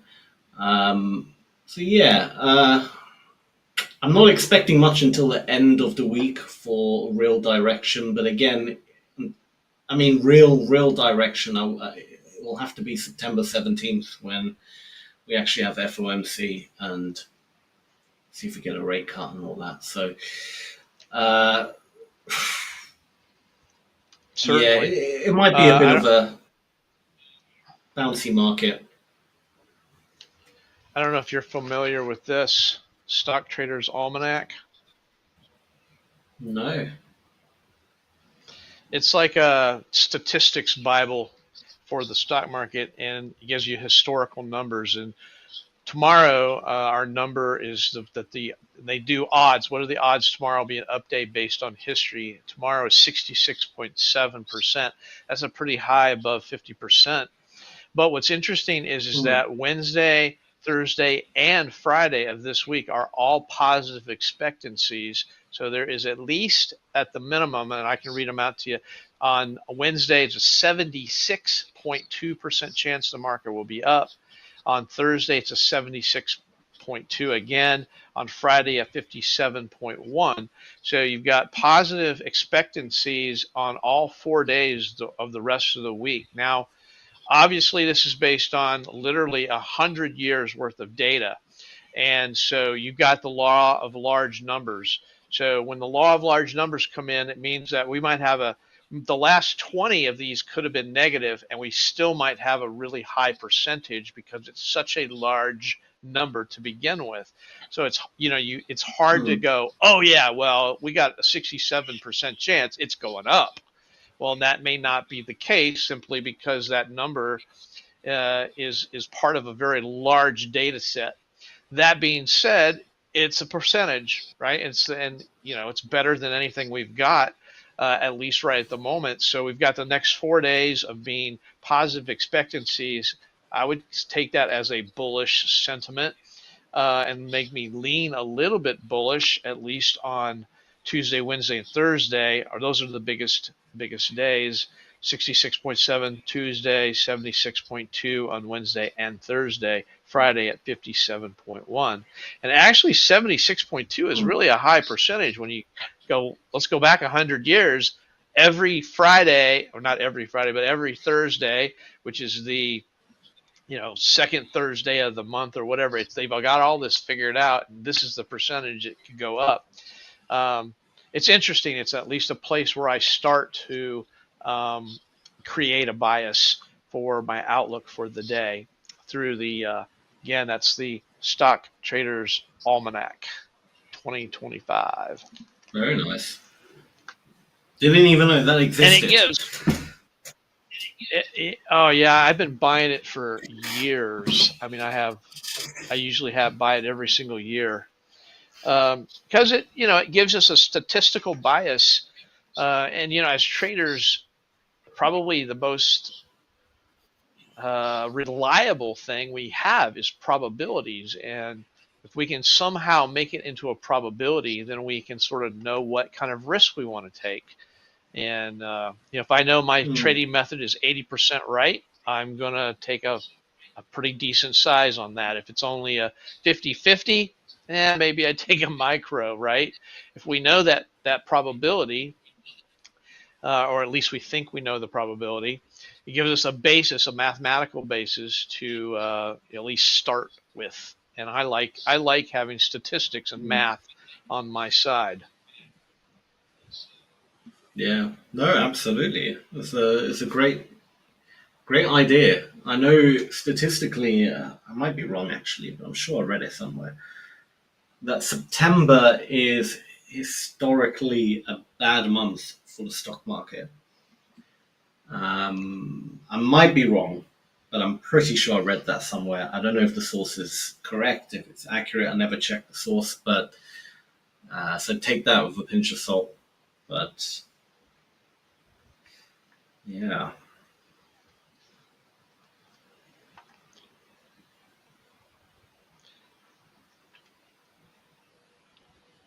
Yeah, September's about a 50-50 month. Yeah, about half the days are positive, half the days are negative. Just if you want to talk a minute about statistics, one of the things that this has in it is it'll tell you based on the day of the week. So Mondays are the worst day of the week. Actually, Mondays and Fridays are the worst 2 days of the week. Tuesdays, Wednesdays, and Thursdays are better days to trade, and it gives you the winning percentages for those days. Another thing that's very interesting is that if you, and I'll see if you can see, see it says September. If I go to that, you can see September has the number of up days and down days, and you can see how October is almost the same up and down, just sideways. What's interesting though is, like, for instance, it'll give you a day, like day of the month, and so like the 15th and the 30th almost always up days.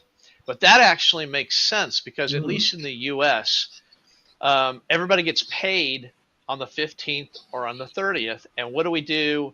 What does most people in the U.S. do is they put money in their 401k. And so you get paid, money comes into your bank account, and money flows into your 401k. And so there's all this flow of money based on payroll. So that makes sense that the 15th of the month and the 30th of the month are up days in the market because the market has to put that money to work. So there's a lot of little cyclical things that this book identifies that are very, very interesting. I highly recommend it. It's a good read. It's something I'm constantly referring to. Again, it helps with bias. That's a really interesting statistic there, and it makes complete logical sense, and something I've never even thought about until you mentioned it. So I'm gonna scribble down a little note: 15th and the 30th. Well, think about if it's the 14th of the month, you buy on close. You buy the index on close. Maybe you buy a micro because there is a high probability that the 15th will be a positive day. And you sell at close on the 15th. So you hold it for 24 hours. Theoretically, you do that on the 30th of the month as well. Now, those should be really high percentage trades. I've never actually tested them out before, but those should be, a swing trade that theoretically could work really well. Yeah, no, absolutely. Of course, it's based on historics.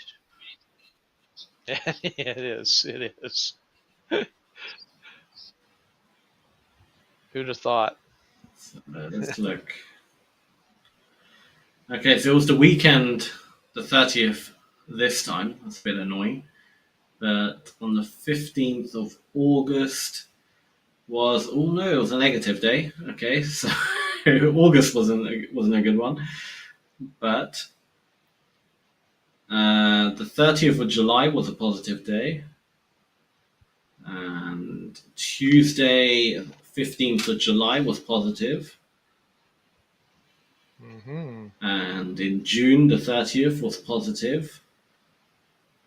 And the 15th was over the weekend on June, so no trade.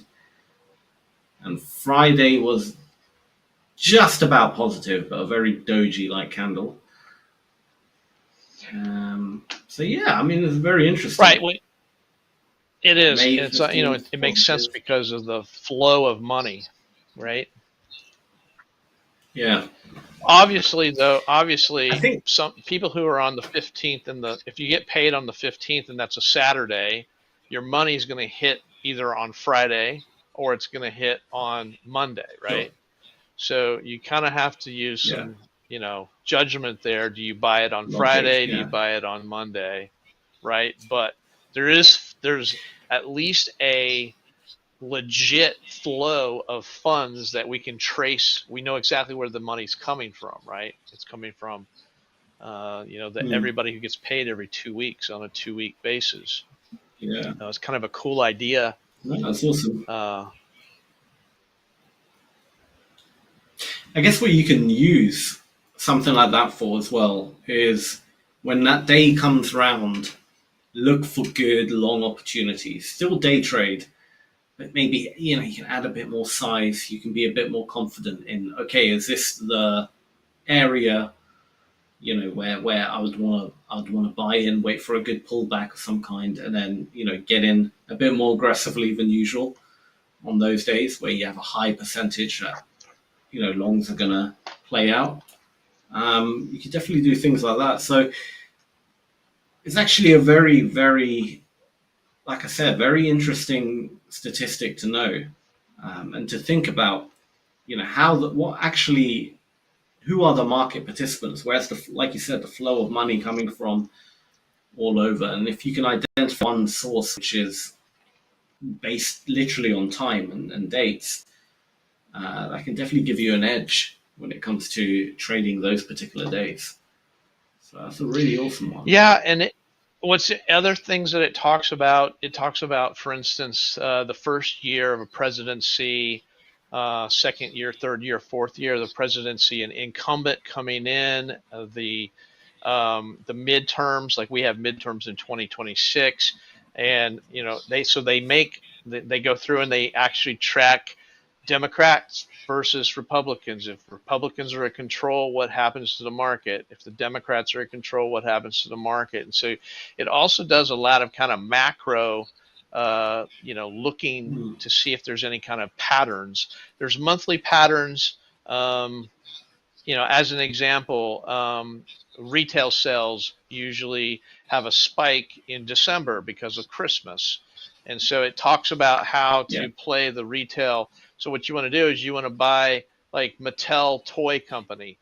You want to buy Mattel, in maybe October, and you want to sell it the end of December, because that's the big sales cycle for retail sales cycle for Christmas related items. And it talks about those types of cyclical things.